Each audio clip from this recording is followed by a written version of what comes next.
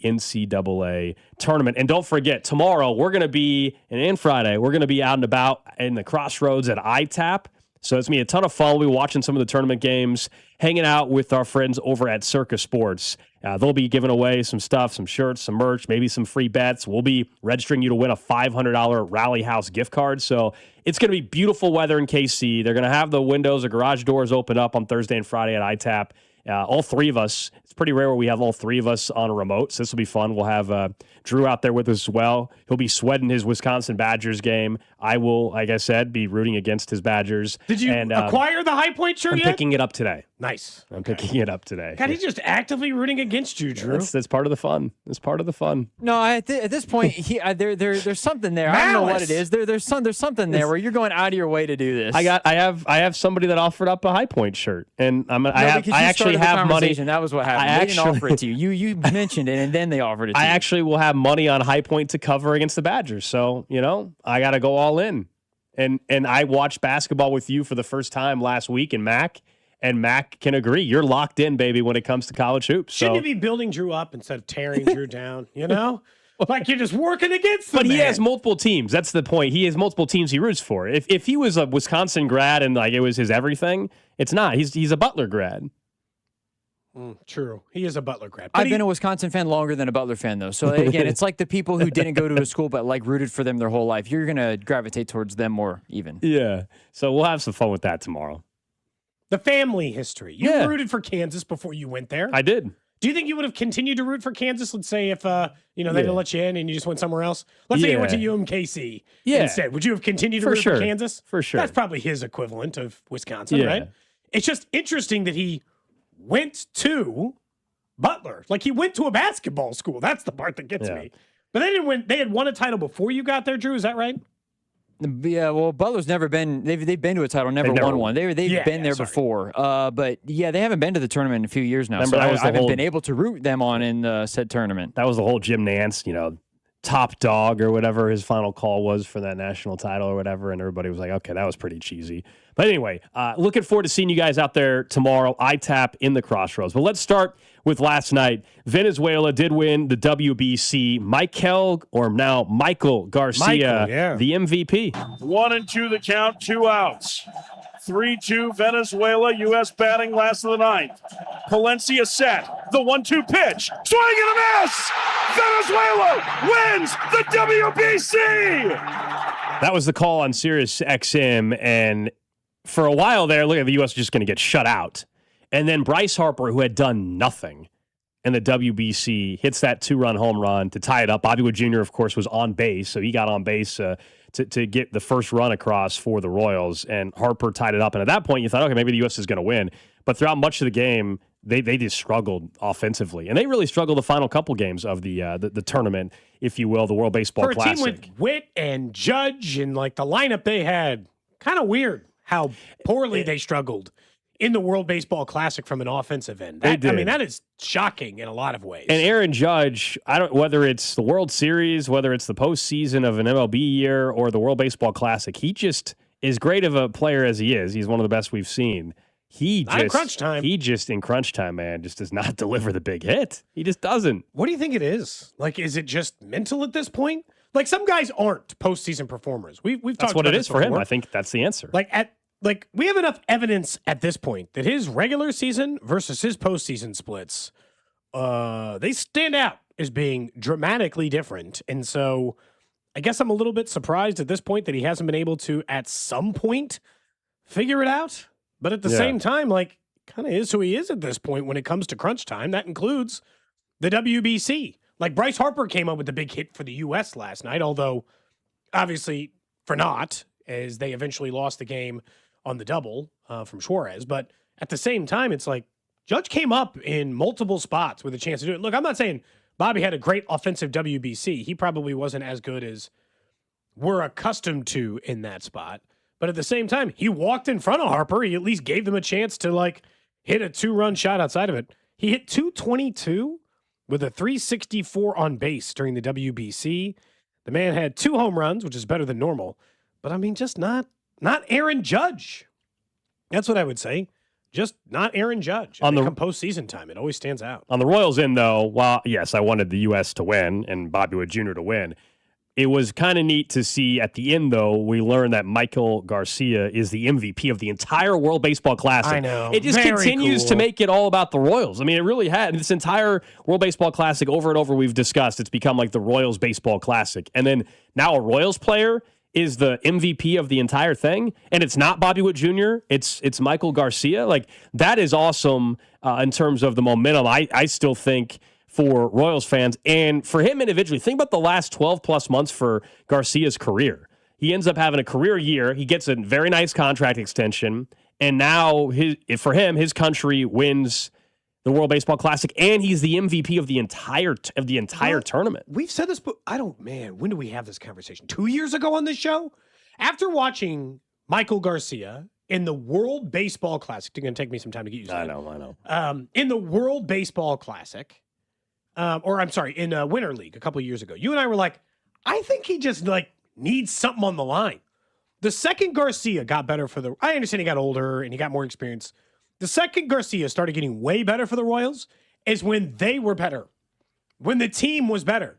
He seems to perform better exponentially based on the increased amount of pressure on the situation. Yeah. Well, I happen to like that because eventually the Royals will be back in a postseason run with Garcia, and I'll have to, expect him to put up big-time numbers and big-time performances to be the entire MVP of the World Baseball Classic. A Royals player? That's cool. Salvador Perez joins one of very, very, very few players ever, right, to win a World Series and a WBC. And I understand it's limited. There's only been 5 or 6 WBCs, so your pool is somewhat shrunk. But he's still one of the few to ever do it. It's like Hideki Matsui and Shohei Ohtani and him. It's not that many players who have done this. And I know that, and we'll ask Vern about this. I know technically there's nothing to do with Major League Baseball. This is another thing that will help Salvador Perez get in the Hall of Fame. Yeah, he's getting in. He's getting in. So if you want Salvador Perez to be a Hall of Famer, this kind of thing does not hurt Salvador Perez. He's just way too likable. And you saw they were crying, him and another teammate were hugging each other and crying and so excited. Well, you could see how much it meant to them for their country. As Salvador Perez said in postgame, we'll play it here. You're talking about, look, I love Kansas City, but you're playing for 30 million people when you're talking about playing for Venezuela. And there's some of what Salvi said on FS1 and Fox last night. That's unbelievable. I'm super happy. And now I feel like I can retire. Hey, I'm super excited, guys. I want to thank God first for everything, my country, all the people that support us. I know a lot of people don't believe in this thing, but we did it, and we're number one. It's a cool moment. Yeah, anytime you can win something for your country, I don't care what country it is, that is going to be special. And then we all know how important baseball is to Venezuela, and there are people that are very proud of what they were able to accomplish. Last night I was at a local bar because I told you I wanted the split screen because there was basketball on, there was NCAA First Four, there was NIT, there was the World Baseball Classic, and the main screen and the audio was on the WBC. And so everybody, it's also St. Patrick's Day, so everybody's wearing green, but everybody's rooting for the U.S. And then it was interesting. It was kind of cool. There was one table that showed up, and you could tell they had never been to this bar before, but they were just there to support their country. A table supporting Venezuela. Oh, interesting. And they were fun. They were a ton of fun. They were cheering loudly, not ashamed? Yeah. Right, and it was actually a lot of fun. But they got emotional towards the end of the game. And so, that to me was cool. Yes, I wanted the United States to win, but it was still cool to see they were emotional. Yeah. When they beat the U.S. last night. And some of the people might have been emotional if the U.S. wins a gold medal or wins a World Cup or win, do you think this? Yeah, I do think this can lead into a quicker start for the Royals. They play baseball, actual MLB baseball. Michael Garcia does, and Salvador Perez and Bobby and all these guys. They play a regular season game a week from Friday. Do you think, and for Vinny as well, going back to Team Italy with Cags, do you think this can lead to a quicker start?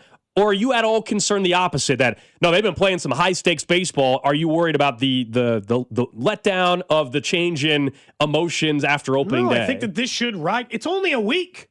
They only have to carry these emotions a week. You're talking about 7 Royals players were in the semifinals 3 won it last night. Avila, Garcia, and Salvador Perez all won it last night. Bobby was in the game. So, like, these guys should be able to. And I imagine, look, they get back to the clubhouse. Those guys going to all talk to each other about playing against each other, doing this thing, being back in bragging that. rights for sure. But I don't know why they wouldn't get in there and be like, this is the kind of intensity this team needs. Like, it's not just any players in the World Baseball Classic. It's all of their best players. Salvador Perez, Garcia, Vinny, these are their best players, not just some guys.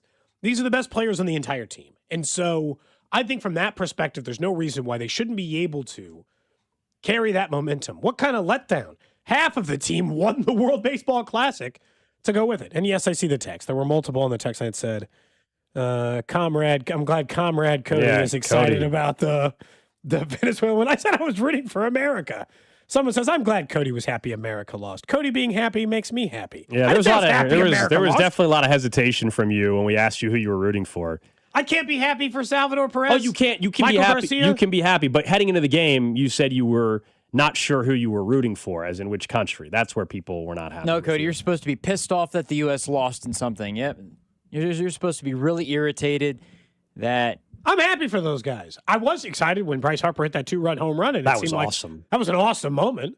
Hit it to dead center, too. He absolutely crushed that thing. The bat flip that he had was great. Yeah. Yeah, that's the kind of energy I want going into this. And there's a couple people asking, if you're just now listening to sports radio, admittedly, yesterday, we did not realize this. In an interview during the World Baseball Classic, Michael Garcia said that he doesn't go by Michael, it is Michael, is the way he put it. Yeah, I don't know if this is him explaining that or this is just his post game. Oh, what was that? Oh. Did you? That was like the Price is Right. Whoa. I thought that was just a cut. What?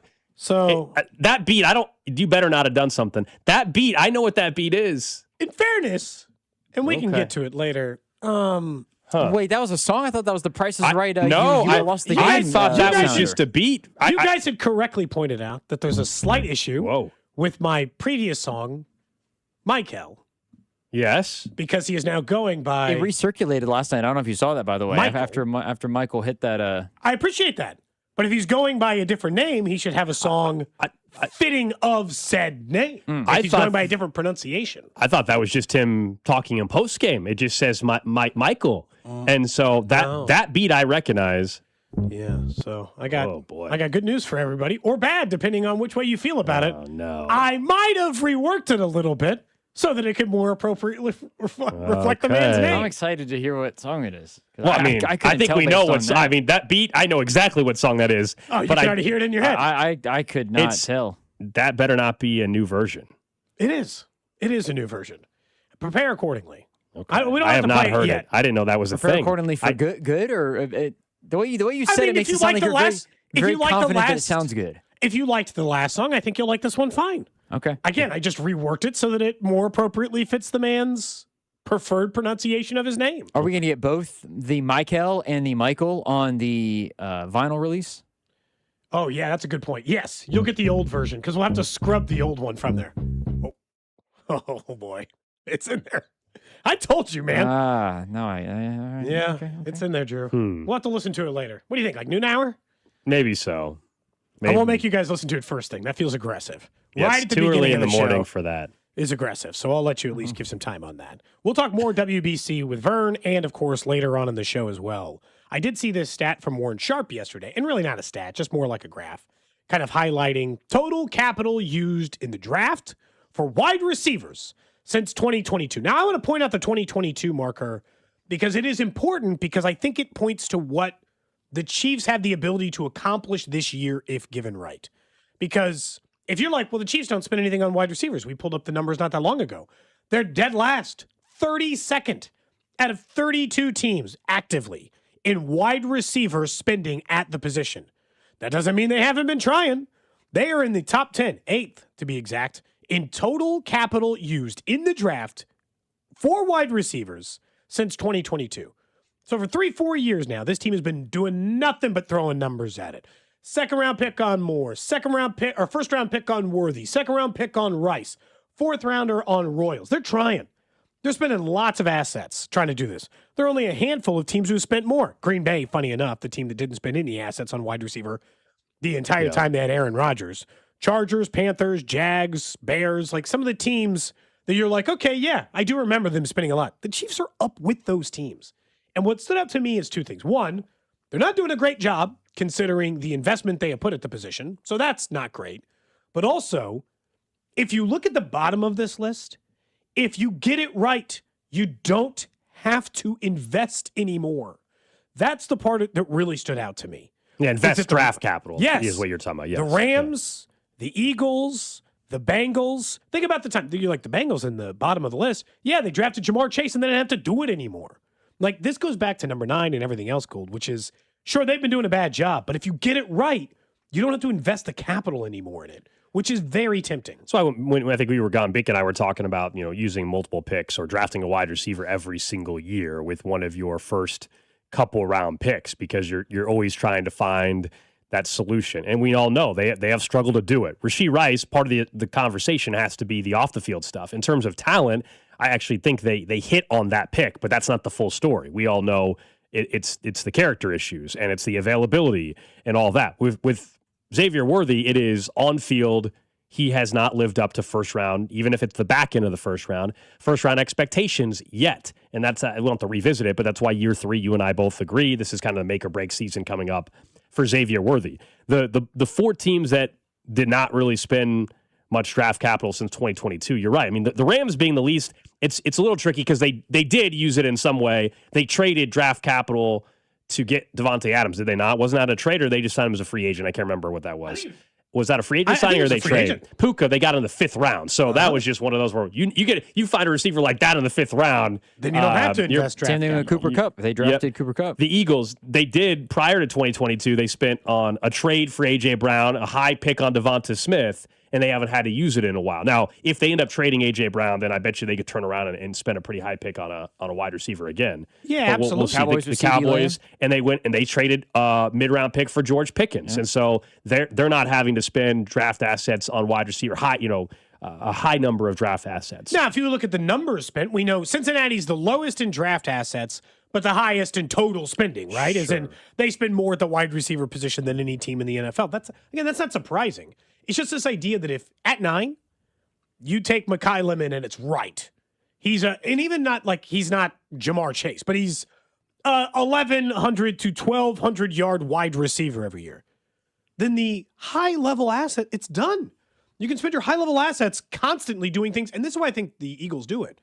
I would rather spend my money at wide receiver than my draft picks, because I want to just be in the draft constantly taking defensive linemen. Unless you're I just want to be living in that world. I don't know if you're at 9. If you're at 9, though, this is where it's weird. If it were next year's draft, based on the talk around Jeremiah Smith and everything, you would much rather draft it. Where this year the draft class isn't as good. Where do you use that pick or something like that to go get somebody? It feels like maybe when you're at 9, you take the wide receiver because of what you're talking about, Cody. Where I know that Jamar Chase, compared to the others that we mentioned, like Puka or Devontae Smith. Devontae Smith is a little bit later on in the first round, I think. Do you take the guy at 9 because you have that good of a pick, or do you take that defensive lineman because you know that you also have pick 9 and you get a better defensive lineman? I think that's part of the thing. The one team that stood out to me also that was interesting, the Bills are like second on that list in spending that we looked at a couple weeks ago. They're on the lower end of resources spent on wide receiver, and they still spend that much money, which I think is kind of nuts. They're trying to buy their way out of their problems. Yeah. Like, you want to maybe use a draft pick instead, and that includes drafting Keon Coleman probably. Yeah, they tried that too. Yep. But still, that was a second round. That was an early second round pick. You're not even using a first round pick to get Keon Coleman. I think that's part of the They, of course, deal made as the well. first-round trade with Kansas City, which led to Xavier Worthy. And while I know people are frustrated with Worthy, the upside is still much higher that Worthy has a breakout season than it is that Keon Coleman suddenly does in 2026. Yeah, I'm getting warmer and warmer, to the idea that I think Xavier Worthy's going to have a good year. And this is just because in the history of the NFL, a leap from 1 and 2 year to year 3 is not that uncommon. And I still think the talent is there. I just think that their offense is not allowing him any kind of space, in the sense that the reason why you bring in Kenneth Walker and these other things is to make guys like Xavier Worthy work. Sure, I would like it if he just worked in any offense under any circumstance, no matter what. But, that didn't work for Alec Pierce. He needed like pieces in place in order to make him take the leap. Some guys just operate better that way. He will operate better when they don't have too high safety in every single snap all the time in perpetuity. And so, I'm warming up to the idea that Xavier Worthy is in line for a year 3 jump.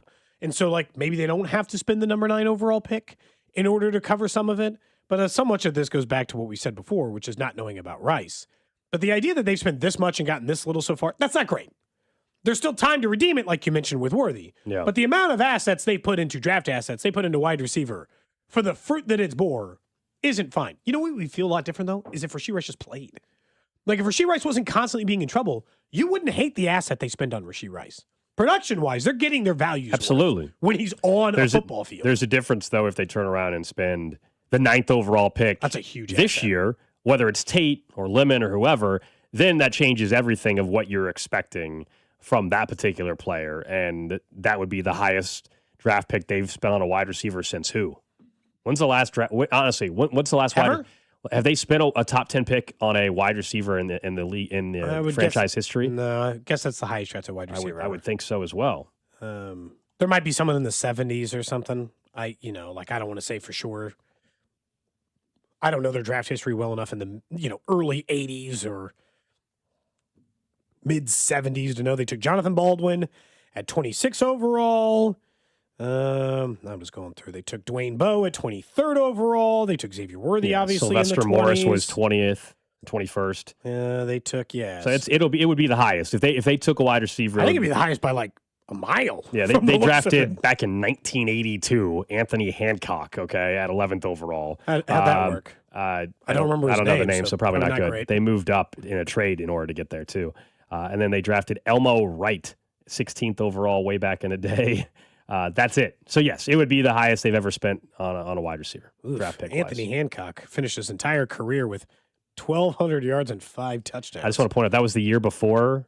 That was the year before they turned around and drafted Todd Blackledge the next year. So in 82, the 11th overall pick was Anthony Hancock. In 83, the 7th overall pick was Todd Blackledge. And the year before that, the 14th overall pick was a tight end named Willie Scott, who played in 98 games at least, so he wasn't a bust, but he only had 700 yards receiving in his career. So they drafted a blocking tight end at 14th overall.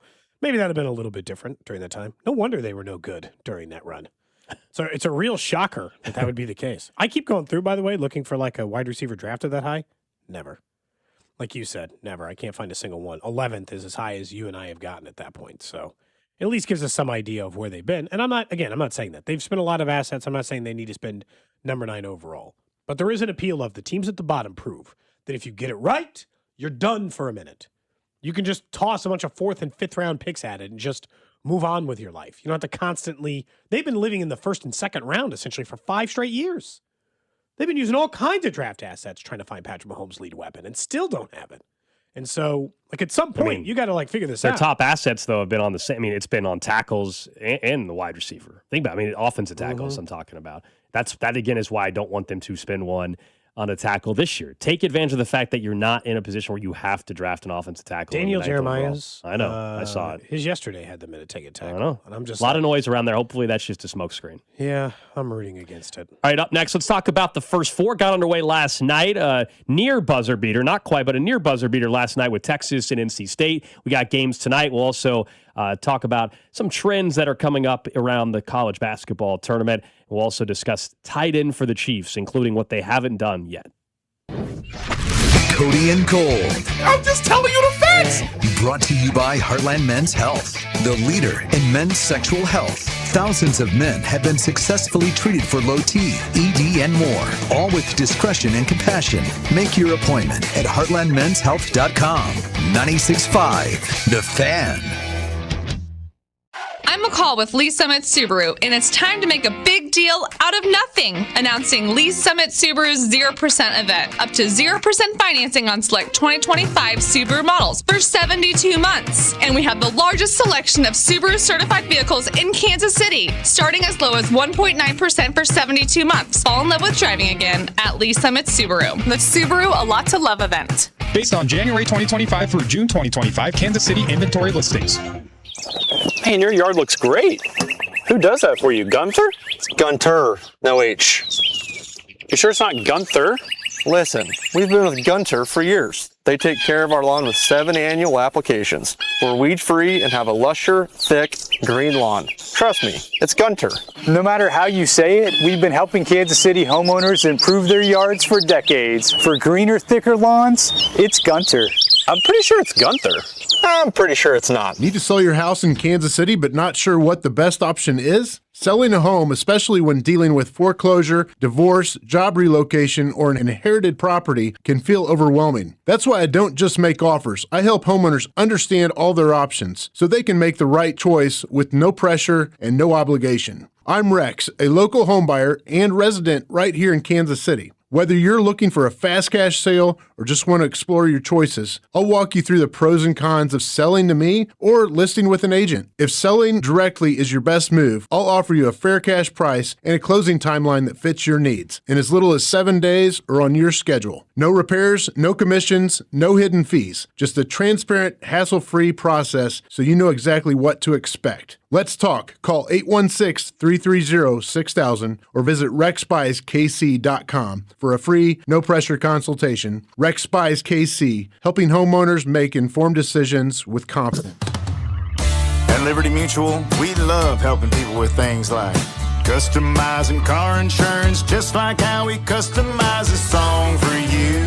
Catered country tune. Liberty Mutual, saving you bucks by protecting your truck. Cause Birdie told me to only pay for what I need. Thank you, Limu. I'll always trust an emu with Liberty, Liberty, Liberty, Liberty.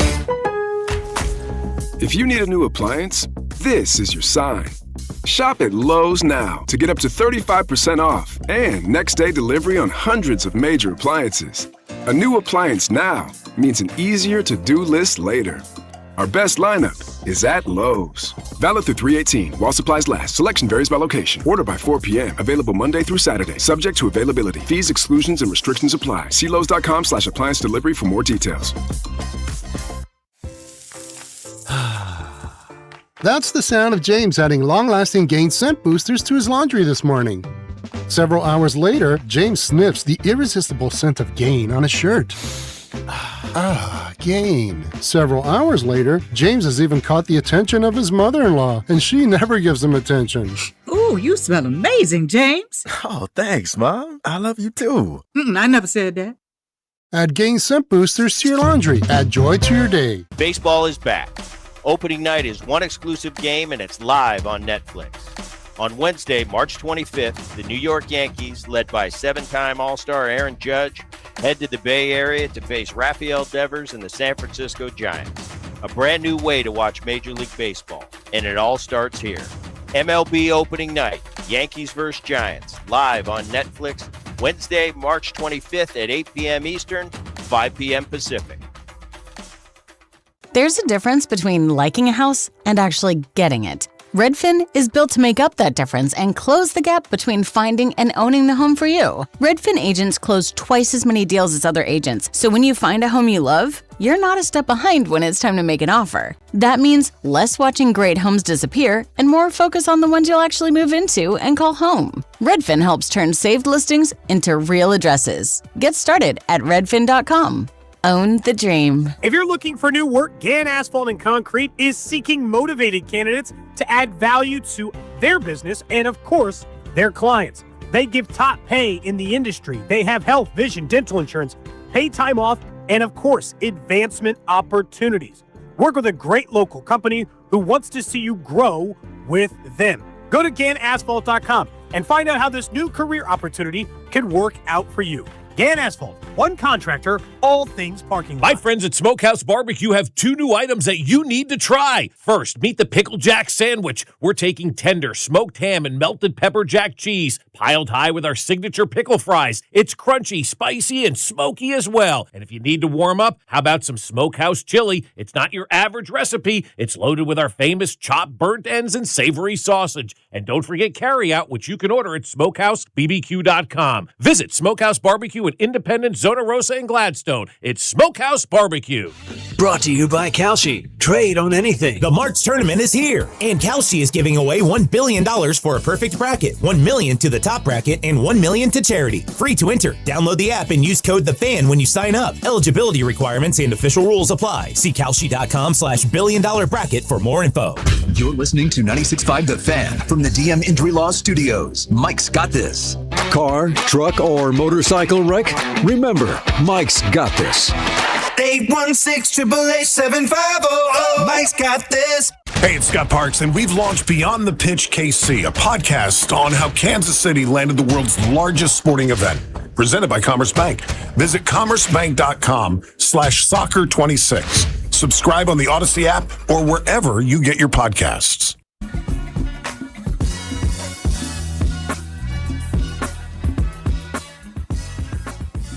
Just getting started here on a Wednesday. It's Cody and Gold. Alex Gold, Cody Tapp, Drew Nixon with you. We'll talk some more Royals baseball in a half hour, including Cole Reagans being named the opening day starter, and also some moves with some pitchers that were performing pretty well in spring training. What does that tell us about the rotation depth moving forward heading into opening day? You guys can always hit us up on the Jay Southland Tow Service text line, 913-586-7965. Last night, first four action. I understand the WBC was going on as well, but we had some pretty competitive games. Initially, it was just 16 seed matchup. I understand if you maybe skipped that one, but it was Howard that beat UMBC. And then a game that was way lower scoring than most people believed was Texas and NC State. Texas ended up winning 68-66. They now advance to take on BYU. It should be a very good basketball game on Thursday, by the way. It was a near buzzer beater from Tremont Mark with 1.1 left to get the win for Texas. That was ugly in the first half. I will say that was a pretty ugly basketball game in the first half. It was close. It wasn't easy fun. to watch, though. It was fun down the stretch, though, with NC State and Texas. The first four, I don't know about you. It already had a little feel of March with the back and forth. NC State made some big-time shots in the final couple of possessions, and then, as I said, Texas had a floater that went in with 1.1. Otherwise, we were headed to overtime. Yeah, it was weird because I was on the split screen for about the first half of that game. So as ugly as it was like, well, I still had the pressure of the WBC at least to end it. But no, that definitely, like, if you were looking for a way to start off March Madness making it feel that way, you had two close games. Even the 16-seeded game between UMBC and Howard was close. And then, like you said, not a buzzer beater by the truest sense of the word, but a buzzer beater in the eyes of most people who are watching a basketball game. With a second left, the guy hit the game-winning shot. Yeah. So that's good enough for me. Even if it's not a true buzzer beater, that's a game-winning shot with no time remaining, essentially. Texas BYU, I think that'll be a better game than people maybe think. We've all watched a lot of BYU in person, and we know they got potentially the number 1, number 2 overall pick in the draft. Texas has underachieved, as they typically usually do.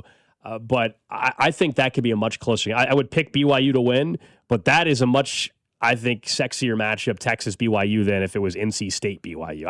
I think agree. BYU should have been hoping NC State won that game, not Texas. Some of this goes back to like what I think we've talked about a little bit, but the difference between the first 8 teams in the 8 to 10 teams in college basketball, and then I feel like 10 to 50, anybody can beat anybody. Like, I genuinely do not think anybody should be more than a 2 or 3 point favorite over anybody if you're the 11th best team or the 50th best team in the country. And that's how I view Texas.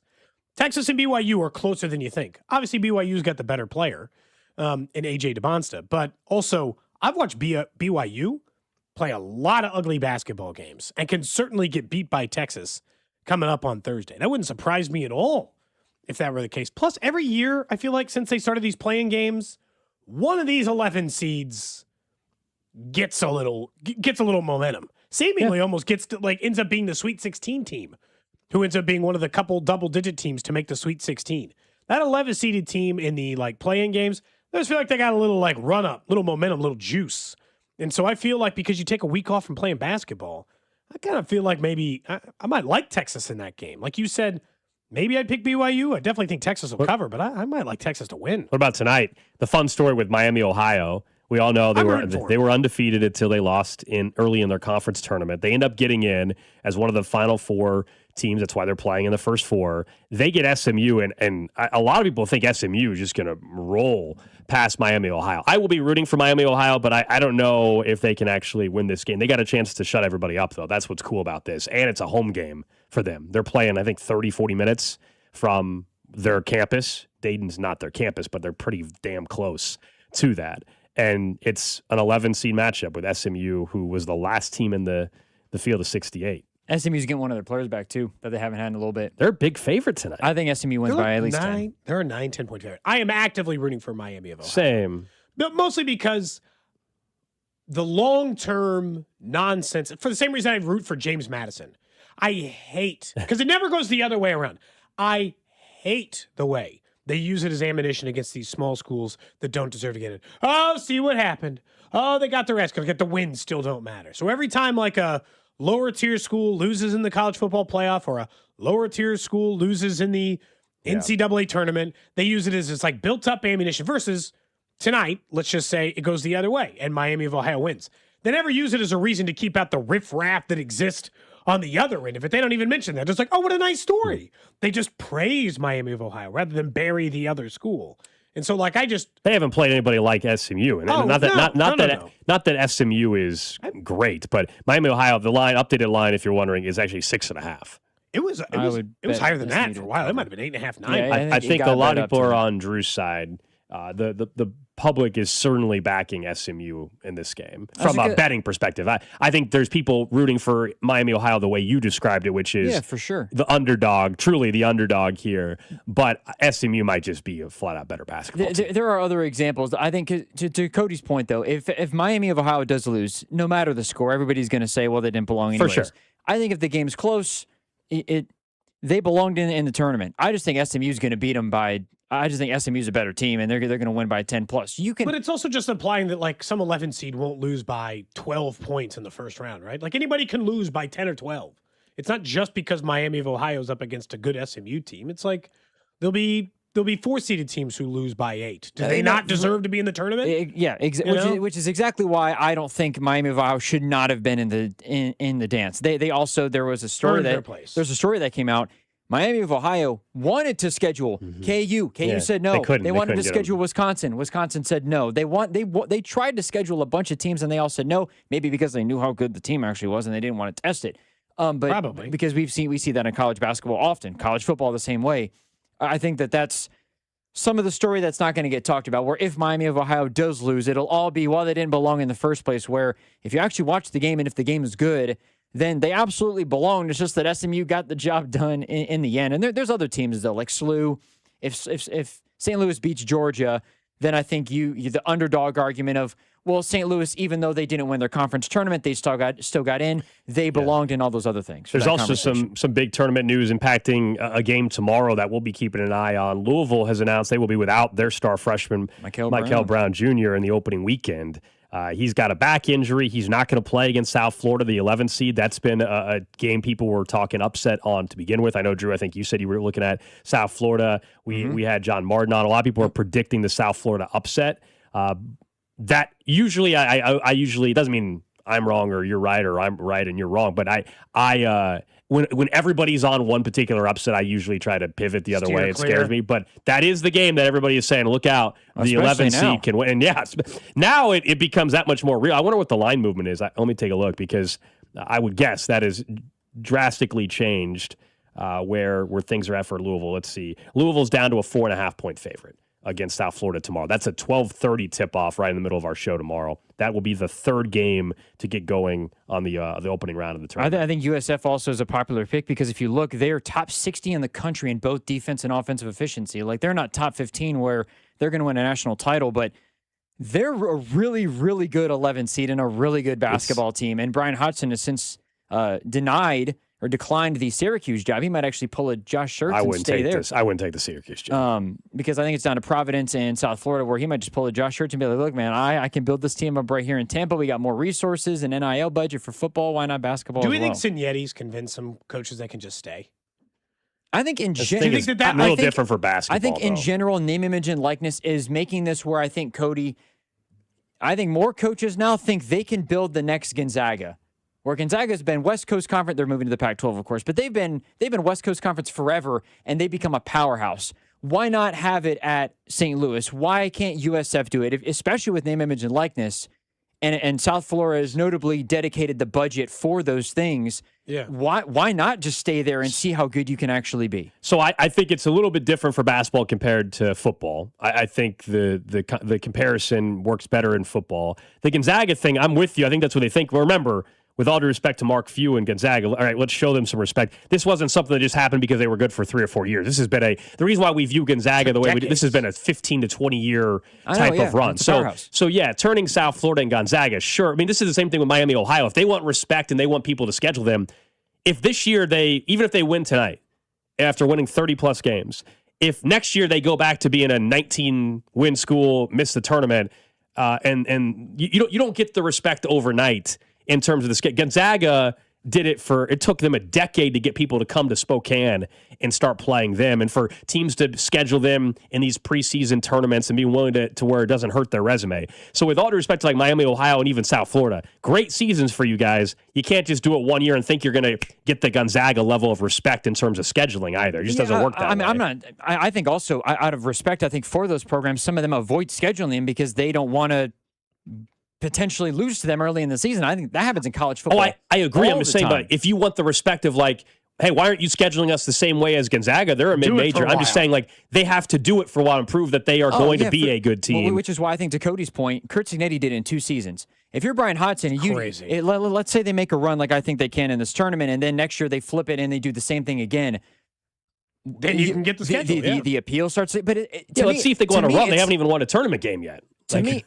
To me, it's not even the schedule, though, and not even teams scheduling them as much as it is, because Gonzaga, they obviously have the big games early on in the season against Michigan State, et cetera, but we're not looking at Gonzaga's schedule like, it's a gauntlet. They play in a really good mid-major conference. I think South Florida does the same in the American, just based on years past with how good some of those teams are. I think that Curt Cignetti, in a way, different sport, but I think to an extent of we can attract big-time athletes to be here with our NIL budget. You can win here. You can make it to the tournament here. You can make a name for yourself at this program.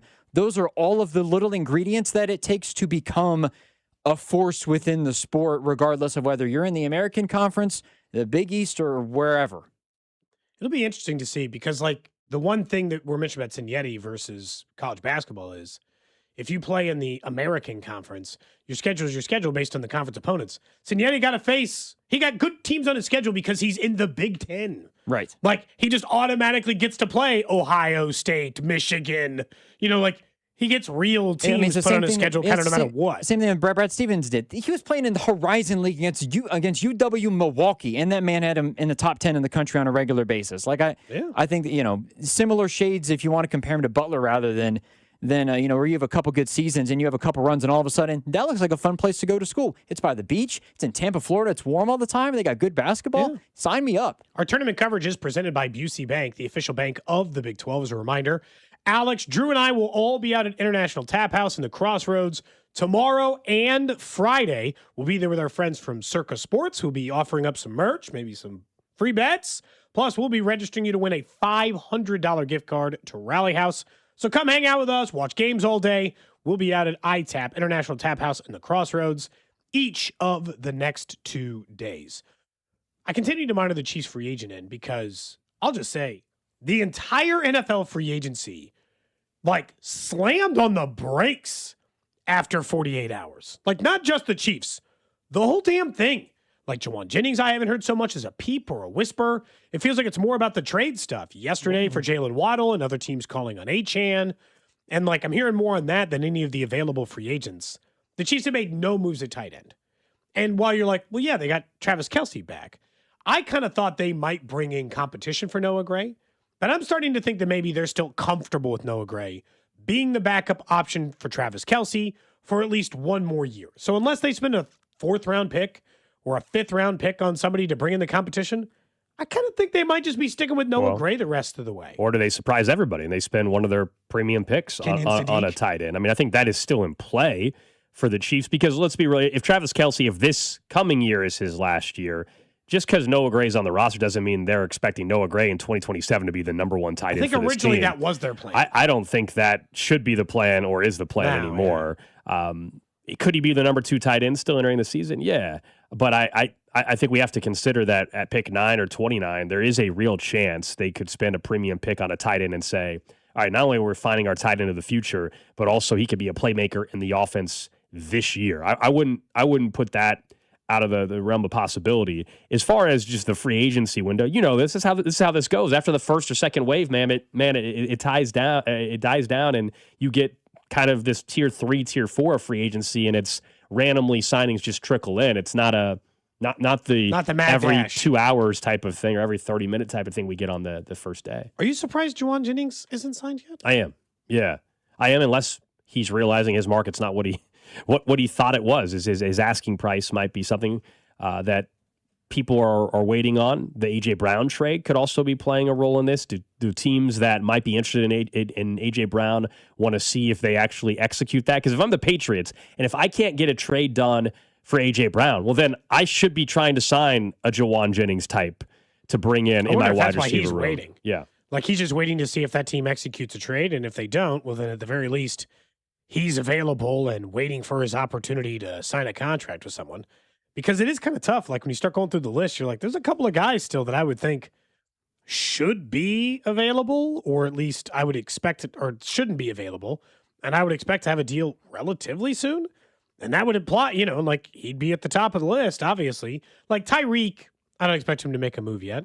But Stephon Diggs, Jawan Taylor, we just mentioned, not L'Jarius Sneed because he just got released, but Juwan Jennings, like those are guys I would expect to have a deal somewhat soon when all this is done. The other guy that interests me, by the way, in the free agency stuff is Russell Wilson going to get a contract at all?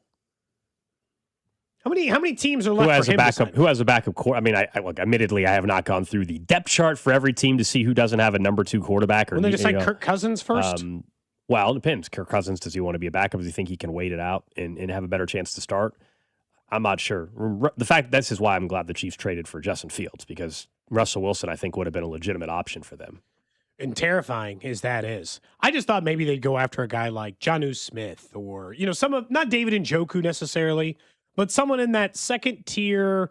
Hey, here's a tight end. Here's some available guys that might offer some competition because, and look, I'm not going to really entertain. Someone's going to mention like Jared Wiley or some of these others. They've never factored in the offense at all. Yeah. But I'd be fine with what? Them spending one of the first 2 picks on a tight end. Like, not 9. Not 9. Because if you absolutely not 9. At 29, you still could get maybe Stowers. Maybe. He might Sadiq go earlier. Tanked or Stowers fell there. I mean, I have to entertain it in some way. I mentioned this to you when we weren't sure about Travis Kelce's return. We thought he'd be back, but we'd mentioned the possibility. I have never seen an Andy Reid offense be successful without a good tight end.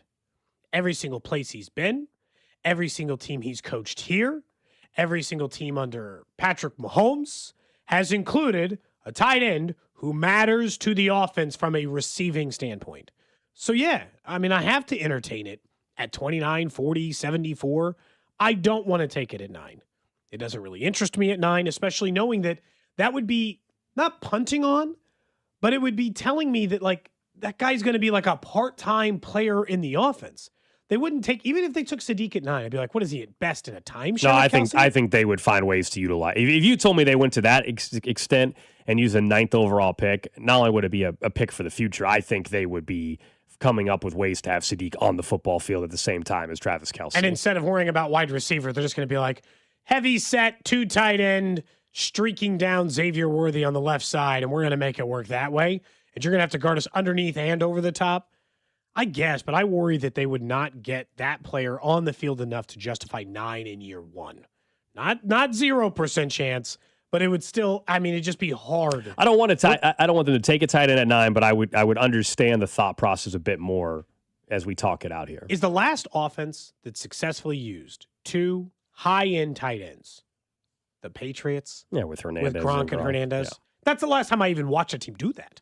So like, I mean, the Rams that use multiple tight ends. Now it's not the star, not the star level, but the Rams use multiple tight ends, and it's pretty damn successful for them.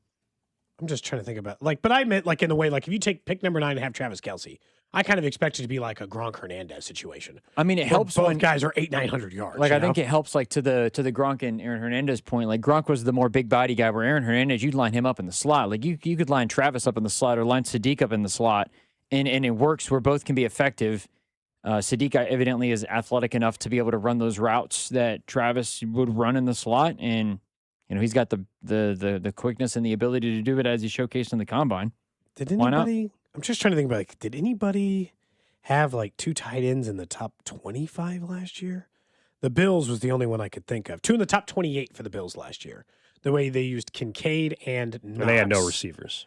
But the Chiefs might not have, to that point though. The Chiefs might not have receivers. In fairness, again, it works though because Dawson Knox, bigger body, Dalton Kincaid can line up in the slot. I think if you have that combination, you can get those guys on the field and find a way. I'm sure the Bears, if they had another tight end, Colston Loveland is like that Dalton Kincaid, Aaron Hernandez type of body style where you can line him up in the slot and he can run those routes. He's good enough to do that. I think if they drafted Sadiq at 9, I think they would have plenty of opportunities to use him his rookie year and potentially set you up for the future. What's interesting is you guys keep talking about a big-bodied blocking guy and a receiving guy. If you put Kelce and Sadiq together, they're not that. They are 2 receiving tight ends. I mean, I think Gronk and Aaron Hernandez I haven't been bringing up blocking tight ends. No, I know. Yeah. The way Drew was describing. I think body style. Gronk was not a blocker either. Gronk was running routes, but Gronk was probably 20 or 30 pounds heavier than Aaron Hernandez was. Aaron Hernandez was built like a wide receiver. Dalton Kincaid is built like a heavier wide receiver almost, in terms of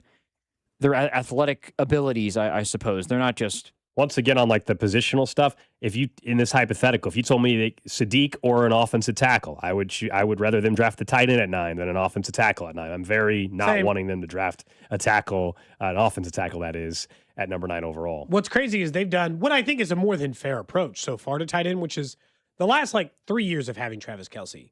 They've been taking little pop shots, trying to find their next tight end of the future. Found Travis Kelce in the 3rd round. They're like, well, we still got Kelce. Let's take some little shots. Jared Wiley. Yeah. How about Jared Wiley in the 4th, or Noah Gray, or there was a 3rd one that I can't even think of now that they also took over the last couple of years. In the the longer name on the. Oh my gosh! I mean, Jay Brenningstool wasn't a draft pick though. No, not a draft pick, but there was another one besides Brenningstool too. They've consistently taken, 3rd, 4th, 5th round guys. So if they want to take the big swing because they know that Kelce's time is coming to an end, then I'm not here to complain about that. I just don't know how this year, to me, it would just again point to 2027 more than it would point to that. That's all. They went Noah Gray in the 5th round a few years ago. Yeah, they've only drafted 2 tight ends in the last 5 or 6 years. I'm sorry. I must have been thinking of someone else. Jared Wiley in the 4th, and then you might be right. It's just Brenningstool I was probably thinking of. I mean, almost not even that Jared Wiley hasn't worked out, because I think everybody would say that, but we haven't even seen him on the field to try to work out, To me, maybe that goes to show that he just isn't good enough to get on the field. Yeah, it's a bad sign. Yeah, the same thing as Jalen Rose.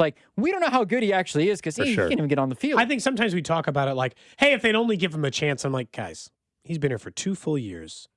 Jared Wiley has 2 targets. I think they're telling you what they think about Jared Wiley. Okay, they've told you. They've made it they're screaming it. They're not being subtle with it. They're screaming it in your face. They got no interest in Jared Wiley being a future tight end in the team from a receiving standpoint. You'd get more than 2 targets in 2 years. They'd find a way to throw the ball at you. And he couldn't stay healthy, unfortunately. Yeah, he's been hurt. He struggled to stay healthy. He's only played 12 games, I think, in those 2 years. So, I don't, I'm not banking on that at any point. Guy has 11 career yards. All right, up next, let's talk some more Royals baseball. Cole Reagan's the opening day starter, and the Royals made a couple interesting moves with some pitchers that have been performing well during spring training, and we'll go through a couple tournament trends as we get you set for tomorrow's action. This is Cody and Gold on your home for Kansas City sports. 96.5, The Fan. Brought to you by Heartland Men's Health, the leader in men's sexual health. Thousands of men have been successfully treated for low T, ED, and more, all with discretion and compassion. Make your appointment at heartlandmenshealth.com. Learning the skills over at Centric is only part of the journey. In fact, they are going to help you turn the skills into a career in as little as 4 months. Yeah, that's right. They can train you for that new career right there at Centric in IT and in so many different fields. I always tell you that if you want a career in IT, That can be working in a lot of different stuff. Maybe you want to stay in healthcare. Well, you can still do IT in that. You want to work in sports. We need IT people in the sports end as well. Centric provides you the technical skills employees expect, but that's only part of the journey, Gold. Obviously, we know they have a career services team. Yeah, they will work you through coach you through, I should say, the resume building, interview prep, guidance on landing that real entry-level IT job, and with local employers. It's not a situation where you have to move out of the region. We talk all the time about the job opportunities that Centric has because of the relationships they have built over the years. And if you're serious about making that career move, just call our friend Russ Montre. Schedule that free short career pathway call, and he'll help you decide if the path is the right fit over at Centric. That's centric.com, CENTRIQ.com. Hi, I'm Lacey, your friend and jeweler at Shane Company. And yes, I'm actually a jeweler. I bring dream engagement rings to life every day in our jeweler workshop. When I hand set your diamond into your ring, I think about creating a piece you'll wear for a lifetime. I pay attention to the smallest details and treat every ring with the same care and craftsmanship, no matter the size or price. Come see us in store. Shane Company engagement rings are crafted with care from our hands to yours. Because a friend wants your ring to be nothing short of perfect. Shane Company, your friend and jeweler. You're always better with a roof from JR. Here they come. A baseball-sized hailstorm means every roofer for 500 miles is on his way here to ring your doorbell. Before that happens, go online to jrstormcheck.com and relax. JR & Company is locally owned, veteran-owned, and family-owned. JR & Company offers a lifetime warranty on workmanship. But best of all, JR & Company offers a free Class 4 shingle upgrade. What does that mean? Most insurance companies offer premium discounts on Class 4 shingles. Remember, no roofer can legally offer to pay your deductible, but a free shingle upgrade can reduce premiums for years to come. Why do we do this? Because we can. A lifetime workmanship warranty and free shingle upgrade. It's why we say, You're always better with a roof from JR. just visit jrstormcheck.com. Right now, FanDuel is dropping bonus bets into everyone's account for the tournament. All you have to do is opt in to claim your bonus. Use FanDuel bonus bets on your bracket picks, money line, spread, totals, game props, or even a same-game parlay. But don't wait. These bonus bets are only available for a limited time. So make sure you visit FanDuel.com/local to opt in for these bonus bets. That's FanDuel.com/local to learn more about bonus bets for the upcoming tournament. Guys, come on now. You know I'm going to be taking Kansas, but also some other teams to watch out for. I'm a Big 12 homer, so I'm a believer in Houston, Iowa State, and Arizona might be the best team. They could go all the way. FanDuel, it's time to dance. FanDuel Sportsbook is the official sportsbook of 96.5 The Fan. 21 in President, Missouri. Bonus issued as non-withdrawable bonus bet to expire 7 days after receipt. Max bonus $500 unless otherwise specified. Restrictions apply. See terms at sportsbook.fanduel.com. Gambling problem? Call 1-800-GAMBLE. Now's the time to complete that painting project you've been putting off. CertaPro Painters provides a free estimate quickly and at the right price. Whether it's interior or exterior, you'll never have to wonder what's next. They provide reliable updates because they know how important your home is to you. Ask about their spring sales event for 10% off qualifying projects through May 15th. Remember, each CertaPro Painters business is independently owned and operated right here in Kansas City. Schedule your free estimate online at CertaPro.com. That's Certa with a C. Pump up the volume. Business moves fast. Orders roll in, deadlines close in. When you ship with USPS Ground Advantage, you can keep up with confidence. Every package stays in our secure network from dock to door. And with nationwide reach, dependable tracking, and upfront affordable pricing, you get built-in peace of mind. You run the business. We run the routes. Visit USPS.com/Ground Advantage to learn more.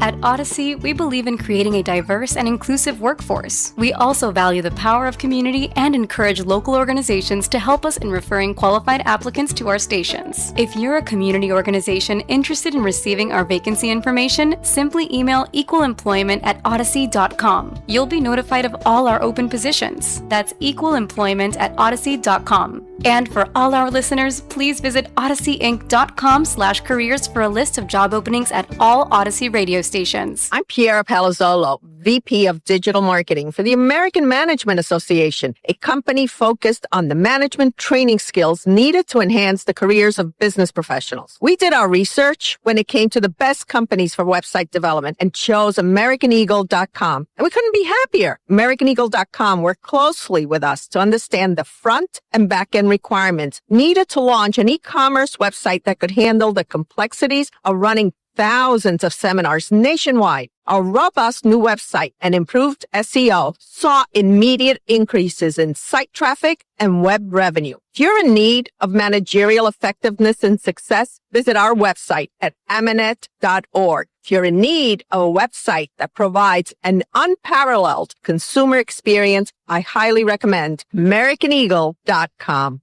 Transform your business today.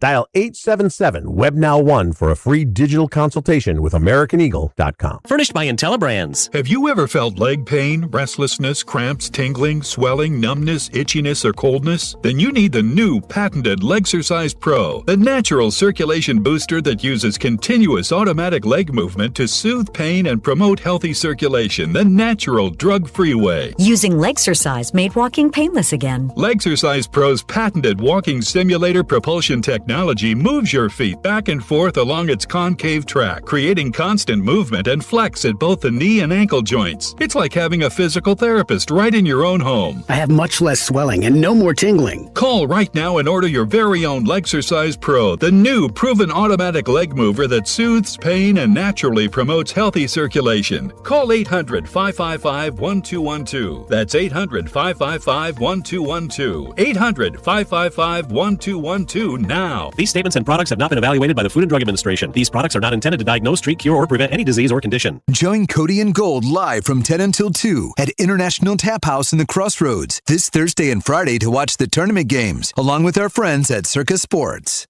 Listen to the Royals opener in Atlanta against the Braves, Friday, March 27th, with Vern's On Deck show starting at 5. First pitch just after 6. All right here on your home for Royals baseball. 96.5 The Fan, KFNC FM and AM, HD1 and HD2 Kansas City, in Odyssey Sports Station. Favorite play is the alley-oop. I like to pick and roll. I like to give and go. And it's basketball. Bow wow, let's go. Some hoops tonight. And I'm never going to find the UMKC version. I did this, Drew. No. After you had asked for it. You did? You did? I told you I did this. one. I did one about UMKC to this exact song. And I tried by Bow Wow, yeah. I tried to ask Ryan Witkowski, who I went to college with. And I couldn't get it. It was at number 33. My man Brad Reed is a center on my starting team. I mean, it was the whole men's and women's team. You ran through the whole rosters? Yeah, it was like it was great. for UMKC basketball. You might have to do that again and have basketball. See that would be you have like Mark Turgeon in the music video as well. Oh gosh, is he ever going to agree to that? No. Dripped out Mark Turgeon in the UMKC. I'll never music find video. It. I asked the only person else from college who might possibly have it, and he didn't know where it was. He said he had to fire up a previously pretty much over laptop. No. Yeah, that'd be Mark Turgeon's response to you, just like to Dusty. No. Don't think you need that, Cody. Don't think you should do that for UMKC again. That's how far back the covers go. I was doing songs. I was doing Curtis Blow's Basketball, but to UMKC Basketball. Yeah, that's true, because the Bow Wow, as someone points out, the the Bow Wow version is actually a remake. I found that out while I was pulling that song up. I was like, oh, that's we will get to some hoops OG one. coming up in about 8 to 10 minutes here. Some tournament trends to keep an eye on. Again, tomorrow we will be out in the Crossroads at ITAP, broadcasting live from 10 to 2, watching all the games, hanging out with Circus Sports, chance to win some merch, maybe some free bets. Also register to win a $500 Rally House gift card. It's going to be a beautiful couple days in Kansas City. Taken in the tournament. Great spot to be semi-outdoors, also on patios, etc. And I hope to see you guys at the Crossroads. I don't know if we've ever done a show from the Crossroads other than maybe kind of adjacent for the parade route, but that wasn't really the Crossroads. No, so, can't really think of one. I don't think we've done a show down there before, so looking forward to that. So a different part of town. Yeah. For some reason you live in that area, at least we'll be out that way. We will also be out on opening day for the Royals coming up a week from Monday, but we also found out that for the Braves game on the Friday, a week from this Friday, Cole Reagans for the third consecutive season will be the opening day starter. I don't think there was much drama around this. Expected that, and I told you I thought it was a good sign that as much as we all saw the WBC, I like that he decided to not go to the WBC because he was coming off an injury. He wanted to be ready, wanted to be focused and locked in. He, of course, did not have the year he wanted to have. Injury was a big part of it. He bounced back the final couple games last year when he came back from injury and looked like his old self a little bit. So him being the opening day starter, warranted. He should be. I don't think there's anybody else that should have been the opening day starter. What was more interesting with the Royals pitching, though, Cody, yesterday is they announced a couple other moves, and it involves some guys that were pitching really well in spring training. And they made some decisions on Ryan Bergert, for example. He's optioned to AAA, who had a chance maybe to be the back end of the rotation, but they don't need to open up with a 6-man rotation the way the schedule works out. Well, it's like I continued to read, even up to 2 days ago, how the Royals were still looking at a 6-man rotation and how that would work. And obviously it's because Ryan Bergert has pitched really, really well, and they got some other guys who are some fringe major league possibilities down on the list as well there at the upper ends, like Kudrna and others. And so this makes sense. Bergert and Kolek and these other guys, you get to stash players like that. I know Kolek's been hurt, but you want to keep them stretched out. I mean, knock on wood, but let's say you're 3 weeks into the season and somebody has an issue, an injury, and it has to go on a 10-day stint. Well, you want to have Bergert stretched out, not on the bullpen. Stretched out. Yeah, so that's why. It's not because of performance. Honestly, it's because fortunately the rotation was healthy during spring training, and so there's nobody in the rotation that, and barring some change in the next week, that is not going to be available for the opening week. I guess. And so Ryan Bergert was kind of the odd man out in terms of just the numbers game, and I think they really do value him to where they want to have him. He's the first guy they're going to call up if there was a problem in the rotation. Avila would obviously get a look, but I agree that it would be Bergert based on his experience. Look, Cole Reagans is the opening day starter. Makes all the sense in the world. He is still your single highest upside guy, as in most likely to win a Cy Young this year is Cole Reagans. But I guess because of the injury stuff here lately, kicking around a 6-man rotation in that regard is why I'd be tempted. My rotation currently consists of a guy in Cole Reagans who's had difficulty staying healthy, a guy in Noah Cameron who's never made 30 starts in a single year, right? So you can't just count on penciling in that. A guy in Chris Bubich who's coming off a major injury, and then, Seth Lugo who struggled late last year, and Michael Walker who's getting a little bit older. The idea of stealing 10 to 12 starts from somebody by rolling in a 6-man rotation, let's say 2 months from now, I got to say, it's kind of tempting. If it's a rotation of guys who haven't been able to get through, this isn't going to be 2014 where 5 guys make 30 starts and nobody ever has to miss one. So that's maybe why the 6-man rotation's unnecessary. Somebody down there is going to have to make those starts at some point anyway. And they could still shift to a 6-man. The scheduling, as you were talking about, the scheduling doesn't really set up for you to have a 6-man rotation working. And someone on the text line says Seth Lugo needs to be on the IL. He's not hurt. So, just because he didn't perform well in the WBC does not mean that he's just going to be on the IL. If he has a rough 3 weeks to start the season, he will miraculously end up on the IL with something. Yeah, but that's not tightness. Just because somebody didn't pitch well in the World Baseball Classic doesn't mean they're just not going to have him on their opening day roster. Largely, I imagine they're thinking that just because of the way his season ended. Well, sure, it was concerning, and he had a blister or whatever it was on the finger. If he struggles the first month again, then it's going to be very problematic for them, considering they gave the contract to him. Absolutely, but you're not going to proactively put him on the IL before the start of the season because he didn't perform well in the WBC. Yeah, he only made 2 starts for the Royals as a member of the Royals, not in the WBC.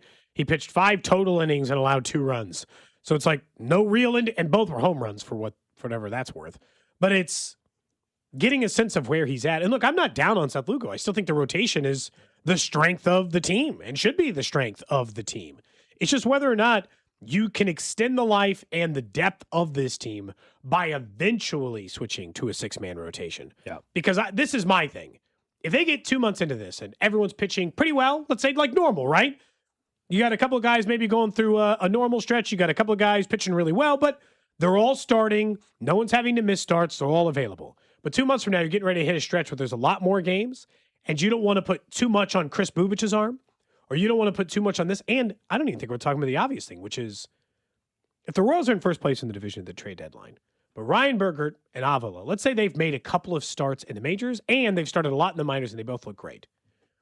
If they're in first place in the division, but they need an outfield bat, but they have the arms, will they trade away somebody in the middle of the rotation while actively in first place in their division to acquire a bat and then turn the keys over to Bergert and Avila?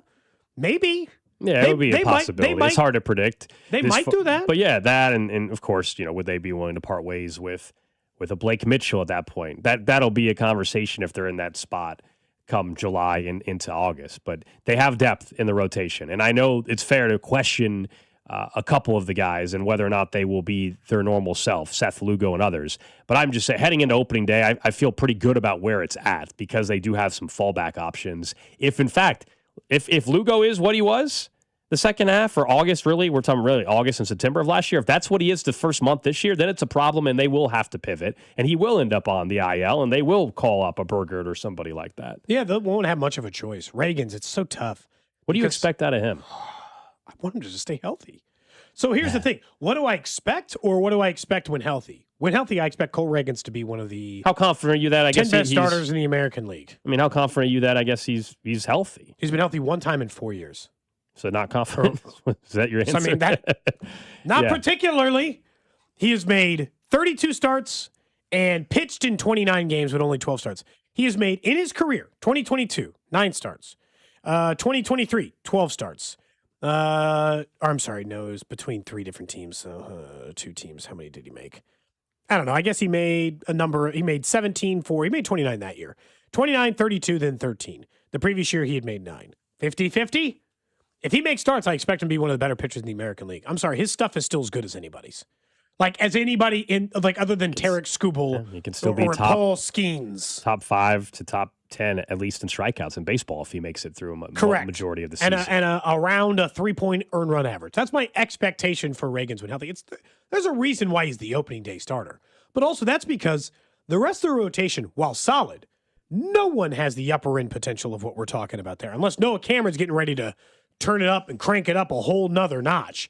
Waka and Lugo kind of are where they are. Chris Bubich maybe has the upper end potential of Cole Reagans. In fairness, maybe I'm discounting him a little bit.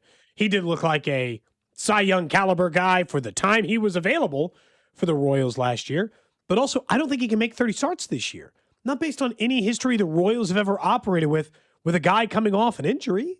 Like, they don't ramp up innings that way typically for guys. So I kind of think 25 starts for Bubich, 25 starts for Waka. I think Reagans is the only guy I might think 30 starts out. Yeah, it's probably going to be less. I mean, it's probably going to be less for a bunch of those guys. One, injuries happen, but also just because of the depth later on in the year, depending on how the season goes, do they try to finagle the rotation a little bit to steal a start? The way the schedule works out, where they might. They have somebody with a spot start. As you know, man, this all ends up sorting itself out. Sometimes for the better, sometimes it's on the negative end, unfortunately. But the questions about how many starts or how are you going to work your way through rotation. Look at last year when they had all the injuries. We were wondering, you got to send down. You can't send down Noah Cameron, or you have to send him down because you don't have room. And it all sorted itself out because one, he continued to pitch well, but also there were some injuries at that position. So I just think the depth that you have right now, you don't need to force anything. Enjoy the fact that you got some depth right now and see how it plays out. Yeah, look, Berger's pitched really well. That deal still might end up being excellent for the Royals when it all shakes out. They're the kind of team that consistently, when they make trades, I think that they got the better end of the trade right now. Until proven otherwise, JJ, maybe the single best thing he's done consistently. I'm not saying every time. Nobody's 100 for 100. But consistently, I do feel like the thing he has done the best as a general manager is make savvy trades that make this thing more challenging to get the win over on the Royals. So we'll see whether or not they're able to do that. The NCAA tournament, obviously around the corner. Our tournament coverage is presented by Busey Bank, the official bank of the Big 12. Had a game last night. We'll have more tonight. 2 games last night. 2 more tonight, obviously, as well. Gold, this is where I typically rely on you to tell me what I always know the one that's like the champions can only come from like this little small pool. That always feels like where the tournament trends start. Yeah, we can start there. This has been floating around already. You probably already saw it. This has been more of a theme the last couple of years. People will look at Ken Pom offense, defense, and try to narrow down who fits a formula. Is it a 100% thing? Of course not. But it gives you an idea of who fits a formula to win a national championship. So top 21 in offense. This is Ken Pom. Top 31 in defense for Ken Pom. And the national championship teams or contenders, you can kind of narrow it down. So this year, it's Duke, Michigan, Arizona, Florida, Houston, Iowa State, Illinois, Vanderbilt, and Louisville. They all fit both of those criteria. And so this is a trend since 2001. Top 21 offense, top 31 defense pre-tournament is kind of how you get to this point. And so, I don't know, do you agree with that? Do you think does that make sense, or is that weird? The surprise, of course, is the higher seed. Louisville is a 6th seed, and they fit the criteria. They're playing without, though, as we discussed earlier, one of their best players, their star freshman. So I think you can probably eliminate them probably from this even though than the regular season it fit. And then Vanderbilt is a 5 seed. That would be the higher ones. Nobody's surprised that all 4 number ones fit the criteria. I think that just makes sense based on this year. It's been a top-heavy year where the elite level talent, from a team perspective, has been the 1s and 2 seeds. So no, I'm not surprised by that. And that would be a trend I think I'd favor. You've already said you like Arizona. I know tomorrow to start the show, we'll give our official Final Four picks, but don't be surprised if I also have Arizona in it, or Carrington also likes Arizona. Or they're a popular pick, and they should be. They just won the Big 12 tournament, and they won the Big 12 outright. That was the single best basketball conference in the country. According to Matt Norlander, the Duke Blue Devils are first, or the most picked team to win, and then Arizona's second. In terms of brackets? Yeah. At least on, I think, the CBS platform side of that makes sense. Yeah, and Duke's the number 1 overall seed. I will say there's some other trends, just the fun ones for betting tomorrow and Friday when we're all looking for Cinderella. So recently, we were just discussing, I think, about the NIL era impacting coaches staying or not staying at schools. Well, here you go. So in the NIL era, 13 to 16 seeds. So 13 to 16 seeds, round of 64, are 6-58 straight up. So that 9% of the time do they actually win. And they only cover 39% of the time. This is since 2021. So we shouldn't even be thinking about upsets anywhere in those 9%. Ranges. So, if you're going to pick one, don't pick multiple 13 through 16 seeds to win. But even in the case, maybe just don't pick 0. Well, I mean, yes. Correct. It's not just like there's only 10% or 9% to happen. It's like you also got to choose the one out of 25 of them that's right. And good luck. Favorites of 8 or more. This is just round of 64. Yeah. Favorites of 8 or more, 21-0 in the NCAA tournament last year.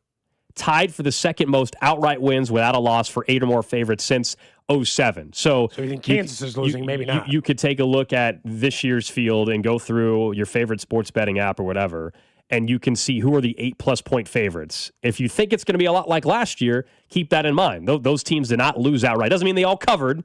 Their against the spread rate was not perfect by any means. But favorites went 14-1 even in the Sweet 16 last year. The best for any season in the era of seeding. Some other ones just to keep an eye on as we head in. We talk a lot about some of the power conferences and how this could play out, and also how do coaches fare. So against the spread, for some of the coaches that are out there, Dan Hurley has been one of the better coaches against the spread. You guys are probably not surprised. I mean, their teams have gone far, but he's been one of the better coaches as well.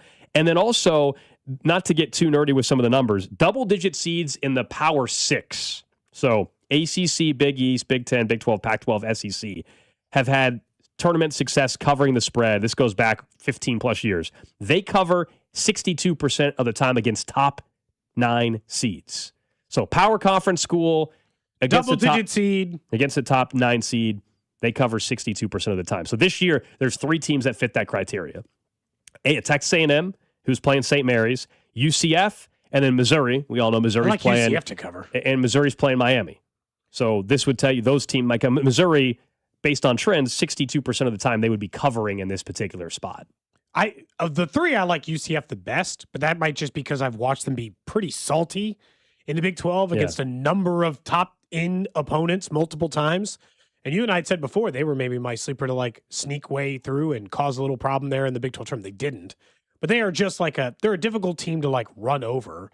So if you're talking about a spread for that game, Missouri was only like a 2.5 point underdog, something like that. The last I saw. I think that's what it opened up at. Yeah, I don't know where it's at now. I haven't looked this morning to see if there's been any movement as well. I don't know why there'd be movement on that one. There's so many games to bet. That one just being like a huge movement would be surprising. 1.5 point underdogs, according to at least one local sports book. I saw this one. Matt Norlander put this out. Will Warren on Twitter mentioned this. Matt Norlander put it in the article. For the last 13 years in the NCAA tournament, a number 11 seed or worse has won a game in the first 8 tip-offs on opening Thursday. Those seeds to watch: Troy, South Florida, High Point, Siena, McNeese, North Dakota State, Hawaii. At least one in the last 13 years straight, at least one of those double-digit seeds in years past has won an upset in one of those games. Drew's got to hope it's not High Point, you know? I mean, South Florida is the most obvious pick out of all that. High Point are going to be a popular pick. Troy, I think, sneaky just because they played in so many close games down the stretch. They're used to being in those types of games. So yeah, and Nebraska's faltered a little bit to finish the year off. Hopefully, history doesn't continue for High Point in their conference because the Big South teams are 1-30 all time in the tournament. The only team from that conference that ever won was back in 2007 when Winthrop was an 11 seed. And the last 10 Big Winthrop South actually beat Butler, as a matter of fact. Is that right? I believe in that NCAA tournament. If I'm the last 10 teams from the Big South, which is where High Point they get Wisconsin opening round, that escaped the play and all lost by double digits, and the conference is 1-8 against the spread. So we're trying to buck some history. High Point plus 10 tomorrow against Wisconsin. Working against the trend. Yeah. You got it at least one parlay?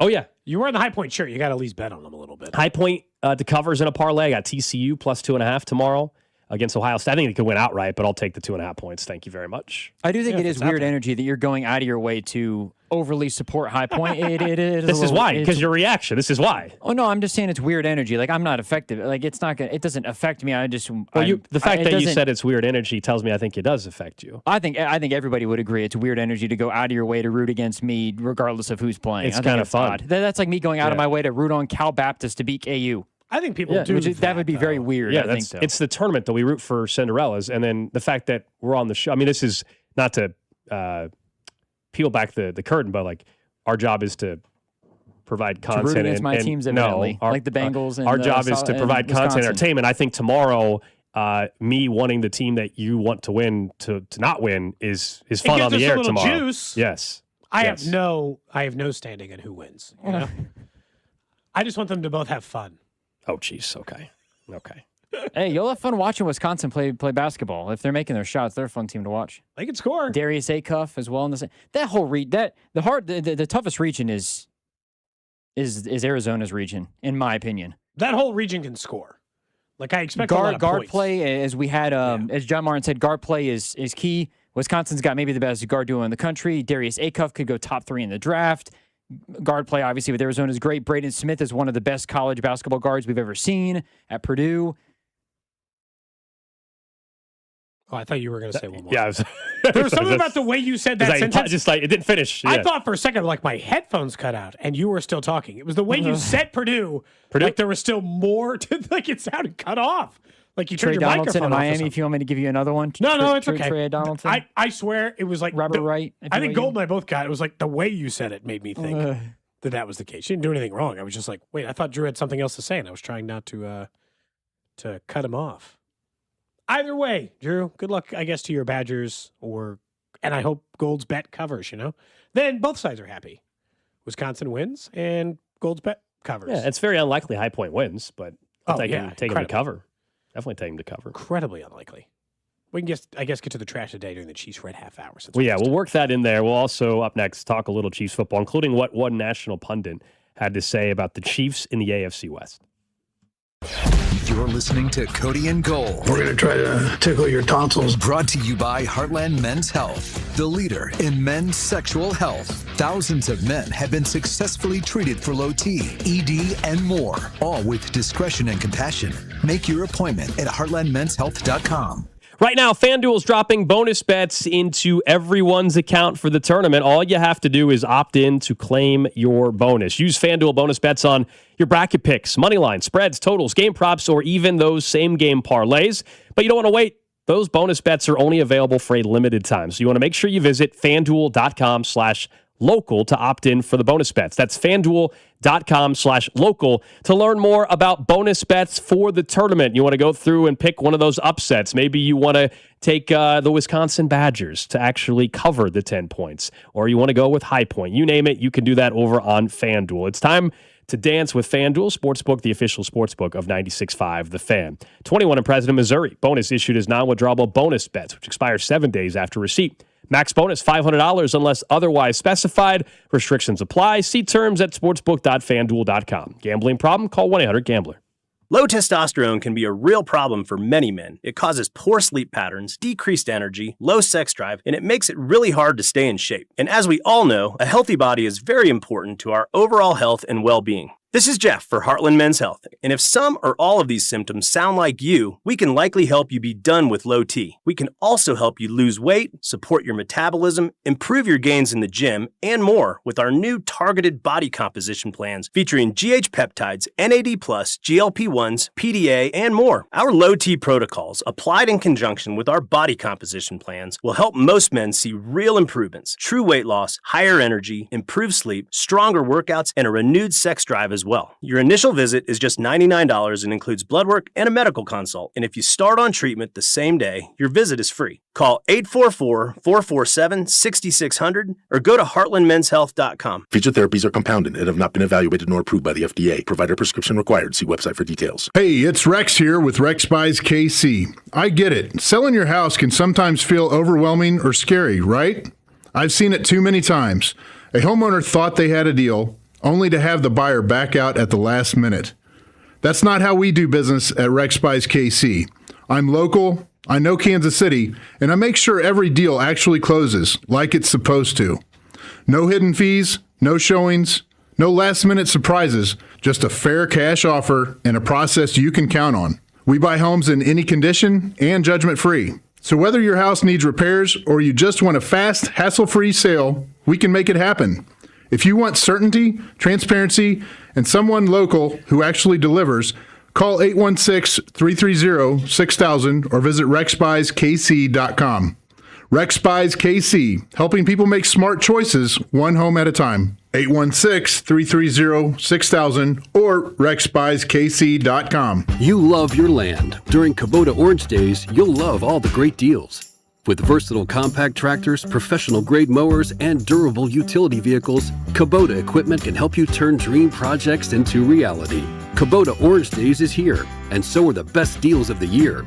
Now through June 30th, get select compact tractors with 0% financing available or save up to $5,500. Sale ends soon. Go to KubotaOrangeDays.com or stop by your local dealer for more information. Shopping with your parents can be embarrassing. Why would they sell jeans with holes in them? I'm going to speak to the manager. Mom! That hoodie is giving. You should get it. YOLO. Thanks to the Chase mobile app, your kid can shop independently while you keep an eye on their spending. So you can go from we can be twinsies to how was shopping? Saw you stayed on budget. Thanks, Mom. Freedom for kids, control for parents. That's family banking from Chase. Account subject to approval. Chase mobile app is available for select mobile devices. Message and data rates may apply. JP Morgan Chase Bank N.A. member FDIC. It's tournament time. And this March, Fanatics Sportsbook has 10 times the rewards. Starting round 1, we're giving you 10 profit boosts every single tournament game day. That means first round, second round, round of 16, all the way down to the last 4 in the national championship. 10 chances every game day to level up your winnings. But that's not all. You'll earn up to 10% fan cash back on all your bets, which you can use on anything at Fanatics. We're talking team gear, tickets, collectibles, and a whole lot more. Plus, if you're new to Fanatics Sportsbook, you can get $200 instantly in fan cash when you bet $5. It's time to shoot your shot. The tournament hits different at Fanatics Sportsbook. Must be 21 plus. Gambling problem? Call 1-800-GAMBLER or 1-800-MY-RESET. CT call 888-789-7777. MA call 800-327-5050. NY call 877-8-HOPE-NY. MD visit mdgamblinghelp.org. Offer not available in all states. Terms apply. See Fanatics Sportsbook app. Pump up the volume. Business moves fast. Pump up the volume. When you ship with USPS Ground Advantage, you can keep up with confidence. Visit USPS.com/Ground Advantage to learn more. Snakes, zombies, public speaking, the list of fears is endless. But the real danger is in your hand when you're behind the wheel. Distracted driving is what's really scary and even deadly. Eyes forward, don't drive distracted. Brought to you by NHTSA and the Ad Council. There's a difference between liking a house and actually getting it. Redfin is built to make up that difference and close the gap between finding and owning the home for you. Redfin agents close twice as many deals as other agents, so when you find a home you love, you're not a step behind when it's time to make an offer. That means less watching great homes disappear and more focus on the ones you'll actually move into and call home. Redfin helps turn saved listings into real addresses. Get started at redfin.com. Own the dream. That's the sound of James adding long-lasting Gain scent boosters to his laundry this morning. Several hours later, James sniffs the irresistible scent of Gain on his shirt. Gain. Several hours later, James has even caught the attention of his mother-in-law, and she never gives him attention. Ooh, you smell amazing, James. Oh, thanks, Mom. I love you too. I never said that. Add Gain scent boosters to your laundry. Add joy to your day. Rob Sight Ford, KC's Ford volume leader and top rated on Google. 135th and State Line. Rob Sight Ford, your 2025 Ford volume leader. Top rated on Google with 4.8 stars and 3,000 plus reviews. The best selection, best prices, and Kansas City's best customer service. Visit Rob Sight Ford at 135th and State Line. Buy right, save big, and drive home a winner. Only at Rob Sight Ford. You're listening to 96.5 The Fan from the DM Injury Law Studios. Mike's got this. Car, truck, or motorcycle wreck? Remember, Mike's got this. 816-888-7500. Mike's got this. Hey, it's Scott Parks, and we've launched Beyond the Pitch KC, a podcast on how Kansas City landed the world's largest sporting event, presented by Commerce Bank. Visit commercebank.com/soccer26. Subscribe on the Odyssey app or wherever you get your podcasts. Welcome in to the Chiefs Red Half Hour.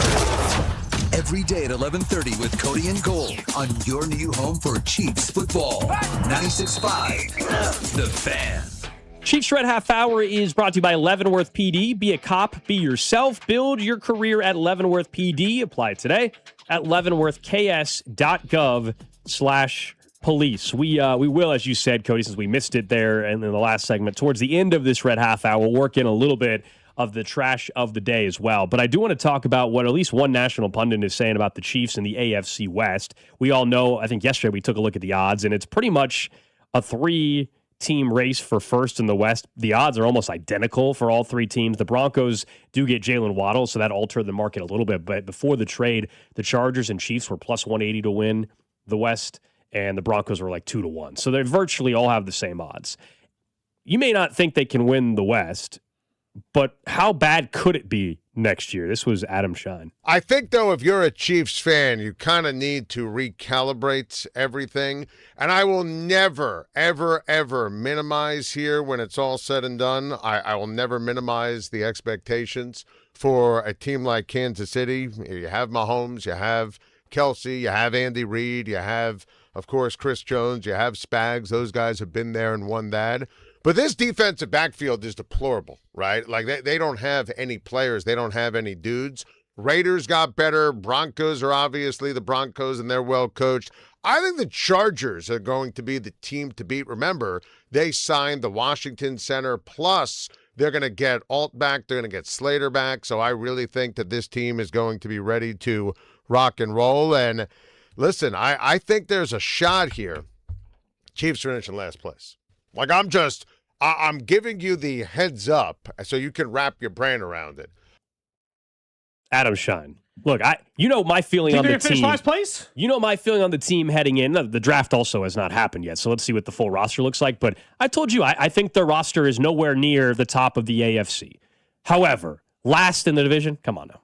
They're going to finish last behind the Las Vegas Raiders, presumably, is who we're talking about basically here. Who do the Raiders even have on their team? Look, I guess they'll draft their quarterback here shortly. Mendoza will be their quarterback. But they might not start in week 1. Maybe a veteran early on. Crosby is still on the roster as of right now. Brock Bowers, Genty, brand new head coach. Come on now. The Chiefs may not win the West. They will be pushing for a playoff spot. Maybe they don't make the playoffs even. But the idea that they're not going to win the division, for them not to win the division Would they have to be a 5-win team? They were 6-win last year. I just want to point that out. Would they have to be a 5-win team? 4 or 5 wins. Yeah, come on now. Even with Mendoza, and I like Kubiak. I think he was a good hire overall. Maximum that team roster-wise can turn themselves around to is 6 wins. Maximum. It'd be stunning if it was anything outside of that. And there's just like they have no chance of finishing in last place. The Raiders were 3-14 last year. The Chiefs were 6-11. So to your point, the Raiders could have a 3-win improvement to get them to 6. The Chiefs, I think, no matter how pessimistic you are about them entering the season, they're not going 6-11 again. So I don't see how anybody can say the Chiefs are finishing in last. It would be a stunning turn of events. Well, people are getting fired if that happens. Well, that's the other part. People are getting fired across the board. Like, I will say, and this is I don't know whose head would roll, but I'll just tell you right now, someone's would. And a lot probably is the truth. If the Chiefs go from finishing third place, going to back-to-back Super Bowls, to third place in the division, top 10 pick, and then finish dead last in the AFC West, well, Patrick Mahomes is going to be calling for someone's head. Like, Clark Hunt's going to be calling for someone's head. Someone big. Like, not like the way it went this year where they, like, get rid of a wide receivers coach or change a front office guy here or there. No. Like a big-time player. Like a Veach, Reed, that would mean DC, that would mean the 3 picks that they currently have in the top 40 that they got absolutely nothing out of all 3. And another injury, I would say, to a key position or 2. And still a lot of other bad things. And the Raiders figuring it out in year 1 with Clint Kubiak. Come on now. The Raiders might be, once again, heading into next year. There's a real chance, even with Mendoza and everything, they could be picking top 2 or 3 again next year. No one's beating out Miami. They're gunning for the number 1 spot with a bullet. Probably. That team might go 0-17. They stink. And so maybe not 1, but yeah, they'll be vying for another top 10 pick. The only question I guess you have is if Mendoza triggers right away, as in he has like the C.J. Stroud, Jaden Daniels year, as in like he is good immediately. With Genty, those were just better teams, though, too. The way overall better roster. teams. I understand none of us predicted that Jaden Daniels would have the rookie year he had and all that. But even no matter what you thought about him in his first year, the roster Jaden Daniels had in his rookie year overall across all 53 was better than what, no matter what they do, Mendoza's going to walk in the door with. It won't be the same. And I'd have to look. I don't even remember. Did the Texans make the playoffs the year that C.J. Stroud had that big year? His rookie season. I think they beat the Browns, didn't they? Did they make the playoffs? I think that was the Joe Flacco. Was that Joe Flacco? Yeah, that was the Joe Flacco comeback player of the year season. Yeah, I think you're right. Okay. So Stroud in his first year. Okay, fine. So Stroud in his first year, they went 10-7. So even if it went like perfect and Mendoza is that guy and they're immediately, to me, there's still like oftentimes, it would mean that the Chiefs would have to be a laughingstock. To have 3 potential playoff teams, as in the Raiders are good enough to be ahead of the Chiefs. They win 8, 9, 10 games. The Chargers and the Broncos are both playoff teams, and they're ahead of the Chiefs. The Chiefs would have to be like 3 wins. Like, fire everyone bad. And I think with Patrick Mahomes, that's impossible. I think if Patrick Mahomes had finished the season healthy, they still win 8 or 9. Like, I think that they ended up with 6 because Patrick Mahomes got hurt. There's a couple more games they would have still managed to win with him. They're scheduled to, and I know there's always surprises. If I would have told you Seattle would have won the Super Bowl this time last year, you guys would have called me crazy. So there's always surprise teams, but the Chiefs' schedule, the divisional opponents, they're going to play the Broncos, Raiders, Chargers twice. But then they have at home Patriots, Jets, Cardinals, Niners, Colts. Jets and Cardinals right there, you would like to think are automatically two gimmies at that point. On the road, Buffalo, the divisional games, the Dolphins, Seattle, Atlanta, and Cincinnati. Even if you wanted to say they couldn't even, there's 3 just automatic without even having to think 3. Oh, and then the Raiders themselves. So let's say they split with the Raiders. There's 4 wins before I even consider them possibly winning a single one against what we think are good teams. They might accidentally win a game. Yeah. I guess right now, by the way, pre-draft, is it after the Jalen Waddle deal? Are we power ranking the AFC West? Would you have the Broncos ahead of the Chargers or the Chargers ahead of the Broncos? I was asked that yesterday I was on in Buffalo. Our friend Mike Shope up at WGR there in Buffalo. They just wanted to talk offseason, and they asked me that exact same question. And I said, no, I think the Broncos I would put as the number 1 team currently on March the 18th. in the AFC West. Now, if they didn't trade for Jalen Waddle, I might have said the Chargers or the Chiefs. But the Broncos, I think, roster-wise, 1 through 53, have the best roster in the division. In fairness, I think this is going to be the last year I'll be able to say it without it just seeming like a stupid thing and thinking something's going to happen. It's not going to happen. I still think Bo Nix is going to fall back. I think that this is the level of performance they've gotten from Bo Nix the last 2 years to me is maximum Bo Nix. And he's been statistically but why can't he keep being that? Exactly the same. I'm with you that his ceiling is low, but if he's just what he was last year, that team won 14 games. I know. They now have Jalen Waddle. You know what I mean? More weapons. I just feel like the same way as I felt with, and you might remember this, like with C.J. Stroud and Jaden Daniels, like I feel like you have a wake-up year. Unless you're just like an old-timer, you have the step-back wake-up year when you're like mid-tier quarterback class. And so I just feel like that's coming eventually for Bo Nix. I guess maybe I thought it was going to come last year, and I was wrong. They ended up winning 14 games and were very good. Although, again, I thought they were better than the Chargers last year. But they still ended up being more of a challenge than I expected. And, like defensively, it's hard for me to imagine they're not going to be great there. And their offensive line has been really good. So maybe they'll be on par, but I feel like they're still like a half step back. I'm really torn. I think it's a really difficult answer. Chargers or Broncos. Probably depends on what the Chargers still do in the draft or if their offensive line is healthy. I think it'll be an even tighter division. Like the Broncos, to me, won't win 14 again. But as we were going through the win totals yesterday, over 9.5 on the Broncos, over 9.5 on the Chargers. They both feel extremely realistic. Yeah, they do. They all feel like it might be 3 double-digit win teams. Because like it's hard. It's always hard for me to imagine the Chiefs not being double digits because they were on the precipice of that last year. I know they only won 6, but you and I have talked about this. They're more like an 8 or 9 win team with Patrick Mahomes healthy all year and just slightly better luck. They're like an 8 or 9 win team. So next year, I would expect the roster to at least be on par.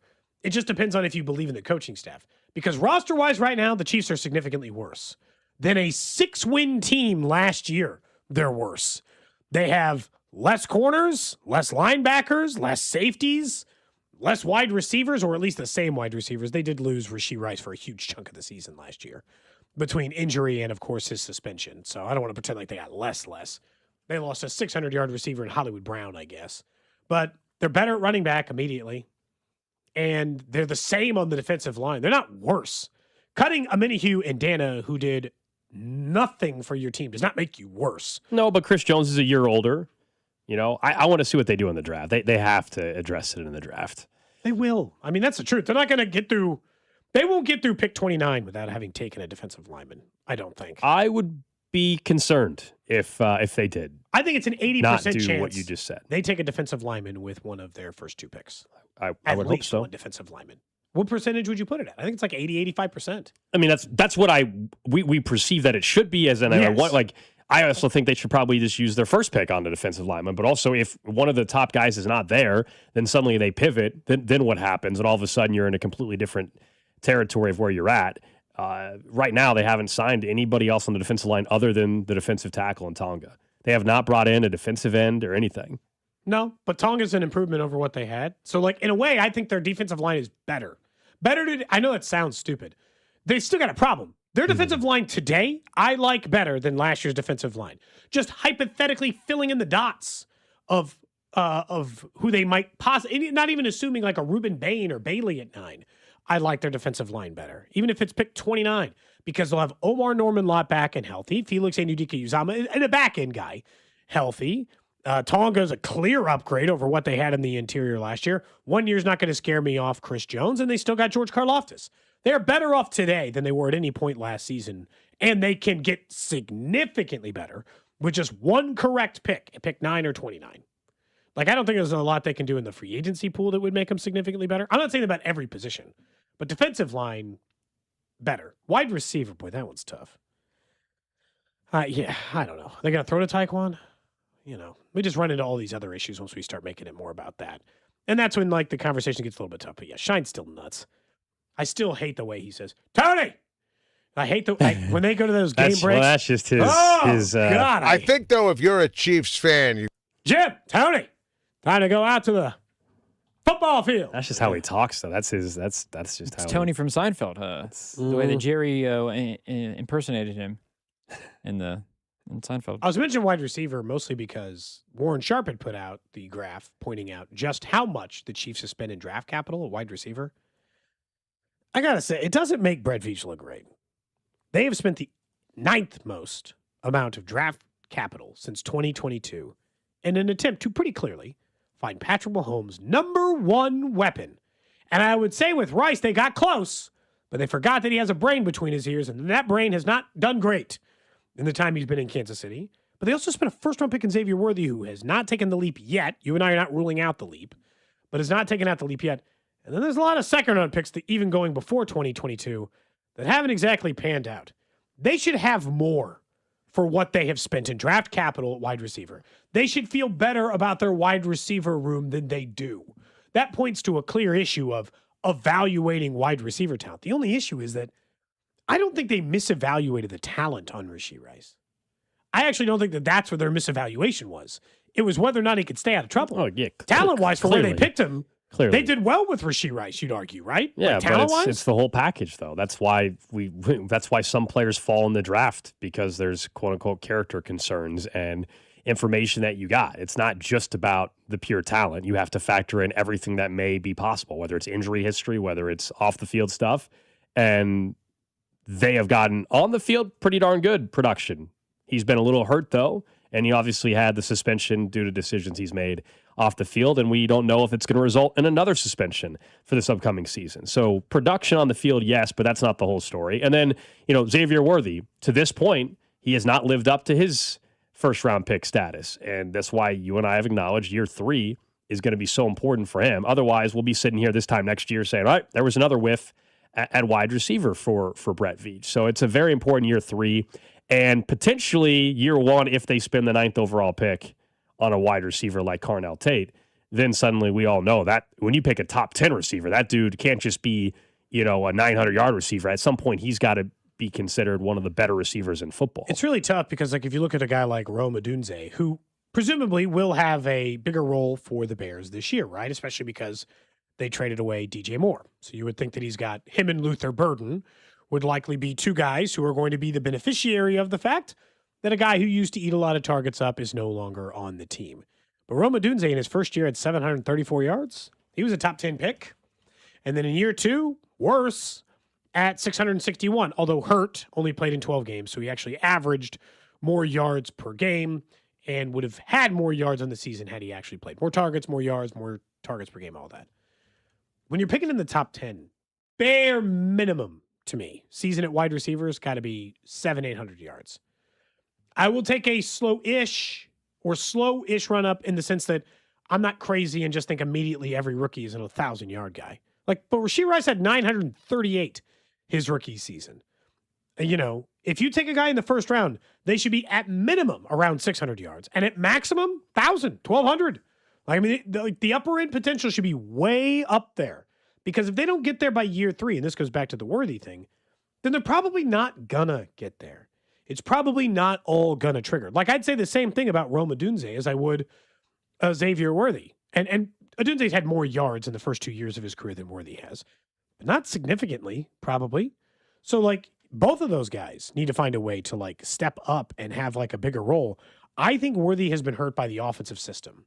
As in, it is not designed to get anything downfield as it sits right now, because they can't get anything downfield. Well, so yes, I've defended Xavier Worthy. I think there's still something more there. I do think the coaching has been part of it. The injury didn't help. The only pushback on what you just said about the offense and down the field, the only issue with that statement, I think, is bad too, Tyquan Thornton stepped in for 6 weeks and immediately had a connection with Patrick Mahomes down the field, and they were able to do it. So, and then, of course, they just stopped playing Tyquan Thornton as the season went on, which didn't make any sense. But that would be my only pushback. While I think there's more there for Worthy, the idea, though, that there's never been opportunities on the field. No, he hasn't executed. Him and Mahomes have not been on the same page. Some of it is Mahomes in the deep ball, but I still think a lot of it goes back to the coaching of the field awareness stuff, where Worthy couldn't track the football as well, was stepping out of bounds, that kind of stuff. That, to me, should be something that a coach can correct pretty easily at this level, and that goes back to the Connor Embry versus now O'Shea. Yeah, and yeah, you're right. No, you're right. I mean, he definitely has struggled, and that's what's so weird about the Tyquan thing. They got everyone back healthy, and they're like, well, we don't need Tyquan anymore. This offense will work. This goes back to the wide receiver misevaluation. They thought they were going to get more to Juju Smith-Schuster when they signed him the first time. They thought they were going to get more out of Hollywood Brown. I remember having conversations with listeners being like, oh, he could be a 1,000-yard guy here. I'm like, I don't think so. And look, that's not to be I told you so. I've been wrong on a lot of players, certainly over the course of that time. Hell, I just said, I think Jack Caglianone's going to have a massive year. So we'll see. Maybe I'll be wrong on that one. And so it's not to say you're always right, but like Hollywood, it's like their evaluation of these guys is they seem to think they have some hidden potential that I haven't seen yet. Worthy's a guy I actually agree with him on. I think that there is something more there, but I also don't think you can go into the season saying that. Just earn your right to be something more. You know? We might put more competition with you. We might make it harder for you. Earn your right to make more the way Taekwon did. Taekwon had a very limited opportunity base last year. He made the most out of it for sure, the opportunities he was given. Can you do that, Xavier? Like, let's just say this week it's only 3 targets. Make the most out of those 3 targets. Next week it could be 8. Make the most out of those. It just depends on which stage they're at. I just want them to get wide receiver right so they can stop spending high-end draft picks on it. I don't want them taking a first or second round wide receiver every year, which they have been doing pretty consistently. Not as much first. They're only the one guy in the first. A lot of second-round picks in the Brett Veach era at wide receiver. Rice, McColl, Sky, Moore. There's an argument, though, that, I think this was something Bink and I discussed once, which is in the NFL and where the league is at, spending first or second round picks every other year or whatever it is on a wide receiver is not a terrible thing, given what the wide receiver market looks like in the league. Now, you have to hit on them. That's been their issue. They have not hit on those particular picks. But this idea that like they should go 2 or 3 years without drafting a wide receiver in the first 2 rounds, I disagree. Even if you told me if you told me they got Carnell Tate and he turned out to be a stud and Worthy figured it out, it doesn't mean next year I want them to automatically not consider drafting one in the first 2 rounds. I think it's a position that you, just like defensive line, that you want to consistently draft. The issue they have fell into, I think, has been they fell into this offensive tackle mess because they haven't been able to evaluate that position properly. Maybe they finally got it right with Josh Simmons, but they've been devoting so many resources to that position. That's where, to me, it's been a mistake. I actually wouldn't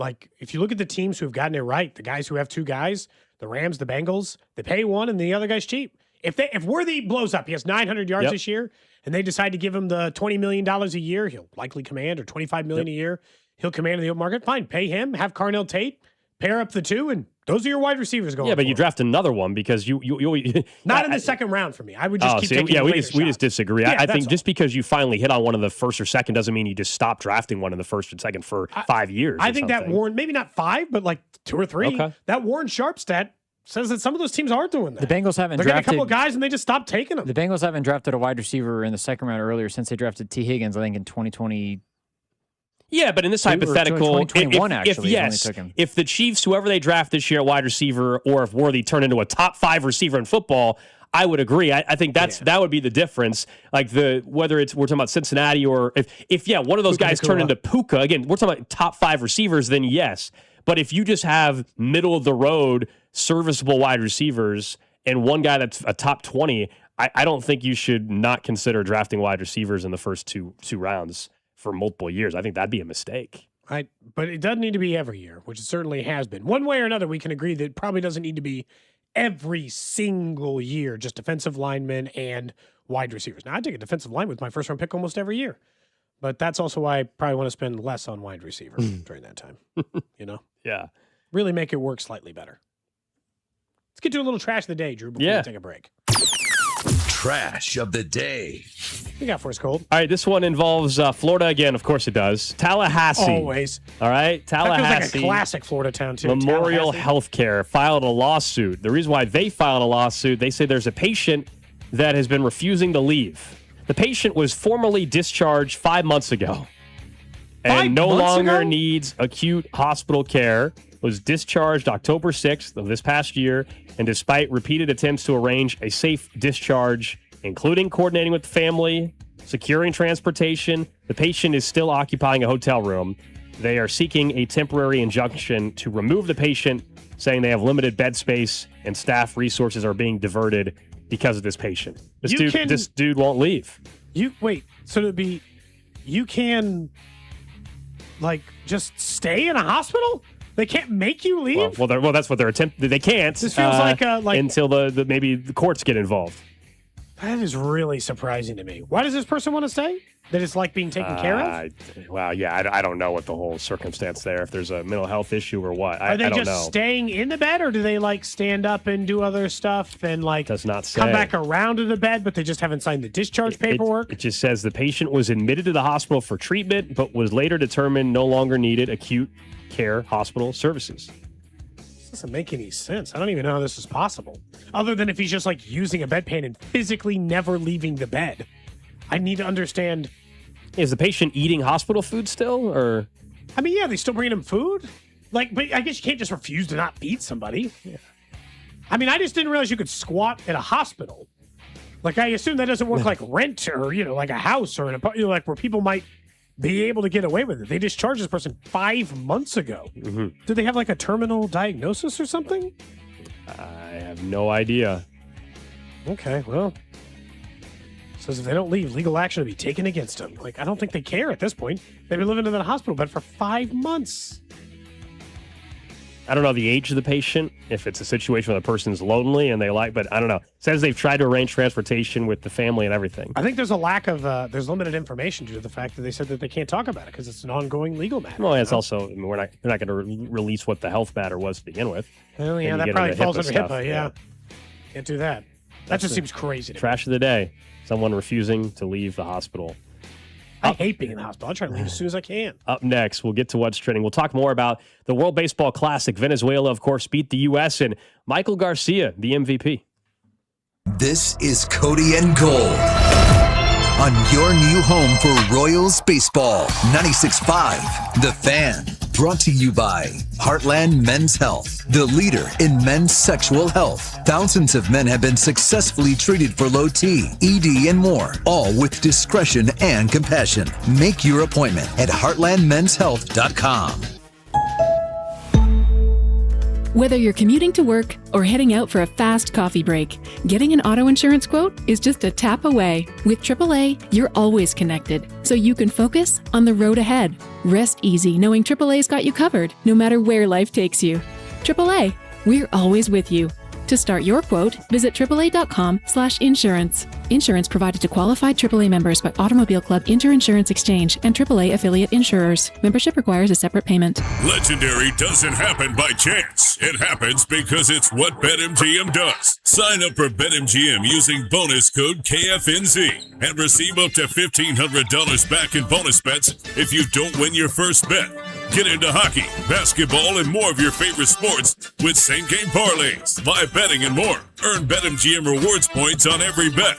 Take advantage of offers found nowhere else. And keep an eye out for rewards dropping in your account throughout the year. Sign up with bonus code KFNZ and receive up to $1,500 back in bonus bets if you don't win your first bet. BetMGM. Make it legendary. BetMGM and GameSense remind you to play responsibly. Gambling problem? Call 1-800-GAMBLER. See BetMGM.com for terms. 21 plus only. Kansas only. New customer offer. Subject to eligibility requirements. Rewards are non-withdrawable bonus bets that expire in 7 days. Please gamble responsibly. In partnership with Kansas Crossing Casino and Hotel. There's no place better to watch college basketball than Kansas City. And there's no place better to get all you need for your watch parties than my friends over at Hy-Vee. Hy-Vee makes your watch party easy. They have a huge selection of ready-to-serve party trays, boneless wings, barbecue, pizza, sushi, and fresh baked goods. They've got it all. And what you can do is order ahead through the Hy-Vee app, online, or at your favorite store. Even if your bracket is a bust, your watch party will be a winner. You can get everything you need only at Hy-Vee. Feeling the squeeze of high prices? Then stretch your budget this Friday through Sunday at Hy-Vee. Stock up and save big on 99-cent deals throughout the entire store. Like pork loin chops, just 99 cents. Skippy peanut butter, 99 cents. Green Giant vegetables, 6-pack ramen noodles, and much more, just 99 cents. Order through the Hy-Vee app or online and leave the shopping to us. Don't miss the 99-cent sale this weekend only at Hy-Vee.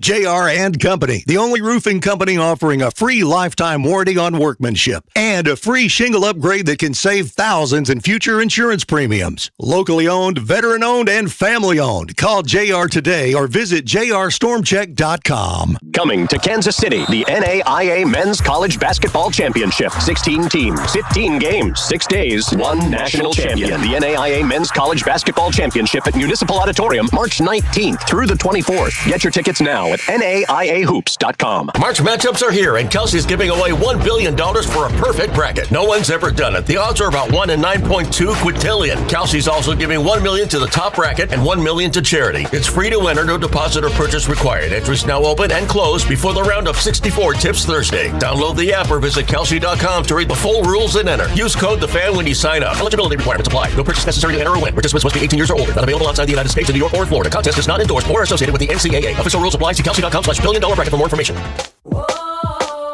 Liberty Mutual customize this song for you. Like your car insurance, it's custom too, yeah. Liberty Mutual's got the coverage that could save you money. Thanks to Doug and Limu, well now you can go and take that cruise. Liberty, liberty, liberty, liberty, yeah. There's a difference between liking a house and actually getting it. Redfin is built to make up that difference and close the gap between finding and owning the home for you. Redfin agents close twice as many deals as other agents, so when you find a home you love, you're not a step behind when it's time to make an offer. That means less watching great homes disappear and more focus on the ones you'll actually move into and call home. Redfin helps turn saved listings into real addresses. Get started at redfin.com. Own the dream. If you love sports, this is the show for you. It's You Better You Bet with me, Nick Costos. Weekday mornings 9 to noon Eastern on the free Odyssey app and YouTube at The Costos. Bringing you the biggest NFL news, guests, and notes from the offseason while getting you ready to win the madness of college hoops. It's You Better You Bet with me, Nick Costos. Live and interactive, Monday through Friday, 9 a.m. to noon Eastern, presented by BetMGM. Download the Odyssey app and listen from anywhere for sports talk from people who love sports. This is the story of the one. As a maintenance tech at a university, he knows ordering from multiple suppliers takes time away from keeping their arena up and running. That's why he counts on Grainger to get everything he needs, from lighting and HVAC parts to plumbing supplies, all in one place. And with fast, dependable delivery, he's stocked and ready for the next tip-off. Call 1-800-GRAINGER, click Grainger.com, or just stop by. Grainger, for the ones who get it done. Febreze. New Febreze Air Mist has 50% more odor fighters and up to 30% more fragrance than the old formula. So now you can take on 100% more stinky odors, like sweaty gym bags, greasy cooking smells, and the after effects of the dog rolling around in something. Just spray, and new Febreze Air instantly restores just clean freshness.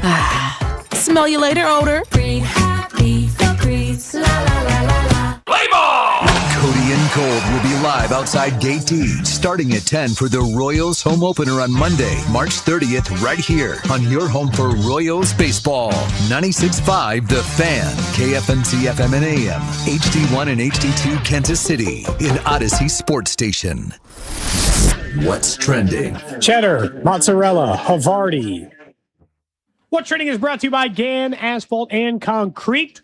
One call to Gann. One thing, all things. Parking lot trusted in Kansas City since 1994. Number one on what's trending. It's something we're going to dive deeper into after this. But Venezuela, of course, did beat the U.S. last night in the WBC final 3-2. The U.S. was down 2-0. And then Bryce Harper hit a 2-run home run with Bobby Witt Jr. on base to tie it up. But it was not enough offense for the U.S. And that means Michael Garcia and Salvador Perez and company winning the WBC, and also Garcia, the MVP of the entire tournament, which is pretty wild to think about, and what he's been able to do in the last 12 months or so. Career year, an all-star appearance, new contract, now leads his home country to a championship, and he's the MVP of the entire tournament. You said it, playing for 30 million people back home, I think is what Salvador Perez had to say about the win, but still very impressive. I imagine he was 150, 200 to 1 before the tournament started. Michael Garcia, that is.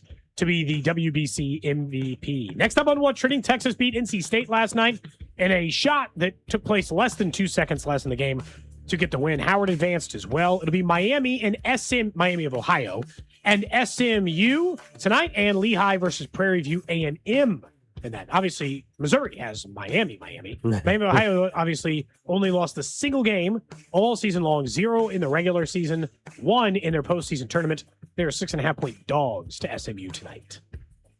As far as the Royals go, we know Friday, a week out from opening day, and we now know Cole Reagans will make his 3rd consecutive opening day start. He'll be on the bump as the Royals take on the Atlanta Braves. They also made a couple roster moves yesterday. Ryan Bergert has been optioned to AAA Omaha. Also, Mason Black optioned to Omaha. Cameron Meisner, Omaha, and John Rave also to Omaha. The Major League camp roster is set at 50. Obviously, just getting some guys back after the World Baseball Classic. A huge chunk of their best players have been gone for the last week and a half. They'll all be back with the team here shortly. Next up on What's Trending, the WNBA and their union have reached a verbal agreement on a new CBA that takes the previous salary cap of $1.2 million up to $7 million, with the league minimums being around $300,000 to $600,000 for vested veterans. Huge deal for the players, a massive spike in overall salaries and salary cap for the league. But there was 2 arduous weeks, I think, of negotiations, but they came to a verbal agreement last night.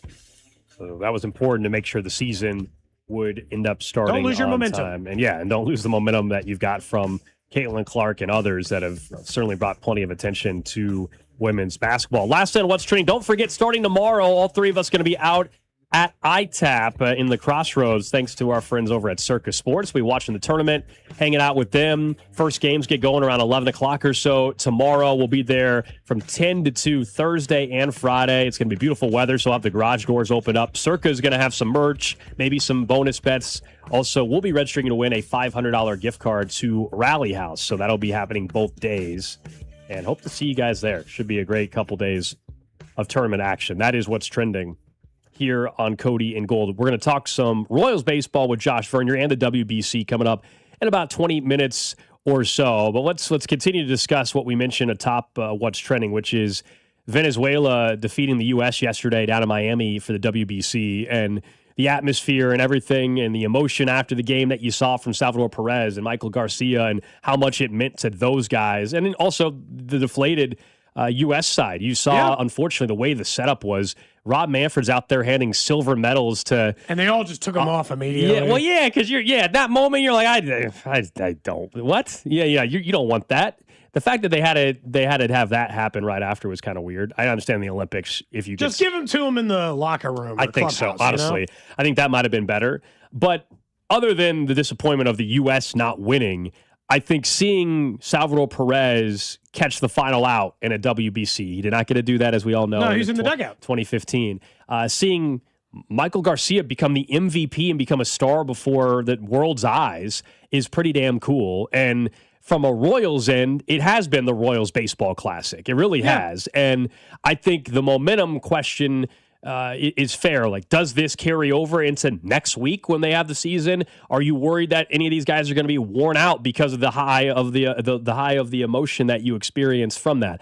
You would like to think it can only help these guys. That some of them, now Salvi's been in the World Series before, but somebody like Garcia has not played in games at that level. I understand he's been in the postseason, but nothing like that. One wild card series and a short divisional round. Jack Caglione has never played in a postseason game. So other than the College World Series, he hadn't played anything anywhere near that level of the WBC. For Vinny, he's played in the postseason, but also his one postseason appearance, he was hurt. He was coming off an injury. That he forced himself to get back into the action. Yeah.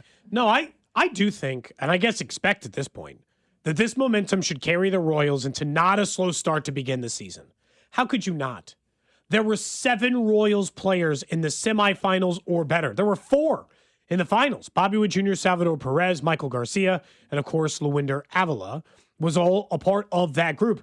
How could you not let that momentum and that feeling of playing important baseball carry over? Bobby Witt Jr., when he originally had signed his contract extension here, part of when he said he was willing to sign here is that John Sherman had made it very clear that they would do things to try to win, to make this team value winning and attempt to do that regularly. Playing in the WBC in the finals when you're U.S. versus Venezuela and everybody cares because it's, hundreds of millions of people and 30 million people in Venezuela all rooting for the same thing.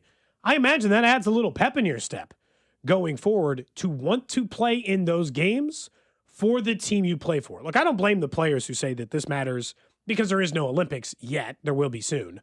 For baseball, that this feels like playing for your country, which is playing for more people than the people in Kansas City, in everybody's case, who's doing this. I understand that. But Garcia, like we talked about this, I think three players really raised their profile. And a fourth genuinely raised the opportunity of increasing their odds of going to the Hall of Fame. So Salvador Perez, he's already, I think, going to be a Hall of Famer. Agreed. Stuff like this helps him.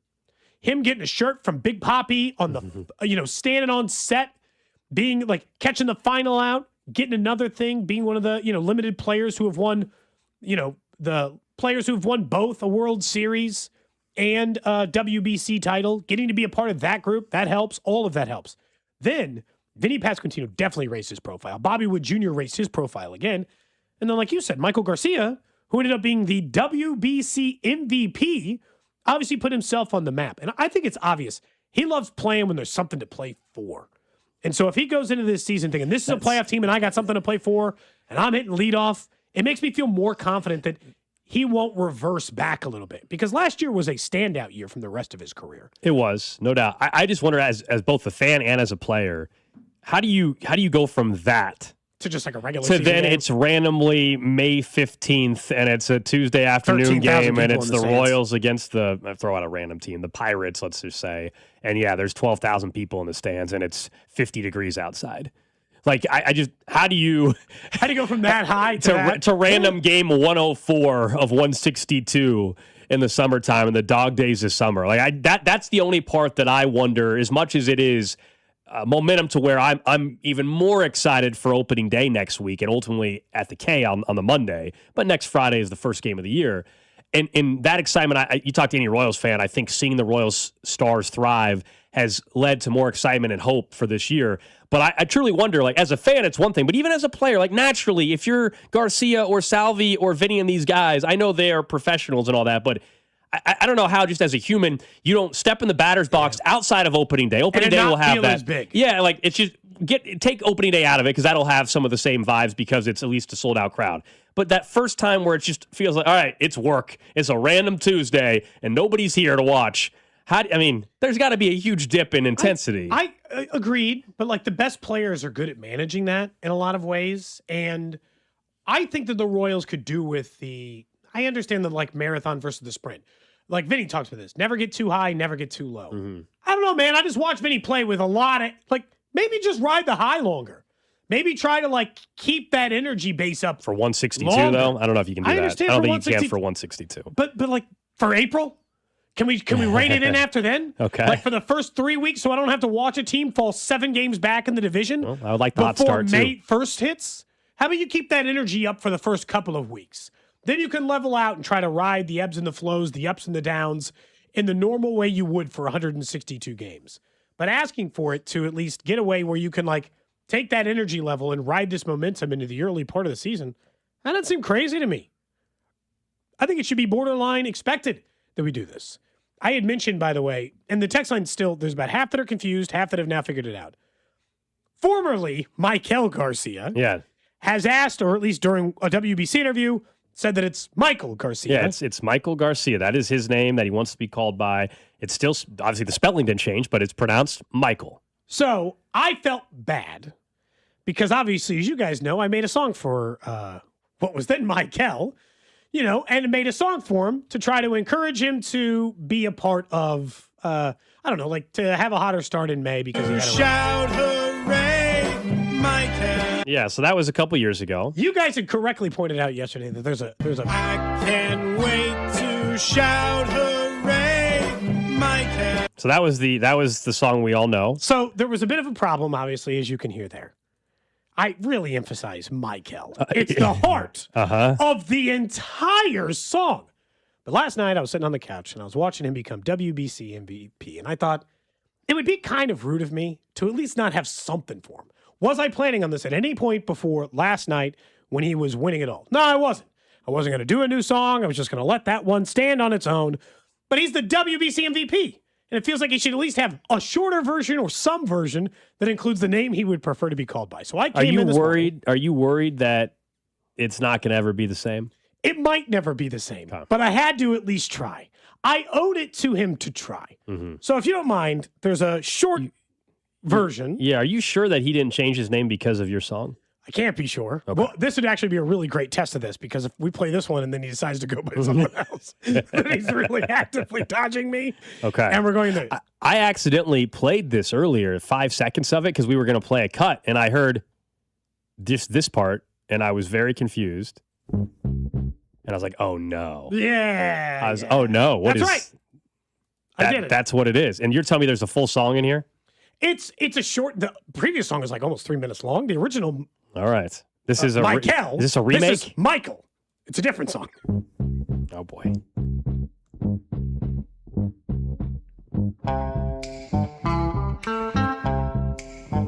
You make sunshine. Love to watch you play. You won the MVP. Still hit 300 in May. I knew you'd slay. I saw Salvi shout hooray. Michael. Talking about Michael. Michael Garcia lays it on left field, base hit. Jackson Chourio comes home for a third time in play. Everybody's safe. Venezuela's taken the lead. They've come back again. I know you'll slay. I saw Salvi shout hooray. Michael. Talking about Michael. That's it. That might have been better than the first one, actually. The original one was, I told you the Michael song was one of the best ones you had done. Yeah. I still think the original, it'll never be as good as the original It never one. sounds the same. The Michael doesn't hit the even same as way we as Michael. even as we just say Michael Garcia, it doesn't feel natural yet. No, it doesn't. But I felt like I owed it to him, you know? Mm-hmm. Again, if that whole time I'd created a song, or like if I had done a song about Jack Caglione, but it turns out he didn't go by Caglione, but it was Caglione or something, I'd be like, well, that kind of screwed the whole thing up. You know, or Vinny Pasquantino didn't go by Pasquantino, but went by some other version of it, I'd feel bad. I think this one sounds better than the original one. Actually, I think your harmonizing is a little bit better. Oh, better. Did you tweak something? Better. No, I genuinely just, I'm not kidding. Other than that one part, you kept the rest. Two takes in the back, changed a couple of lines. It was, the Salvi Hooray thing was a new addition. The I Knew You'd Slay was different. And then, of course, him being the MVP was different. It sounds so different. I've heard that other version enough times. Drew, I did 2 takes. I just went back That's all there. it took was 2? Well, I've done the other version of that song like 1,000 times. Yeah, so, yeah. like, it was still like, you know, It was in almost the like you were- brain register a little It's bit. like you were performing it, in concert. A little more all the natural. lyrics just came to you. I just popped in there, thought he deserved the proper applause. I want a beat machine. I thought, Excuse me? I will say, I thought people were going to be, I almost wrote the lyric, he just beat Team USA instead of shout hooray. And I thought people might not like that. I thought they might not like that I had mentioned the fact that he had just beaten the United States. So I left that one out. Too much pride in the Venezuelan national team. I feared versus pride for Michael Garcia. So I decided instead I would mention Salvador Perez, which felt like a very safe lane. Not Eugenio Suarez or anybody else that played for the team. That Yeah, was the celebrating, other of course. Royals, right? Right. That's all. I got you. So at least he's got an updated version now. So if he wants to go by Michael Garcia, squared away, problem solved. God dang. We're all good to go. I knocked that out in 15 minutes this morning. That's how Someone said their name is Michael, and they think you made a song for them. They appreciate that. Oh, they can just for all the Michaels out there. Yeah. After you attacked all the Ronalds yesterday. I did. I'll make a 90-second loop for anybody who wants to use it as a ringtone whose name is Michael. Someone wants to know. Can we get the audio of Michael Garcia saying how he wants his name pronounced? I think we had it in the system at one point. Yeah, I thought we played it yesterday. Yeah, it should be. I have to find it again. Do we or have maybe audio? I just played it on my phone. Do we have audio? Yeah, I don't think audio. I think I played it in the break. We can get Alex it. And I We listened can to get it it in at the some break. point if you want, but it's out there. He basically was in an interview and the reporter was asking him and basically, all right, so this is Michael Garcia, and he said that it's Michael. By the way, shout out to the person yesterday because we had gone to break before this text had come in. Somebody said, by the way, because you were getting on all the Ronalds, Ronald Acuna Jr. is not a good Ronald? Because you said, no, there's no good Ronald. Ronald Acuna Jr. is a pretty good Ronald, I would say. That's a tough one. He is pretty talented. He doesn't, I don't know what it is. I think it's when you put the whole name together, it kind of, it fades the Ronald part a bit. So and you're Ronald thinking more Norad about the doesn't Acuna sound good, Jr. but then part. Ronald Acuna Jr., that just if you just called him Ronald, you'd be like, ugh. But if you say Ronald Acuna Jr., I think it kind of plays. Also, how many people could I possibly be insulting named Ronald? What are there, like 5 in the whole city? 2 that listen to this show? Maybe More than that. More than that. Can't be that many. No, more than that for sure. For sure. They might be. Now people are asking for different remakes. They said, can I get a remake of How in the world can we Mother's track Day? that down? Because now I'm curious. How many Ronalds are there in the Kansas City metropolitan area? It just can't be that many. And I bet they go by Ronnie or Ron. Sure. I'm not complaining about, again, those names are different. I still think you should stop eating at McDonald's. Alex's name would feel different if he went by Alexander. The vibe is different. But you know, so I think in the end though, like I don't know if Ronald Norad goes because we were talking. That's how it originated. The Butler, former Butler player who wanted to be coach. I don't think he goes by Ronald. I would assume not. It's just like it depends. Like Ronnie feels like he probably deals Ronald with Reagan. I do. There is a sense. I think you're right about this, Cody. Though, where if you are called Ronald, this is no offense to the more established men who are I named don't know where Ronald. this is going. But Okay. Ronald I was Reagan, it feels like if you go by Ronald, you are 60 plus, 65 plus. Yes. But again, I think Ronnie probably deals you an ounce. So there's a Ronnie's guy. got a different vibe too. Growing up, there's a guy at the golf course. Actually, one of my neighbors who golfed at the golf course. His name was Ronald, but he went by Ronnie. He was older as well. He was my guy. Ronnie is what he went by. He was your guy? Yeah. Again, different vibe. Definitely, yeah. Ronald is more of a presidential. Like you just picture somebody who's older.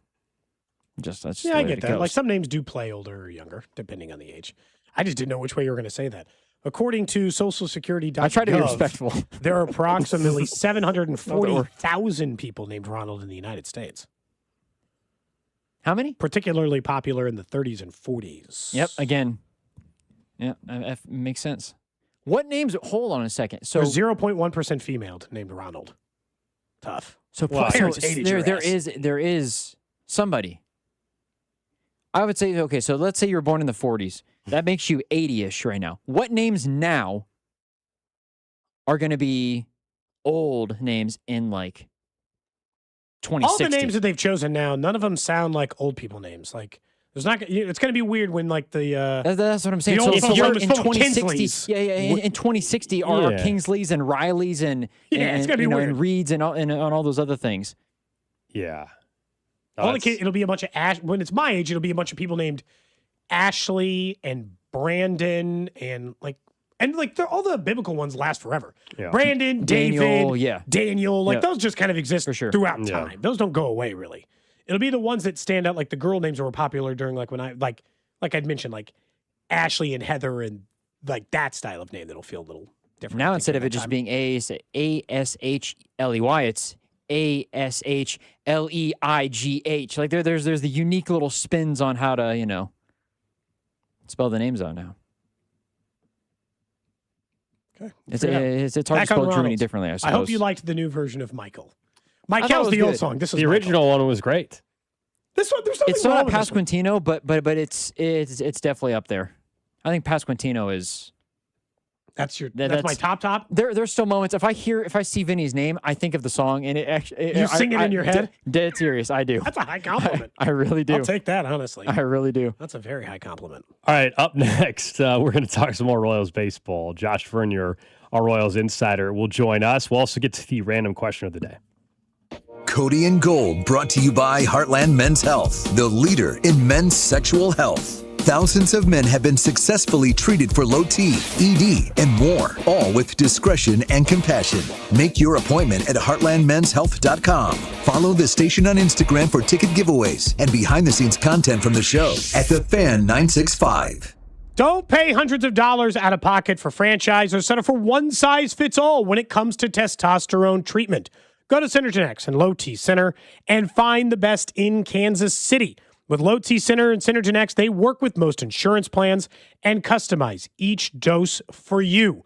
That matters, man. Maximum effectiveness when you're talking about your TRT treatment. They want to make sure that it actually works with your body. And of course, they've been offering a free testosterone test and discounted peptides and GLP-1s to make getting your life back as easy as possible. Again, maybe you haven't been sleeping as well, or you've been waking up extra tired or falling asleep early, or you don't have the energy to play with your kids the way you thought you did before. These things can all be signs of low testosterone, so why aren't you finding out for yourself with as simple as a 20-minute appointment with an in-house lab that can get you in and out? Plus, if you want, you can continue to go back there, or you can do telehealth because they have an app where you can continue to seek treatment there as well. All of those options are great, and find out how they can help you at Synergen X and Low T Center. Book an appointment today at lowtcenter.com or synergenx.com.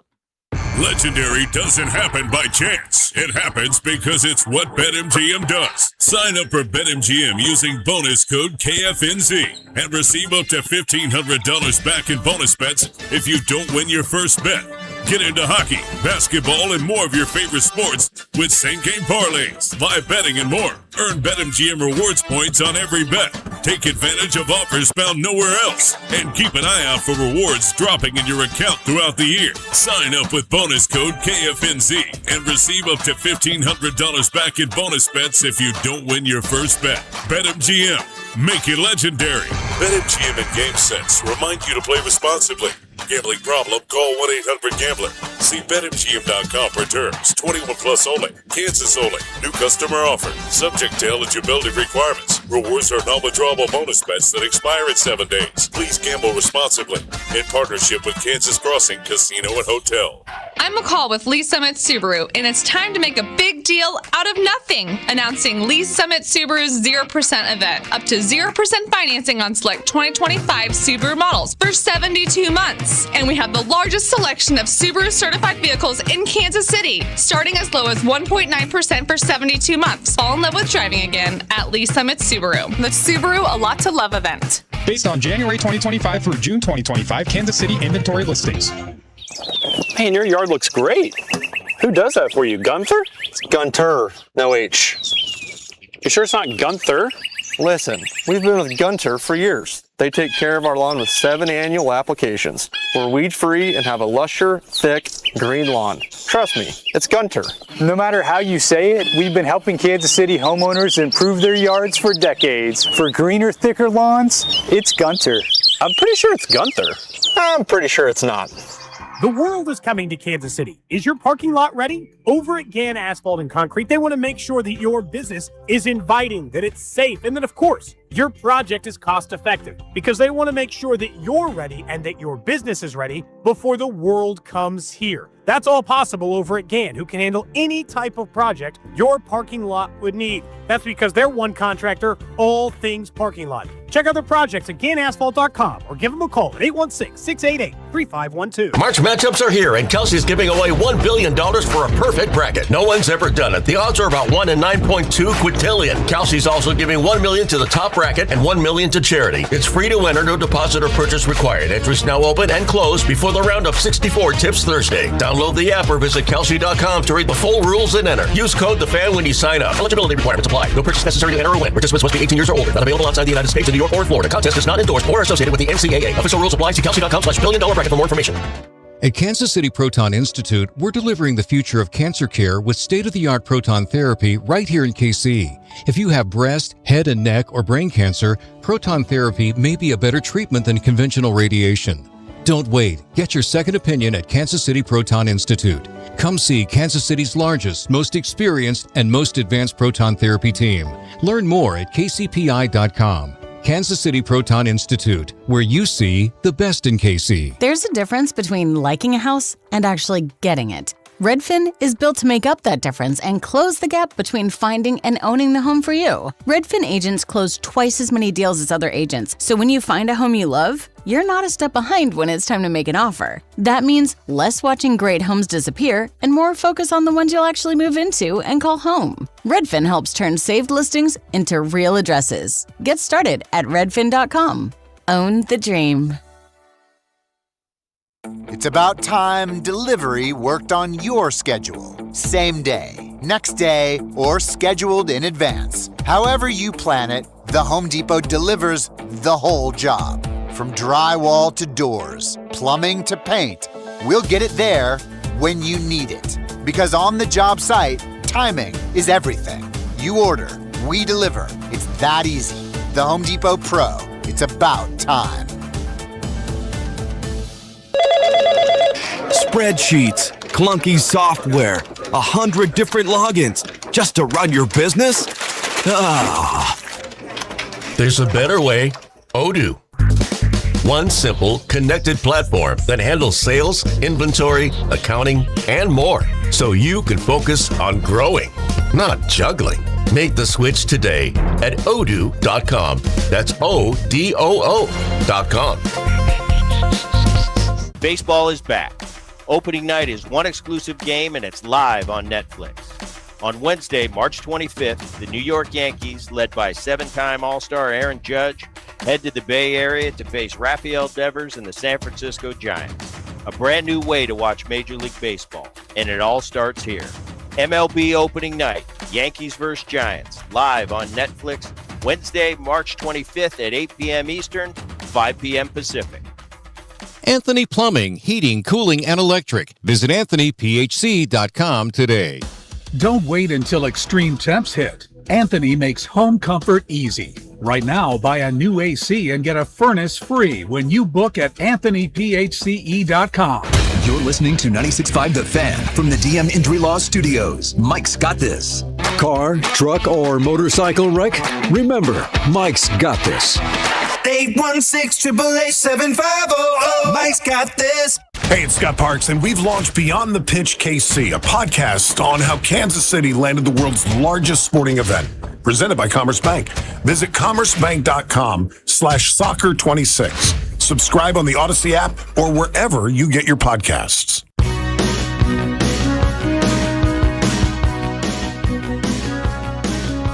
Back here on Cody and Gold, Alex Gold, Cody Tapp, Drew Nixon with you. We'll get to the random question of the day here in about 15 minutes or so. Don't forget our spring training coverage on 96.5 The Fan, brought to you by Park and Go, the best deal on airport parking. And we welcome in our Royals insider, Josh Vern, as we are just a little bit outside of a week from opening day when the Royals begin their season in Atlanta. And then, of course, the home opener and the opening day here in Kansas City will be a week from Monday. Vern, before we get into Royals specific and including the rotation a little bit and some news yesterday, WBC final last night, I think we were discussing just the emotion that was clear there from the Venezuelan players, and to see Michael Garcia win MVP, what a 12-month run he's on. No question about it. He did everything I was expecting Bobby to do. Now, Bobby still put on a show, as did Vinny and so many other Royals. But to be, I think, regarded, you know what? For as much as you and I know that Michael is one of the finest 5-tool players in Major League Baseball, I do wonder if he will be regarded as such by the average baseball fan. I wonder how much, even though last night was riveting television, like you mentioned, so very emotional, I do wonder the average baseball fan that tuned into that, like my my dad watched, and he's completely unaware of the World Baseball Classic, but there was so much talk about it last night that you dialed in. I'm wondering how many of those average baseball fans see Maikel Garcia and will check for him in the regular season. We'll remember what he did and that he is now a part of the Kansas City Royals. Salvi, Bobby, sure. I'm excited for Maikel. Obviously, that meant a lot to him. He deserves that spotlight, and I thought it was really cool the way that Ronald Acuna, his cousin, and Salvi kind of took the mic from Tom Verducci, and they started chanting MVP last night. If you know Maikel, I mean, if you followed him, certainly as close as I have, boy, that's everything that he's been searching for, because he's been in the shadow of his uncle, of his cousin, of his other cousin, of his other cousin. He's always asked questions like, the way that Royals pitchers and players are always asked about Bobby, Maikel's always asked about Eski and his uncle Kelvin and Ronald Acuna, and he's been dead set on letting the world know that Maikel Garcia is one hell of a baseball player as well. I'm not his cousin or his nephew, so I'm excited for him, but I'm wondering how much of that will really translate broadly, nationally, to where Maikel and the Kansas City Royals are a name that come off the tongue pretty quickly. I'm hesitant to buy into that. I think that part of it, for me at least, is that it proves what I thought I already knew about him and why I want to see this team in the playoffs again. He loves the big moment. And for instance, for all the criticism, and I think rightfully so, Aaron Judge has gotten in his Major League Baseball career for not doing well in the big moment. It seems like when the lights are the brightest, Garcia's the best. Yeah, and I brought that up to him on the Hot Stove Show a few weeks ago. That's something that's been pretty evident about Mikey for the past few seasons, really dating back to that outstanding winter ball performance where he was the postseason star in Venezuela maybe 3 years ago. And also, I thought it was evident over the past few years in the regular season, where when you're taking on the Twins on a cloudy day in Kansas City and there's 5,000 people in the ballpark, that's what's always been so impressive about Salvi is it doesn't matter how hot, how cold, how empty the stadium is, you're getting the same effort from Salvi. I think a young Maikel needed that energy in the ballpark to really jazz him up, to get him going. But I brought that up to him on the Hot Stove Show a few weeks ago, and he says, yeah, without question, it's easier to get hype for a big moment. And much like a Bobby Witt Jr., whether it's my big league debut, it's the All-Star game, it's the postseason, I expected to be more nervous, and I wasn't. It was just a regular ball game. So guys like Mikey and Bobby, they are certainly built different. But Maikel, I think, has now reached a maturation, going back to Gold's point about the past 12 months. I think you've seen him take from Bobby, take from Salvi, and realize that I can't let external factors dictate how I prepare for the game. He's now one of those guys that talks about what kind of legacy I want to leave after my 20-year career. So Michael's playing for bigger things right now as far as his career. He's now following that path of Bobby and Salvi, where every day is a chance to show that I'm the best that there is. Even though I'm playing alongside Bobby Witt Jr., he has the belief that he's as good as anyone. I mean, shoot, he's in a lineup where Jackson Churrio's batting ninth, and an MVP's hitting above him, and he's the MVP of that entire tournament. So not only am I excited for him, I do think this World Baseball Classic is a reflection of that maturation. Not only being able to remain calm in those big situations, but also the young Maikel Garcia is the one that's smashing his bat and throwing his helmet and letting a strikeout in the first inning hurt him later on in the game. I think these past 12 months have been not only impressive for him financially and performance-wise, but also maturation-wise. And I think that's why he, with Bobby and Kaggs and Carter, that quartet that's going to be here for the rest of the decade, I think that's one of the many reasons why Royals fans should be excited about this era of Royals baseball. Beyond just the Royals showcasing themselves throughout the WBC, bigger picture, what do you think the last couple weeks have done for the WBC and what last night can do? You know, I know the Olympics in 2028 might change some things here and whether or not we get these big leaguers in the Olympics and they're playing for their country for a true gold medal. But do you believe, much like everybody made a big deal about the Four Nations face-off last year for hockey and what maybe that could mean for the NHL, do you sense that, unfortunately, I know there's a potential lockout looming, but do you sense that this last few weeks can change the sport of baseball for fans across the world? Not really. It's such a different game, right? The tournament of the World Baseball Classic has an energy and a passion that can't be matched over 6 months and 162 games, or the fans and the players and the coaches and everyone will be completely wiped out. No, honestly, what I hope that World Baseball Classic does is end the clamoring for big leaguers to be in the Olympics or to replace the All-Star break. I think that's a bad idea, and I don't think it's a plan that can really come to fruition. I just don't think the big names in the middle of their big league season, when they're begging for a break, I don't think that they're going to step away for 2-3 weeks and give it that type of all that we see in the World Baseball Classic. It's perfect for spring training. As we can see with the Royals, man, you'd much rather have them performing in that type of atmosphere than these boring, brutally hot games in Arizona. So, no, just like the Four Nations, I don't think that really did much for the NHL. It's a great television event. It's a great 2 weeks. It's a great fill in the blank until we get to, or fill in the gap until we get to March Madness. But no, Major League Baseball is still very provincial. I like my team, and I lock in on my team, and that's about it. Mm-hmm. The World Baseball Classic, that's somewhat similar to the NFL, right? Every game was big, and you're aware of players on every single team. But no, I don't think there's any carryover. Would you want it in the middle of the season, the way that they were talking about, where it'd be like Wednesday through Sunday? That's fair. I didn't like in the All-Star break? Yeah.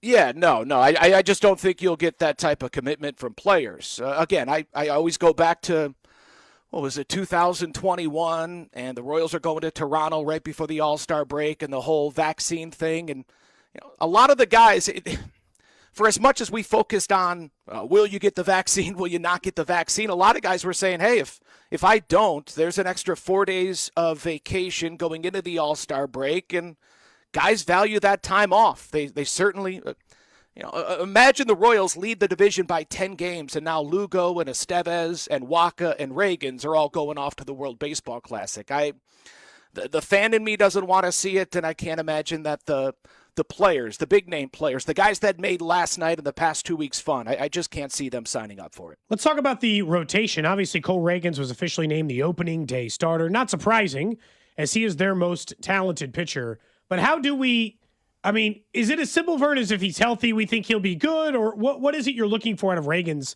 to know that things are in the right direction? How long does he need to stay healthy for you to be sure that it'll last the entire season? I guess, what kind of things are you looking for him?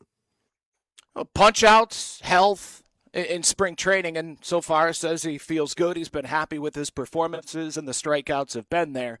Yeah, if Reagans is right, to me, he's one of the 10 best in the game. I don't have really any concerns with Reagans leading the rotation, followed by Lugo, Bubic, Waka, and Noah Cameron. Again, it's a 1 through 5 that I'll put up against anybody in the American League Central.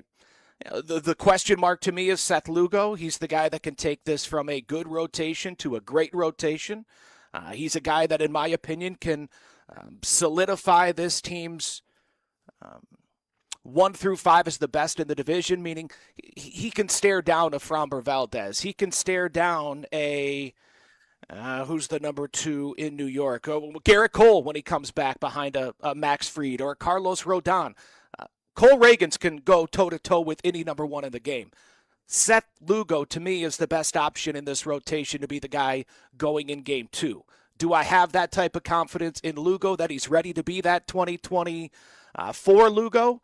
I was impressed with his first performance in the World Baseball Classic. Pretty quick hook against Italy. But Lugo's the one that I'll be most locked in when he takes the hill, because I think his early starts will kind of tell the story of what his 2026 is going to look like. I have no concerns with Reagan's. I think you can pencil in Waka's numbers. I don't know what the game could throw at Noah Cameron that he didn't experience last season. Cameron's a guy that even if he doesn't match the outstanding statistics he put up in his rookie campaign, I still think he's given you 5 innings and a chance to win every single night. And I love where Chris Bubic is. I think if he can stay healthy, I think he's primed for another run at the All-Star game, and that in the number 3 spot in your rotation is terrific, especially, again, when you're starting to compare yourself to Detroit. All-Star Chris Bubic going opposite Jack Flaherty. You take your pick. I'm happy to ride with Chris Bubic. So, no, I'm more than happy with where the rotation is, and when and if that injury does pop up, you have Ryan Bergert and maybe a Luinder Avila to call upon. Vern, when you look at, I guess, the rest of I was about to say the Bergert and Avila part, do you think that there's a point later in the season, just knowing that some of the guys are older, some of the guys have had injury histories lately, and Reagan's and Bubic, that's when they would kick around the 6-round rotation? I know you've said before you thought a lot of that was smoke. I think it might be smoke until July. And then if they need to cover some starts, maybe that's when they would entertain it. Yeah, I hope not. You always leave the possibility open, but I want Reagan's pitching every 5th game. I want Bubic pitching every 5th game. Lugo's the highest paid player on this team. I want him taking the ball every 5th day. Ryan Bergert's a fine pitcher, but you have 4 All-Stars and a guy that finished top 5 for the American League Rookie of the Year last year. Ryan Bergert's fine. I never really considered him as a rotation option to open the season, barring injury. He's great to have. That type of depth is the health of this rotation to go into a season. Not even, if we're being honest, there wasn't a competition for the number 5 spot. Yeah. I mean, Cody, you understand how rare that is to go into a camp and 1 through 5 is set. Now we're just seeing how good our depth is. Every team, even the best teams, have a competition for that 5 spot. So, I hope we never see a 6-man rotation. I think we will see Bergert make 10 to 15 starts as he covers for the likely injury that's going to pop up. And Avila, I still want him to be stretched out. I would still like him to start the season in Omaha. Because that's a guy, that stuff, that's someone that could, when Chris Bubic leaves in free agency this offseason, Luinder Avila's the type of guy that could have us in this exact same situation next year where you're going, hey, we don't even have a competition. The rotation is good, set, and stacked in 27. That changeup he threw to Vinny, that was, woo. I was like, okay, well, I see why they like the back-end bullpen stuff for Avila down the road if needed. No question about it, yeah. When you have that type of pitch mix to go along with velocity and extension, yeah, he's the total package and under 25. It's a great it's not even a problem, It's just a great discussion to have of, do we need him pitching high-leverage innings in April? I don't think so, right? Agreed. You have Estevez, you have Strom, you have Ursig, you have Schreiber. Those are the guys that are going to get the big spots early on. And I don't need Luinder Avila pitching, hey, we're up by 5, we're down by 5. So let's just keep him in Omaha and shoot. Maybe he leapfrogs Ryan Bergert and he becomes the first one called up when and if that injury pops up. Josh Vern, you're a Royals insider. Of course, we were right around the corner from having Vern's On Deck show as the season gets going next Friday. We'll talk more season preview next Wednesday, man. Sounds good. I appreciate it, guys. There you go, Josh Vern. We are getting up against the start of the 2026 season. Next week when we have him on, we'll talk some more season-long prediction type stuff. And before you know it, we'll be outside Gate D broadcasting live at Kauffman Stadium for opening day. We're playing 9 days. Yeah. A regular season game that counts. For their records. So, yeah, it's a huge, or it's coming up quick, I guess, and a huge season for their young core, as he mentioned with Michael, sorry. God, I'm never It's gonna get gonna. it right. He said it 3 different ways I in the know. interview. It's so hard. Oh, gosh, it just constantly gets me. Random question. The random question today brought to you by CM Mose & Son, HVAC, plumbing, and electrical. One call solves it all. For you, Gold. For you, Drew, over on the text line, 913-586-7965. And, of course, on YouTube, Twitter, Twitch, and Facebook. I stay in the chats over on YouTube and Twitch. Interact with you. Interact with other listeners. Like and subscribe on YouTube and Twitch and pop to the top of your feed. That we don't miss any part of the show. Another sports random question today, Drew. We don't have to get deep into our feelings today. Okay. Maybe tomorrow, maybe Friday. We'll see which way we go with it. But instead, a sports-related question is, yesterday, former Heisman-winning quarterback Matt Leinart has denied the request to unretire his jersey number after more than 2 decades. The number 11 still currently retired by USC. So the random question I have for you today is he being a jerk for not, unretiring his number? And I'll start. Kinda. What do you think, man? You just get a lifetime right because you were kind of cool in college for a while? It's 3 years of your life. You're not going to hold that number hostage forever. You accomplish some stuff. Unretire your number's not taking it away. If anything, it might bring your name back up in context. I think if he had a better NFL career, he wouldn't do this.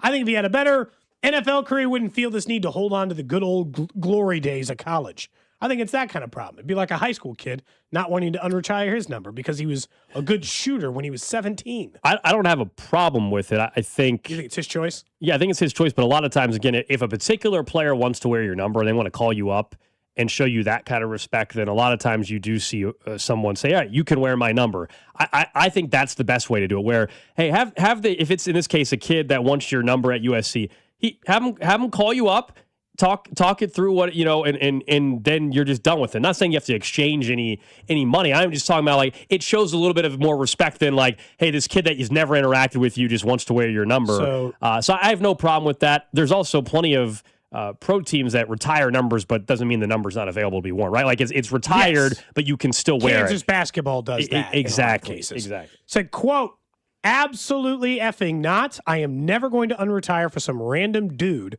who, by the way, could now wear number 11 and transfer after a year. I don't disagree, so this man. sounds like kind of the NIL era complaint to go with it. He does a podcast with Jerry Ferrara, the guy who played Turtle in Entourage. He talked about this on his podcast called Throwbacks. And so I also saw them talking about, like, the Fukijamas he got. Do you remember that episode of Entourage is great. When he searched out the special Turtle Fukijama shoes? They got like a pair for the 5 of them. He said they were like $80,000 or something nuts. But I mean, honestly, like, if I'm USC, like, you can't hold this number hostage forever. Sure you can. They retire the number. We got a lot of great players in our history. No, but he's an all-timer. He's an all-timer. If he doesn't want, if they retired your number and then now they want you to unretire it, it's his decision to make. Drew, what do you think? You think you should be able to keep it forever? I mean, yeah, because there's enough numbers to wear. I think that also are there. I mean, we really only do 1 to 99. So, like, yeah. To be clear, there aren't that many numbers. There are 99 of them. In college, though, you can double up on either side. So there's guys that wear 1 on offense, and then there's guys that wear 1 on defense as well. That happens in college. So I think that it's. I don't know why they asked, to be quite frank, to be honest. I don't know why. I think it's USC's fault for asking in the first place. It just doesn't. His point about the transfer stuff is also it doesn't make sense. Phenomenal point. This kid doesn't retire it. This kid you've never met or whatever, he's not going to stay at USC for 4 years either. So no. But some do. What if he happens to be the one? You can't know that until I still don't think it matters, though. Let him have. I think on a case by case example, if that player desperately wants to wear Matt Leinart's number, and it's for the good reason, it's because he wants to honor, Matt Leinart or whatever it may be, or there's a real family background with it, then call up Matt Leinart. And say, I'm not transferring. I'm a USC kid. And ask and feel out the conversation. And if Matt Leinart believes the kid or whatever, then I think you have the right to at least kind of gatekeep it a bit. He won the Heisman Trophy. Yeah. He did win the Heisman. He won a national title. I feel like But they had a number of guys like. Heisman Trophy national title, that was like a run of dudes there for a little while. Is O.J. Simpson's jersey still retired there? That's a little bit more complicated. Oh, no, I'm Marcus Allen, Reggie Bush, all those guys. Reggie Bush's Caleb jersey Williams, should they be all retired. won Heismans. Yeah, I understand that, but you're not retiring Caleb Williams' jersey. I think... Yeah, O.J. Simpson's jersey is still on display there, by the way. Yeah, I would... Yeah. Old. Well, he's also in the Hall of Fame. I Goes in the Hall of Fame. Matt Leinert's You're jersey shocked should that stay his retired. jersey's Like, retired. it's a school, you can just wash that away. You don't have to, like, I don't think I think draw attention to it. I think I think this is more on the school than it is anything else. Like Matt Leiner having that reaction absolutely is totally fine with me because we don't see too often, hey, we'd love to retire your number, you retire it, and then years later, we're thinking about unretiring your number. I know it's a thing. It happens in the NFL. There was a Bills player that wanted to do it, and I think they called up a former player and got permission from the family, even of someone that had passed away. I think what you said, which is what Kansas does, is probably honestly the way most of the schools should. Not just because I went to KU, but it's like, all right, we retire your number, but that number's open. The difference here with USC is that's not how they do it. So I don't expect Matt Leinart to proactively say, yeah, anybody can wear my number. This is kind of, this is weird because we were just having this longevity question about Jeter versus the other. In a weird way, it feels weird to hold a number hostage because in the NFL, Drew, they have 99 numbers and maybe you wear them both ways, but you change players every year, 2 years, 3 years. Do you know how many different people might wear an individual number in college? Like in the NFL, if I retire Patrick Mahomes' number, nobody ever wears 15 again. That's going to happen eventually one day. Well, he's going to have played for him for 18 years. In college, 3. So you just don't think any number should be retired in a college, weird way, I feel like Kansas's way is the only way college teams should do it, which is at maximum it's 3 years. Like in this case, Drew, you will eventually run out of numbers if you retire too many in college. Because in USC's history, they've had 8 players, Cody. I mean, you're acting like every 3 years they're retiring a number. No, they're not. It's not that often. And it's not like, and if Tim Tebow could have stayed 15 years at Florida, I'm sure he would have loved to stay 15 years at Florida. I think that there's also that to the equation where if you are... Is Tebow's number retired in Florida? I think it has to be. I think it has to be. Also, someone brought up, I forgot, Shedeur Sanders. I forgot Shedeur Sanders number got retired at Colorado. That should not have happened. I think anybody who wins a Heisman can have the little ceremony. Like Travis Hunter can have the ceremony. I think that if you, in the span of time that you're in college, if you win like Fernando Mendoza, 15, should be retired by IU, and no quarterback should be allowed to wear 50. Yeah, it should be at the very least. There are 3 players in Kansas football history. I looked it up. At the very least, you shouldn't be able to play the same position. Like, you shouldn't be quarterback wanting to wear number 11. No. At the very least. There are only 3 in Kansas history. 2 in Kansas State history. There's even less. The last number to be retired at Kansas State was Steve Grogan, who played there from 72 to 74. Can you name the last Kansas player? It was the 60s. So Riggins? It's been a minute. No, Gale Sayers. Oh, Sayers and Riggins, though, are the 2, that right? 2 of the 3, right? Sayers, the Kansas Comet, but Riggins is Riggins the other one? He's not even on the list. There's guys before Missouri that, have? like in the 40s. Missouri has 1, 2, 3, 4, 5, 6, 7. But again, I don't know if they do it so that you can never wear it again, or if they do it I got you. Because again, in college, Drew, part of it for me is just he's complaining about someone only spending he's only going to be there a year or 2 years and transfer. Calm down. You played there 3 years, not 37. Relax a little. But he won a national championship. Making it seem like he was there for 4 decades and the guy's only going to leave after a year. You spent 36 months there. He's there for 18. Chill a little. It's not that long. I do think there is something about if they, let's say they retire Pat's jersey, and then in 30, 40 years from now, 50 years from now, they're like, we were going to have the number 15 open. If anybody wore 15 again, it would only make you think of Patrick Mahomes. Sure. So not 100 years from now, but sure. But I think that from that context, it just feels like if somebody at USC wears number 5, that's Reggie Bush's number. Like if somebody at weirdly enough, it's been 20 years. I don't think I'd think about it right away. If somebody slapped on if the quarterback from USC this previous year had worn 11, I don't think I'd have noticed it. Drew. And I think that's part of what Leiner doesn't like about it. I don't think I think about quarterbacks' numbers from 2 decades ago. With Mahomes, who only played there 3 years. Again, that's the part of in baseball, when you think about the guy who wore Jeter's number or Brett's number or I don't know, man. If you Mahomes, because they were there for a decade and a half, 2 decades. We got to get to a break, but if you say USC quarterback, Matt Leiner's the first name I think of.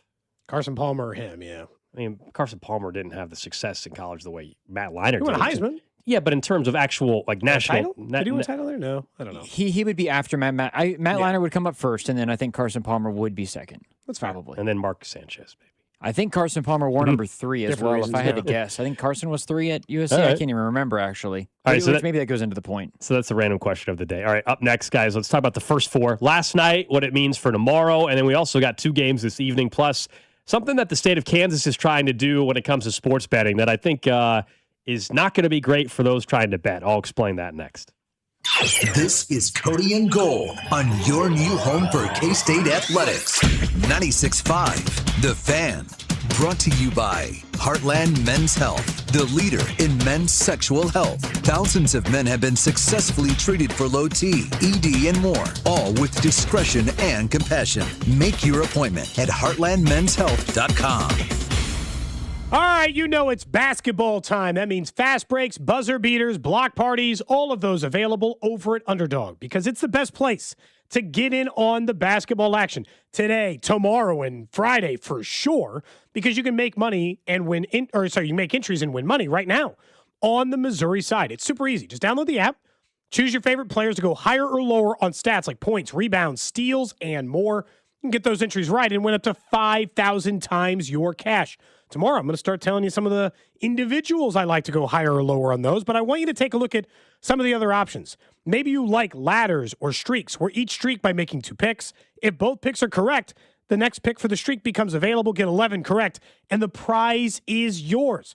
Between lots of different options and all those different choices, basketball this time of year should be over at Underdog. Download the app today and use promo code TAPP, T-A-P-P, to score $50 in bonus entries when you play your first $5 using promo code TAPP, T-A-P-P. Underdog, make plays, win money. Must be 18 plus and present in Missouri. Terms apply. See assets at underdogfantasy.com/web/playing terms.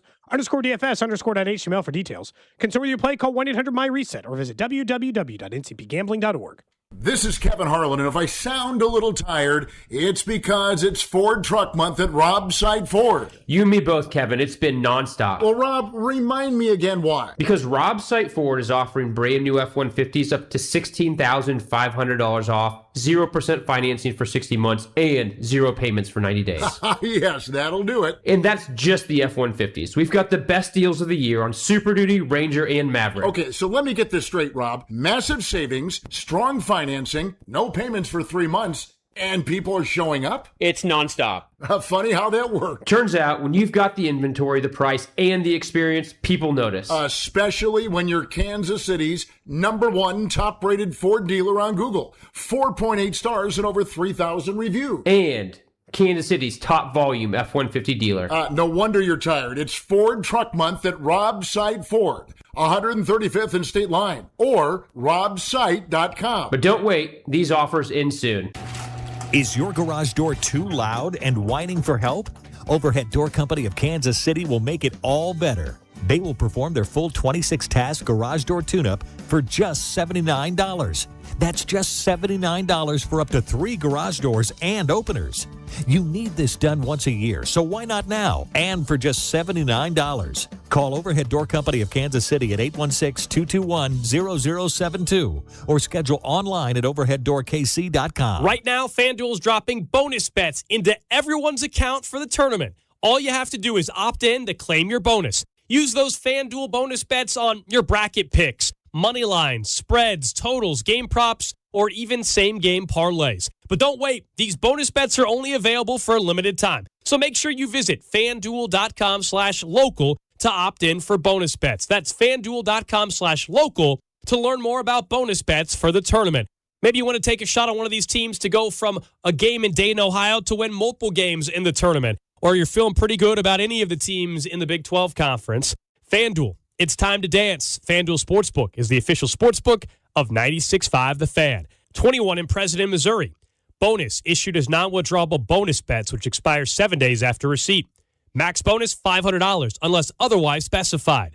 Restrictions apply. See terms at sportsbook.fanduel.com. Gambling problem? Call 1-800-GAMBLER. Rally House, shop every team in town. College and pro, come on, it's time to go. The season starts at Rally House. From jerseys and hats to tumblers for game day, it's where outrageous selection meets every fan's style. Kansas, Missouri, Kansas State, Chiefs and Royals make KC great. Rally House, it's your city, it's your house, it's the Rally House. Level up your fandom in-store or online at rallyhouse.com. Call Hamilton today for our $79 mainline drain cleaning special. The pros at Hamilton will inspect your drains with video camera technology to pinpoint exactly what is needed to clear those clogs and help prevent expensive drain repairs. The expert technicians at Hamilton are ready 7 days a week to solve your problem the right way, the first time. Over 40 years experience and more than 8,000 five-star reviews are great reasons to trust Hamilton. Visit callhamilton.com/radio for details, terms, and conditions. License number 2025-11121. Carpal tunnel syndrome, heart failure that doesn't improve with common medicines. These are some signs and symptoms associated with ATTR-CM, or the cardiomyopathy of ATTR amyloidosis, a serious heart condition with symptoms that get worse over time. Amvuttra, vutrisiran, is a prescription medicine given by a healthcare provider that treats ATTR-CM in adults to reduce heart-related death, hospital stays, and urgent visits. In a clinical study, Amvuttra was proven to help people live longer and have fewer heart-related hospital stays and urgent visits over 3 years compared to placebo. Amvuttra lowers the amount of vitamin A in your blood, which can affect vision. Other side effects include pain in the arms or legs, pain in the joints, and shortness of breath. These are not all the possible side effects of Amvuttra. For prescribing information, call 1-833-256-2748 or learn more at amvuttra.com. Ask your doctor about Amvuttra for ATTR-CM. This is the story of the one. As a procurement manager for a hospital system, she keeps every facility in her network stocked and ready. That's why she counts on Grainger to be her single source for thousands of products, from disinfectants to lighting, air filters, and more. And with fast, dependable delivery, Grainger helps her keep every facility stocked, safe, and running smoothly. Call 1-800-GRAINGER, click Grainger.com, or just stop by. Grainger, for the ones who get it done. Febreze. New Febreze Air Mist has 50% more odor fighters and up to 30% more fragrance than the old formula. So now you can take on 100% more stinky odors, like sweaty gym bags, greasy cooking smells, and the after effects of the dog rolling around in something. Just spray, and new Febreze Air instantly restores just clean freshness. Smell you later, odor. Breathe happy, Febreze, la la la la la. Vern's On Deck show for the Royals home opener against the Twins on March 30th starts at 2. First pitch just after 3. All right here on your home for Royals baseball. 96.5 The Fan, KFNZ FM and AM, HD1 and HD2 Kansas City in Odyssey Sports Station.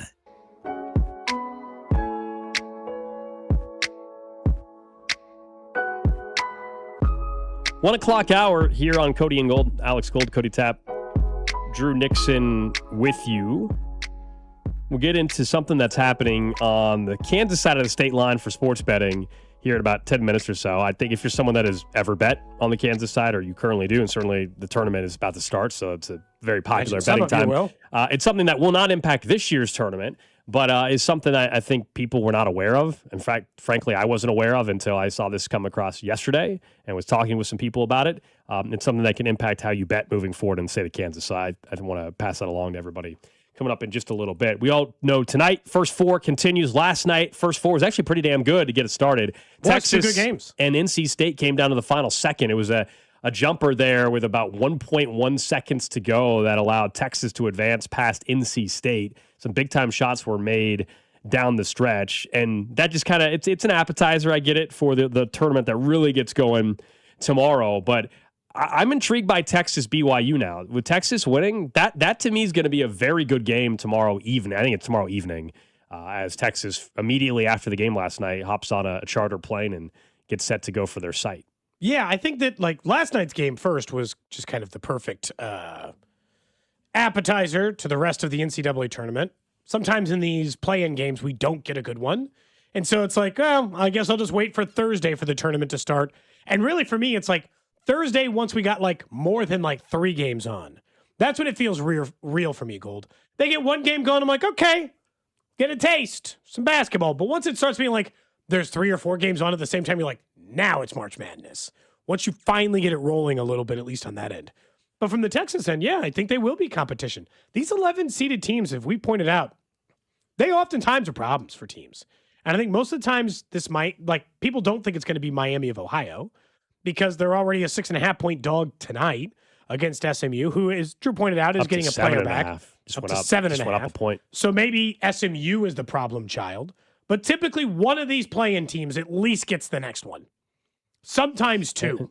Because I think sometimes it's just about like getting a little bit of confidence and spreading it out. Like having to play that third game might get you, but having to play 2 times in 3 days, lots of college basketball teams that. Kansas plays on a Saturday and on a big Monday.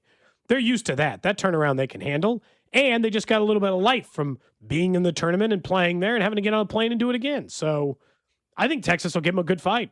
I also am actively rooting for Miami of Ohio tonight because I just don't like, one, underdogs are fun. Who isn't going to root for them? A squad that went, what did they go, 33-1 or 32-1 or whatever the hell they went? Yeah, something like that. I think it's 31-1, but so yeah, whatever. I want to see that team have success, even though they dropped one in the tournament. What is their best win in the year? Do they have a single decent win? Drew, do you know? Their single decent win is at home against Akron, probably. Their best win, that might be the best one. Is Akron a tournament That team? was the whole strength of schedule argument. Akron are a 12 seed, and they might actually – I think they're actually better than Miami of Ohio is, actually. But you think Akron's better than Miami of Ohio? Yes. I mean, is that the team who beat them in their conference tournament? No. Okay. Oh, it was UMass who beat them in their conference tournament. That's right. I remember that. And that was the whole conversation around Miami, Ohio. So they didn't play anybody. So they their best win was not in non-conference. They scraped by multiple times in the MAC as well to teams like UConn or like UMass and Ohio, Buffalo. Buffalo. Like they were scraping by. At the end of the season, totally agree. At the early part of the season, they were winning. I don't know if it was like handily, but they were winning by 8 to 10 points, sometimes 20 points.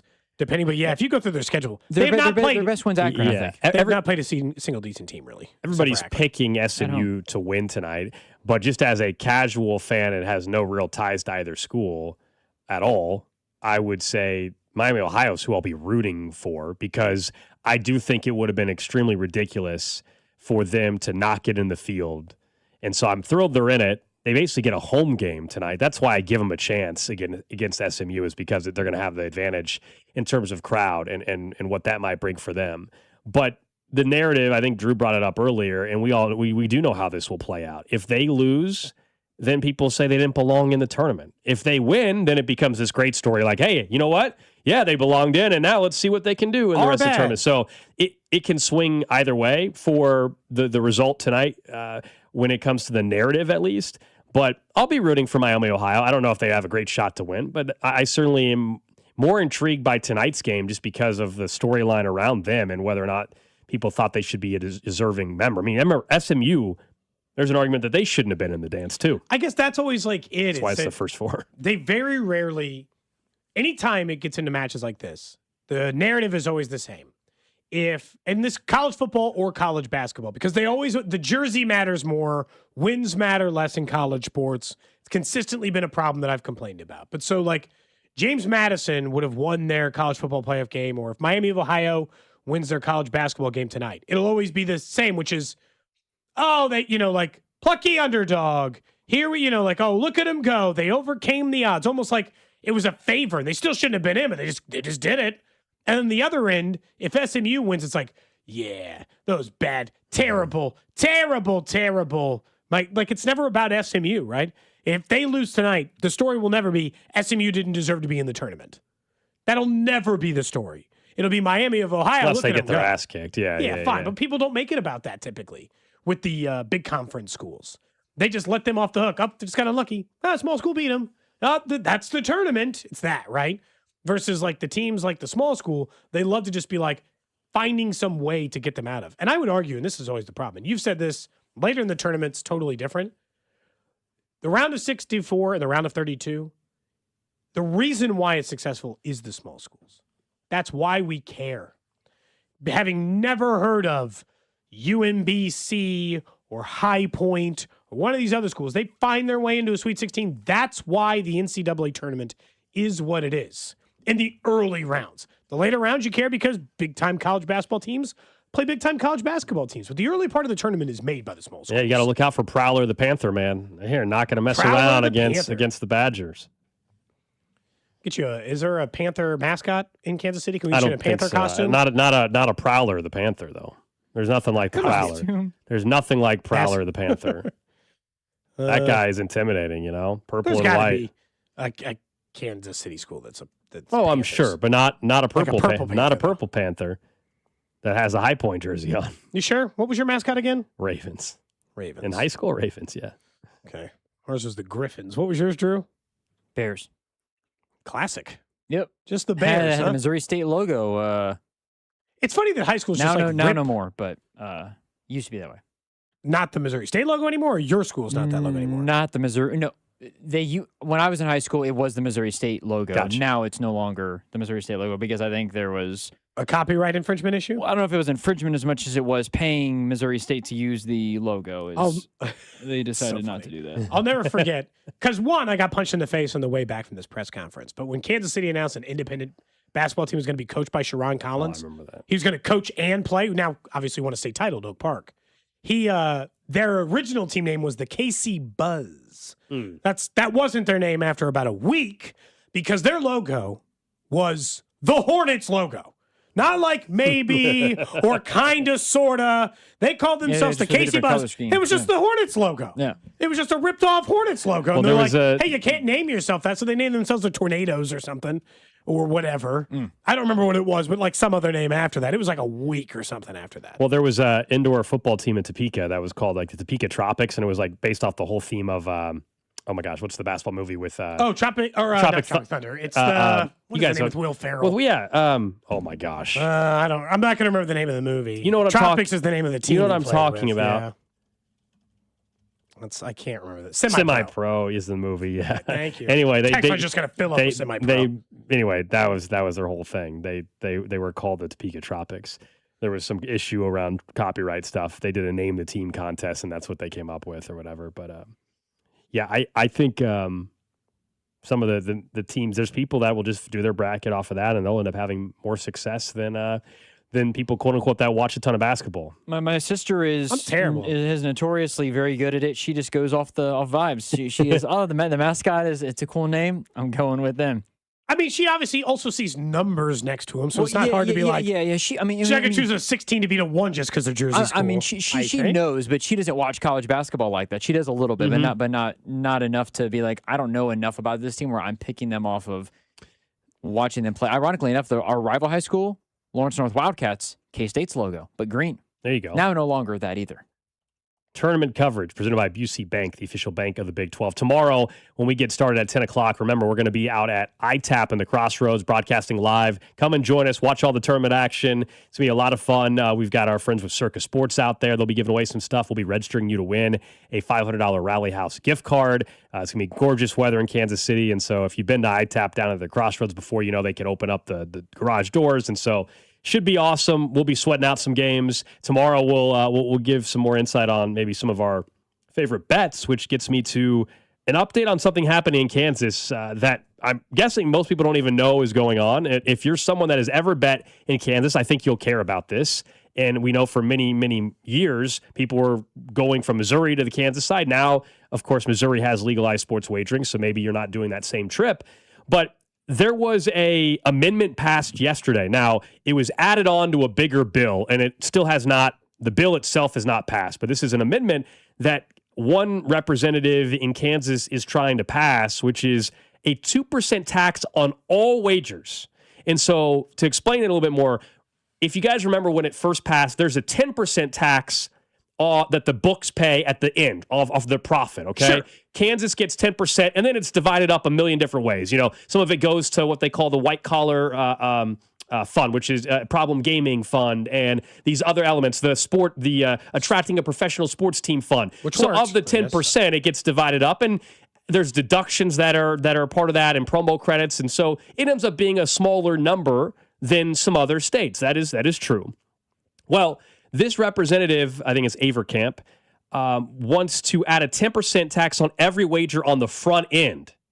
So the problem with this is, for like, why should you care, is essentially you are in a position where if you just put in, let's say, $100 deposit and you never withdraw the money that you won, every time you do a new wager, you're technically it's losing 2%. 2%. And it's not even so much that like it's not like, hey, I got to go when I file my taxes, I got to do 2%. That's not what this is. This is the books. But it impacts you because when you go and make a bet right now, you see minus 110, right? You see Chiefs minus 6.5, but it's minus 110 as the odds that you're paying versus plus money.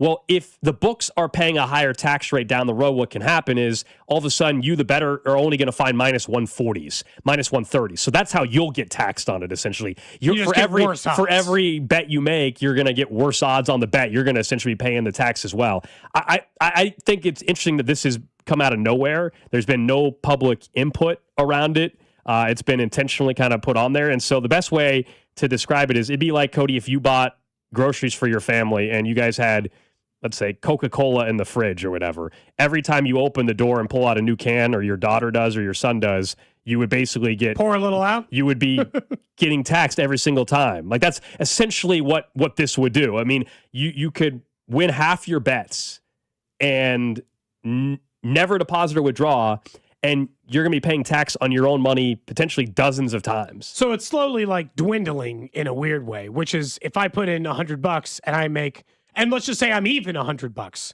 Yeah. I've bet 5 times, $20 each time.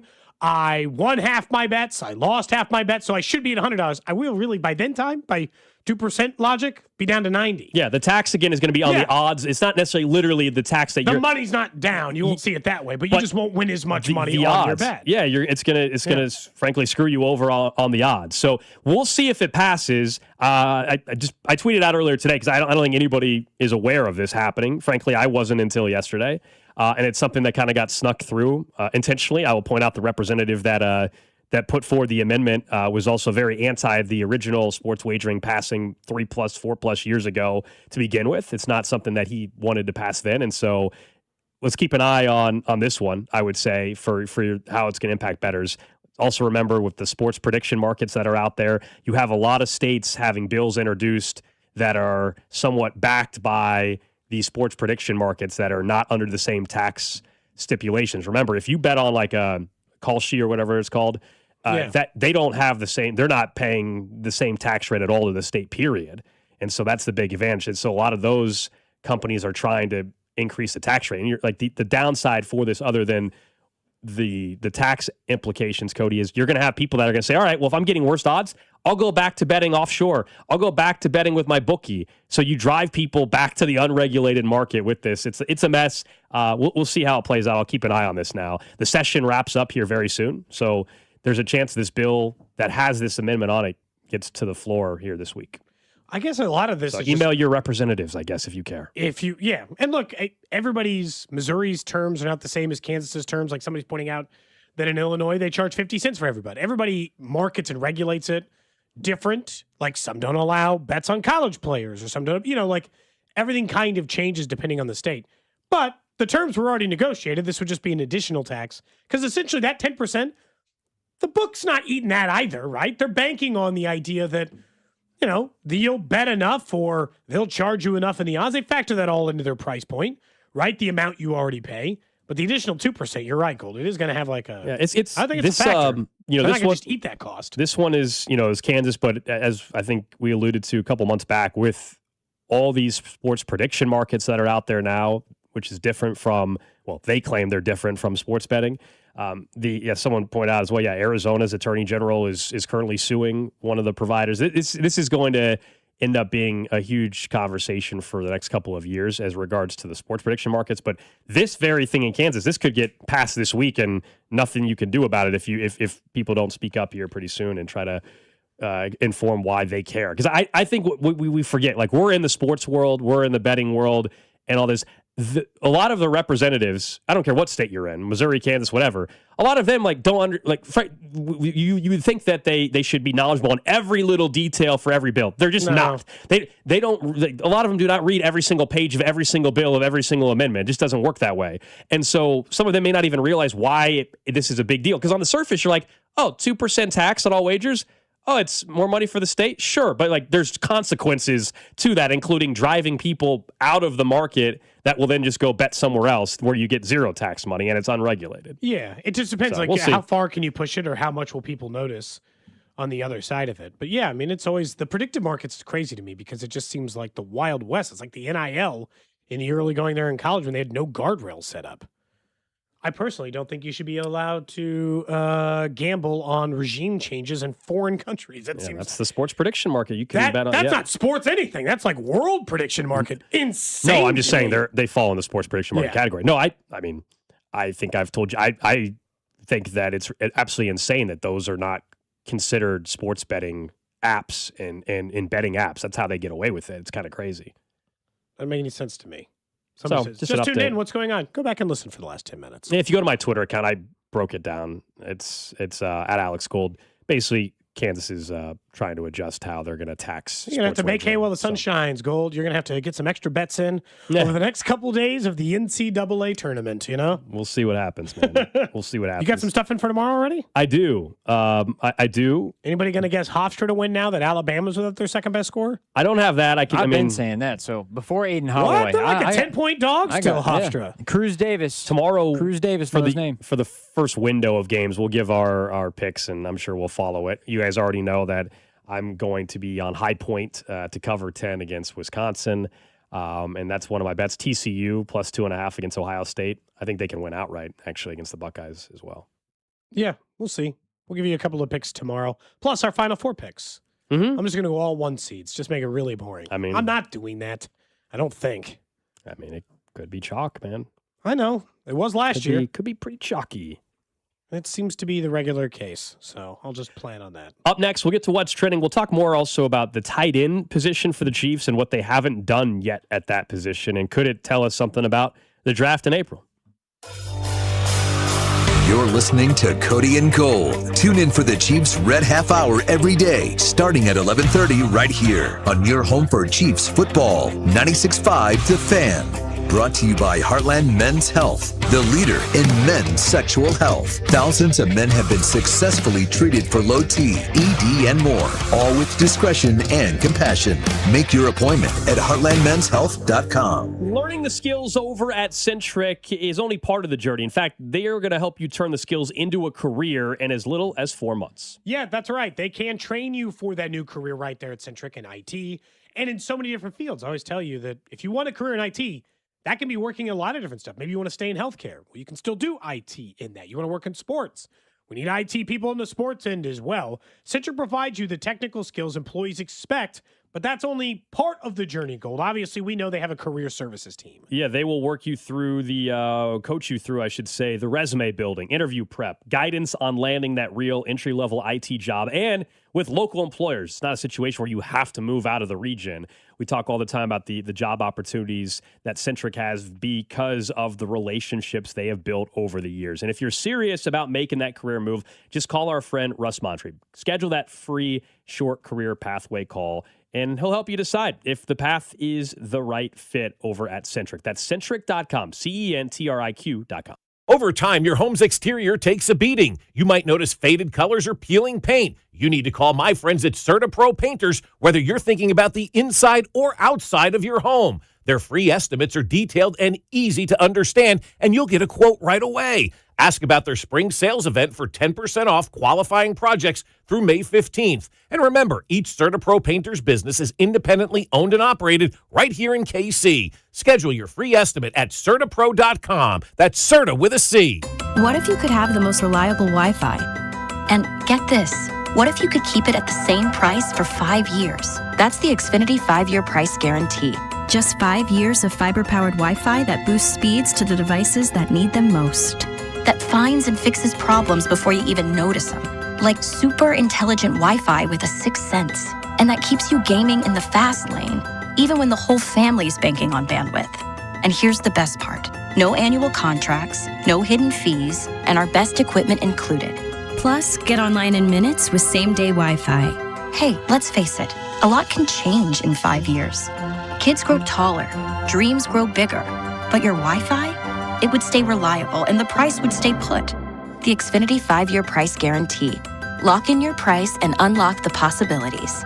Xfinity, imagine that. Select plans only. Restrictions apply. Powered by fiber. Connected to the premises by coaxial cable. Actual speeds vary. Right now, FanDuel is dropping bonus bets into everybody's account for the tournament. All you have to do is opt in to claim your bonus. Use your FanDuel bonus bets on your bracket picks, money lines, spreads, totals, game props, or even a same-game parlay. But don't wait. These bonus bets are only available for a limited time.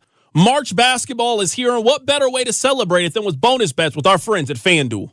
So make sure that you visit FanDuel.com/local to opt in for bonus bets. That's FanDuel.com/local to learn more about bonus bets for the tournament. So whether you think Kansas has a chance to make it all the way to the Final Four, or maybe you think that Missouri has a chance to make it to the second weekend, FanDuel, America's #1 sportsbook app and the official sportsbook of 96.5 The Fan. 21 and present in Missouri. Bonus issued as non-withdrawable bonus bets. Price 7 days receipt.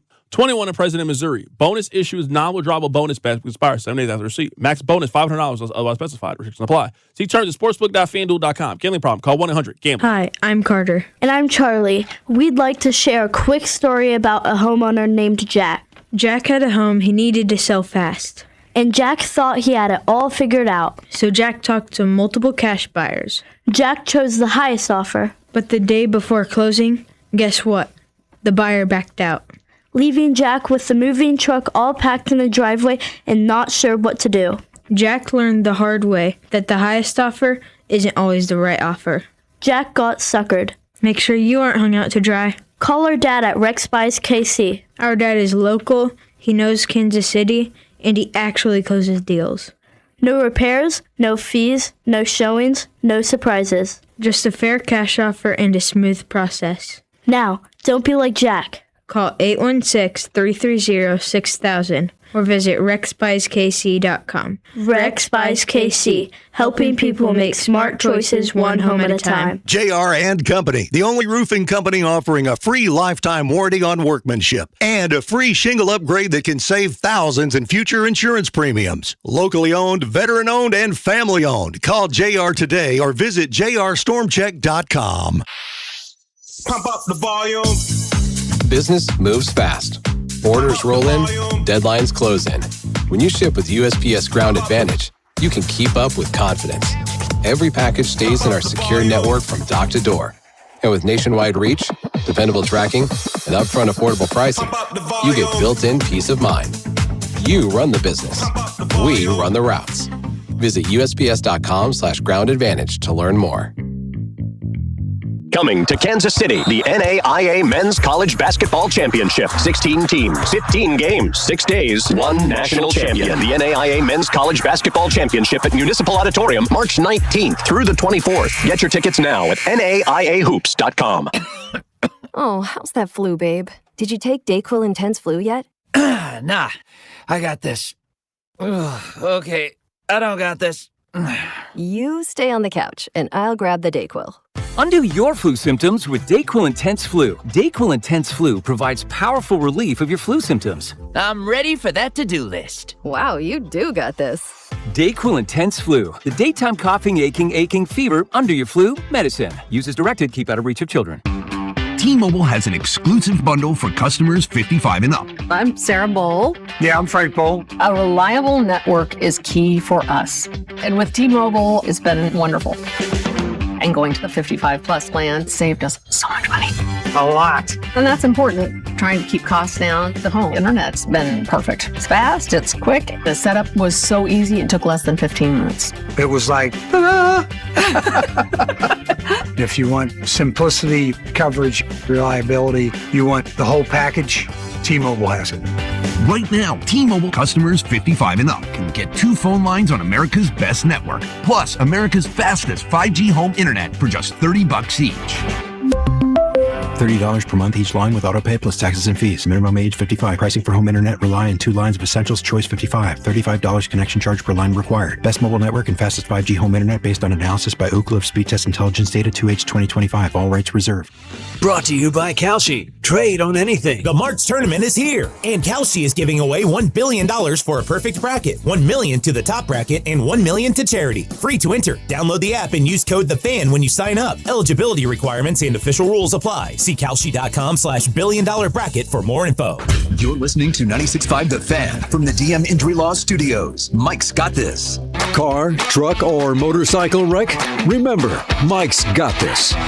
816-888-7500. Mike's got this. Hey, it's Scott Parks, and we've launched Beyond the Pitch KC, a podcast on how Kansas City landed the world's largest sporting event, presented by Commerce Bank. Visit commercebank.com/soccer26. Subscribe on the Odyssey app or wherever you get your podcasts. What's trending? Cheddar, mozzarella, Havarti. What's trending is brought to you by Gann Asphalt and Concrete, trusted in Kansas City since 1994. One contractor, all things parking lot. Tonight, first four action in Dayton, Ohio. Prairie View, A&M, and Lehigh. A pair of 16 seeds will get it going at 5:40. If you were curious, Lehigh is a slight favorite. Also, Miami, Ohio, and SMU. We talked about that game already. That's the late one tonight. Does not start till at least 8:15. 2-11 seeds. Miami, Ohio are going to have a virtual home game, but they are decent-sized dogs to SMU. Quick test for you, Drew. What's Lehigh's mascot? Feels like the thing you'd know. Probably knows. He probably knows. He probably does know. The last time you quizzed him on one, I didn't think he'd know. He knew immediately. Do you know it? I think it's the Hawks. It might be something close. before Close. Hawks. Oh! Before Hawks. The Mountain Hawk. Mountain Hawks, yeah. That's it's a different right. kind of hawk, man. Lehigh Mountain Hawks. Hawks. I'm afraid I can only give you partial credit for that. I knew it. Next up on What's Trending, Venezuela beat the U.S. in the WBC final last night, 3-2. Michael Garcia. We should play Michael again later on the show before we get out of here. I updated the song to fit his name better. Michael Garcia, as he goes by now, was named the WBC MVP of the entire tournament. A lot of really cool moments. Ronald Acuna and Salvador Perez and three different Royals, obviously WBC champs. But Bobby Wood Jr.'s team comes up just short in the loss to Venezuela last night. Elsewhere in What's Trending here on Cody and Gold, Cole Reagans named the opening day starter for the Kansas City Royals when they open up next Friday against the Atlanta Braves. No surprise, third straight year for Cole Reagans. And the Royals also announced a couple roster moves. Burgert sent down to AAA Omaha. He will begin the season there. I would be shocked at some point in the first month or two of the season if he doesn't end up back with the big league club. I understand that would require an injury, but it's baseball. That's just how it works. Yeah. Yeah, typically. Next up on What's Trending, the WNBA and their union reach a verbal agreement on a new CBA after weeks of tense discussions going in there. It's a pretty good win for the players and probably a pretty good sign of the health of the league. They went from a $1.2 million salary cap. I was shocked, Gold, shocked. It was that low. A $1.2 million salary cap to a $7 million salary cap and raised the league minimums upwards of $300,000 for anybody who's on a roster in the league. Pretty good win for the players overall. Pretty good sign for the health of the league. So congrats on the WNBA and their players and reaching a verbal agreement on a new CBA. I'm fine if Major League Baseball is intense, just as long as they get the deal done. This one was said to be pretty intense. They were pulling all-nighters. Yeah, there was a lot in some instances, I think. It was some long nights to try to get that thing done. That's what's trending here on Cody and Gold, as we mentioned a few times. Tomorrow, hope to see you guys out in person. All three of us are going to be at ITAP in the Crossroads with Circus Sports. We'll be hanging out there watching all the tournament action. We'll be there from 10 to 2. The games start around 11 o'clock or so. Someone was asking, would we be there after the show? Depending on the afternoon slate, I might hang out a little bit after on Thursday and then same on Friday. Now, KU I'll be and down MU, there as long as the Wisconsin game's going on. There you go. And that starts at 12:50. So probably Drew will be there at least till 3. Yeah, it'll probably be at too, least 3 o'clock, 3:30. Watch that. I'll be there for that first afternoon slate of games. So stop on by if you if you're getting off work early. I know, as we know, Thursday and Friday of the tournament, there's a lot of people that have a bunch of out-of-office work meetings to attend, and just magically they end up at a bar watching games, you know? It was like the two students I got an email from on Tuesday that said, I'm not feeling very well. I'm like, on St. Patrick's Day, huh? I legitimately think convenient timing. They should make the first Thursday and Friday national holidays where everybody just give everybody time off, enjoy the games. You don't have to do anything. You don't have to go anywhere. Take the time off. If you don't like college basketball, take the time off. The problem is, like, if I got to choose between, like, let's say they made the Monday after the Super Bowl. Yeah, people would choose that one. People would choose or the Thursday, Friday, the NCAA tournament. I assume Super they would choose the Super Bowl. The problem is, it doesn't. I mean, sure, it sounds good. It doesn't help me at all. Yeah, selfishly. You think Specs gonna, like, if they made it a federal holiday that Thursday and Friday days off, you think I get to just kick it at home and watch basketball? Yeah, but we still, to an extent, can watch it in here. Like I'll have the quad. You know, we'll have the. Ooh, we still got to work. Yeah. It's not watching it the way you want to watch it. Sure. On your couch, quad box, watching every single moment of basketball, Yeah. It's not the true way. So hopefully you stop by. Maybe you have a lunch hour or whatever on Thursday or Friday. We'll be out at ITAP in the Crossroads, a chance to register to win a $500 gift card to Rally House as well. That'll get you geared up before the start of the baseball season. Yeah, whether it be like that or if you were thinking you wanted some old WBC gear just to support the U.S., whatever it is, or upcoming USA gear for the World Cup that will be in Kansas City here very soon. Oh, yeah. Rally House will obviously get you covered. So why not come out and see us over the next 2 days, Thursday and Friday? And, by the way, this is not going to be your only chance to get a $500 Rally House gift card. We'll be out there the Friday the Royals open the season, too, at Rally House, not at ITAP. But you at least get the point. We'll tell you more about that next week. Let's talk a little bit about baseball. We talked with Cole Reagans, at least with Vern, and I was interested to hear what he had to say, not just about Cole Reagans, a player that he said is top 10 in baseball when healthy, but also the swing guy in the rotation. Funny enough, because Reagans is I could see why he says it's Seth Lugo. If Seth Lugo is really good, like 2 years ago, Seth Lugo, that this rotation goes from pretty good to great, one of the best in baseball. I view Reagans as the swing guy.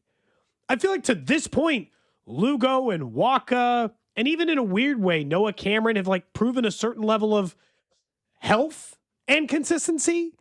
And Reagans is a swing guy for me that if he ends up starting 30 games for this team, well, I can make up for any problems I have with Lugo. I can make up for any issues maybe Waka entails over the course of it, or Bubic goes through a 1 week slump.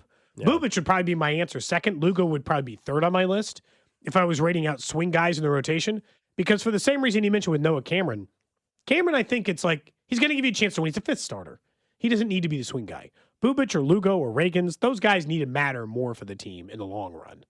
Yeah, when you have an ace of your staff, and the only ace is Cole Reagans, he's been your opening day starter for 3 consecutive years. He's got the strikeout ability. He can be a top 5 strikeout guy in baseball. Yeah, if he is healthy all year, you're getting one of the better pitchers in baseball to anchor your rotation. So a swing player in that regard. I still think, though, based off of what the post-trade deadline Seth Lugo looked like. It was rough. If that, and hopefully it was just injury. If that's what he is, and that is a problem for them. Big problem. Yes, they have depth, but Seth Lugo, they're not kicking him out of the rotation until they give him a chance to work his way out of it. So it's not like a guy that's not a veteran where, hey, if for example, even Noah Cameron, if Noah Cameron struggled early on the season, it's more likely they would move him around than if Seth Lugo struggled the first 3 weeks of the season, just because of the veteran, because of the contract and things like that. So I think, yeah, they're swing candidates.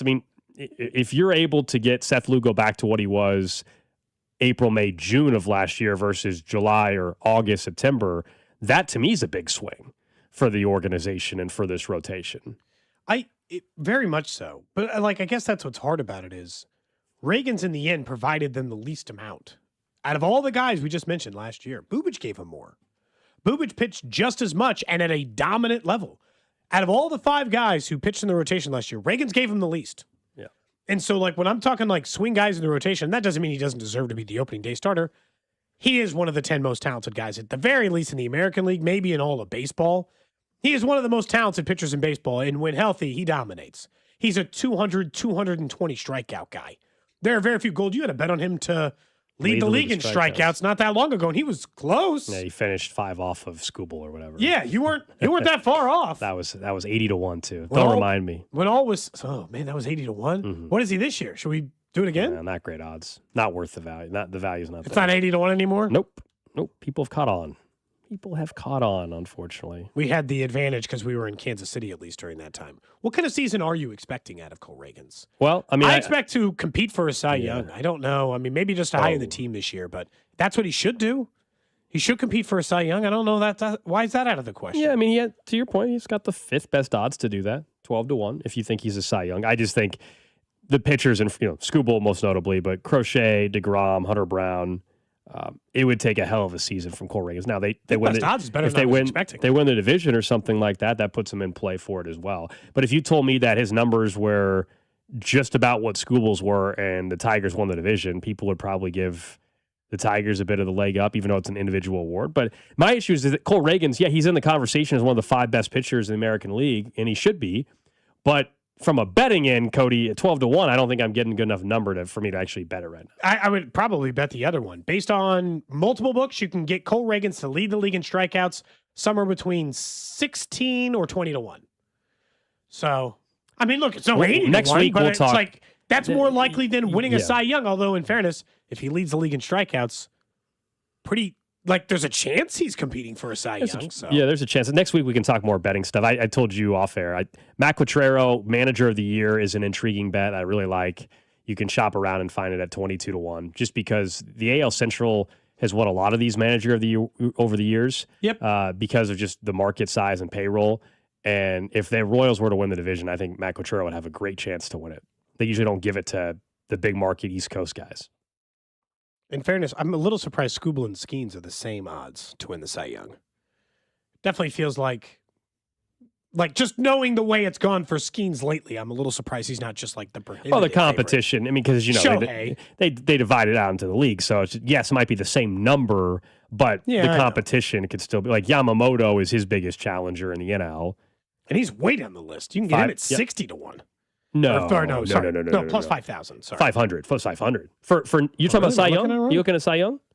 NL Cy Young. Oh no, that's the lead league in strikeouts. Sorry, Yeah, I was still looking at the you're strikeout good. odds. I was not like, I was still looking at the strikeout odds. You had the Cy Young odds up. If you can find Yamamoto at 50-1, Cody, please hammer that. Please. We'll go bet it together. He's 5-1. Yeah, 50-1 would be insane. I was looking. He's 50-1 to lead the league in strikeouts. Gotcha. They don't think he's going to do that. I apologize. No, I it's just all looked good. at it. It's wrong. all good. That's why I was getting confused in the Cy Young versus the strikeout. So we'll have some fun with some of this stuff next week, though, because Carter Jensen's in the conversation for Rookie of the Year. There's a lot next week when we get to opening day. Can you believe it's only 9 days? No, away? everything snuck up on us here. How? Normally it sneaks up on us because the Chiefs are in the Super Bowl and the timeline gets scrunched. How the hell did the time get away from us this time? Yeah, I think the WBC probably did a lot of that. A little more on Michael Garcia. And as a reminder, he's going by Michael Garcia now. I fixed the song and everything. Is this, like somebody asked me earlier, it was the same texture multiple times, and I think they were over in the YouTube chat as well, saying, why aren't we talking about Michael Garcia as an MVP candidate, knowing what he's been up against? And I said, there's one real simple problem with that. In order to win MVP, you have to hit home runs. And honestly, a lot of them. Like a ton of them. And you have to be name brand, name recognition in every market in all of the U.S. Like Bobby Wood Jr. being in Kansas City hurts him, but not now because everybody knows who Bobby Wood Jr. is. Because he's been one of the 5 best players in the sport for multiple years. I don't think Michael Garcia's got any chance to win MVP. I think Bobby Wood Jr.'s got a real chance to win MVP, but he can have as good of a season as before. I was a little bit worried about like a little bit of a backslide from Garcia. Like maybe the numbers came back to earth. This is 1 year he's done it. But the way he's playing since and the confidence he's playing with, I feel like he is this player now. He has turned into this player. The level of play you got last year is the level of play you're going to get, is what it's starting to feel like with him. Yeah, I think everybody's confidence is up with Michael after what he just did in the WBC. The contract extension they gave him also clearly told you the confidence that the organization believes last year was real, and that wasn't fluky or anything like that.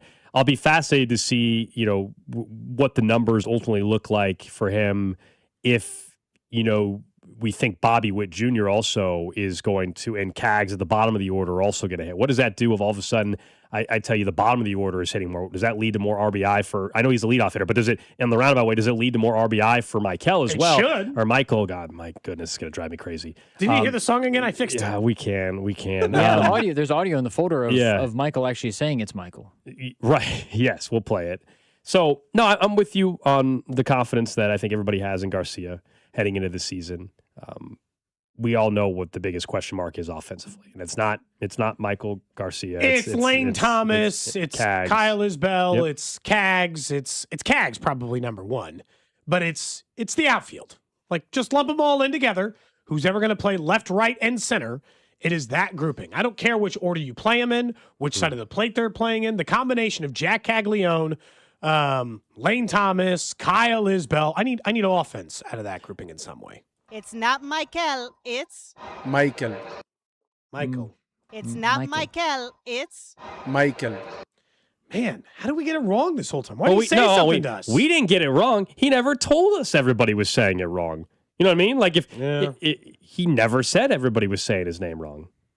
It's not Michael. I felt really bad yesterday. You guys are giving me such a hard time about my song. Yeah, It'd be because like finding out Pasquantino, he pronounced his name different. Talking about Michael doesn't work anymore. No, so it doesn't. You quickly... I did quickly this morning fix it.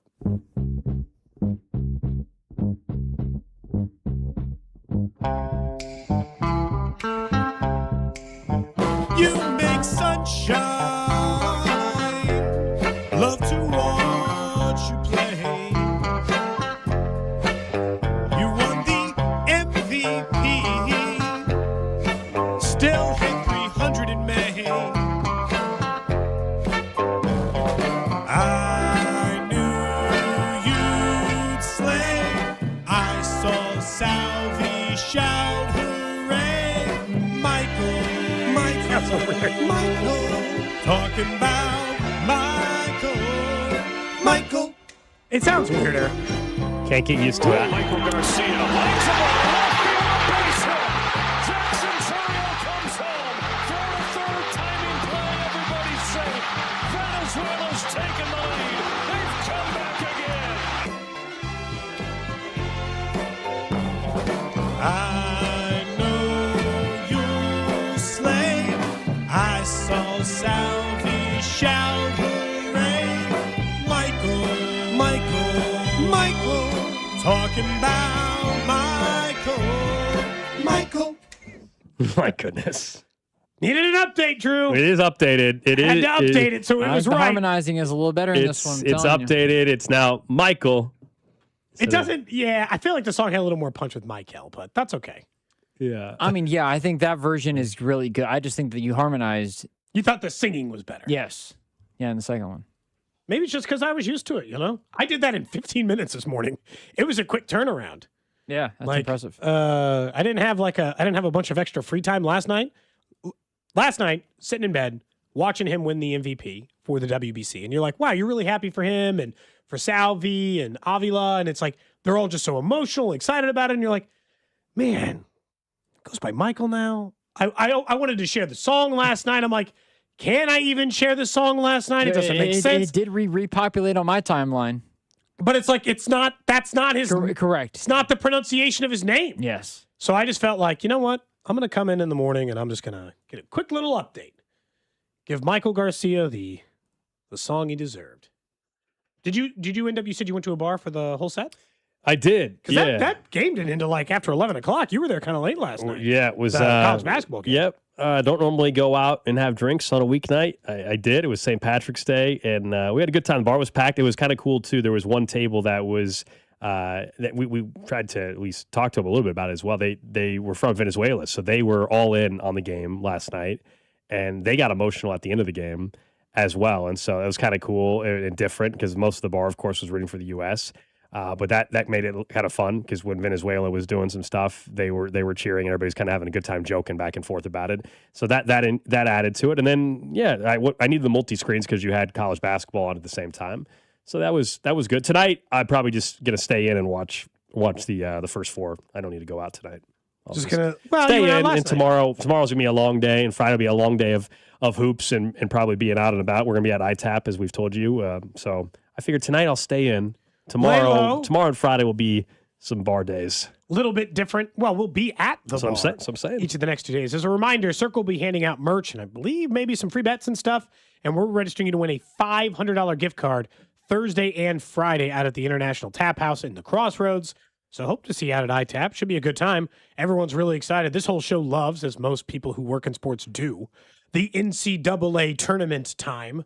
We'll give you our Final Four predictions tomorrow. But yeah, we'll be out and about. And Thursday and Friday. Actually, this show's out and about. I think 4 shows out of the next 8 we're at a studio. We are. So if you want to come see us, there's a greater chance that it does result in some pleasure. That's right. It could. It really could. Have you guys already got your brackets done? I do not have the entire bracket done. I know who my Final Four is. We'll unveil that tomorrow, all 3 of us. I have not hit the the submit button. Let's put it that way on the bracket challenge. The submit button has not been hit. I'll do that tonight. I got to get caught up on a few things. People are hitting me up about fantasy baseball, a league we did last year. I got to get that set up tonight. There's a couple like logistical things I need to just wrap up tonight that are not all that important in the world, but I need to get them done. Bracket is one of them. Fantasy baseball league set up tonight as well. So you're just like trying to slowly work through some clerical work? Yes. Alex Gold clerical duties? That's what it is. Yeah, housekeeping. Yeah. Get caught back up. That's like right. usually for like laundry or cleaning or dusting or vacuuming for me. Yes. But sounds like yours is that for stuff fantasy is taken care baseball of. And the others. The real important stuff in life. Sometimes that stuff requires. From the 75, is there a Cody Gold bracket this year? Nope. The lawyers demanded. Corporate lawyers. No, we are not doing it. Yeah. Are you guys going to post a picture of your bracket for social media? No. I've never done that. No, but on the show tomorrow, on the show tomorrow, we'll say who our Final Four is. But no, I never post my bracket. I don't think anybody cares to see it. People post theirs though. I've seen people post them before. I think Drew does. Mm-hmm. Yep. But it's more like on the show. We'll just hey, here's my Final Four, and we'll joke about it. Or here's the upset or two. We'll talk about it, and then we give each other a hard time when somebody's way wrong on their pick. Yep. That's what we do. Which is inevitable. Last year, definitely going to happen. Through the first 2 rounds, and then I finished last on the show. Oh, yeah. Yeah, Drew finished last. I finished last. I was really finished bad. last. His team was like at the bottom of the entire Cody Gold bracket challenge. I finished poor. That's right. Initially, I started poor. Because I got off to a terrible start. I got off to an awesome start. Yeah, and then I think at the end of it, I ended up finishing higher. Than me. Yeah. Yeah, absolutely. Yeah, Drew, I forgot. Your team was your bracket last year was bad. The best bracket I've ever had is 2015. I had 7 of the 8 Elite 8, all Final Four, the national title, and 13 of the 16 in the Sweet 16. Correct. That's the best I've ever done. Never gotten close. The key with the brackets is like everybody wants to say they predicted the first round upset, but that's not how you win your bracket pool. It's you got to make sure you got the full Final Four intact and you got the right national champion. You can pick the 2 upsets. That's cool. Like good for you, but it doesn't help you win your bracket challenge really. Now, if you just want to that's why since sports betting was legalized, I've gotten less interested in filling out the bracket because I'll just pick a game or two that I think is an upset or whatever and just bet it that way instead of doing a bracket challenge where the odds of winning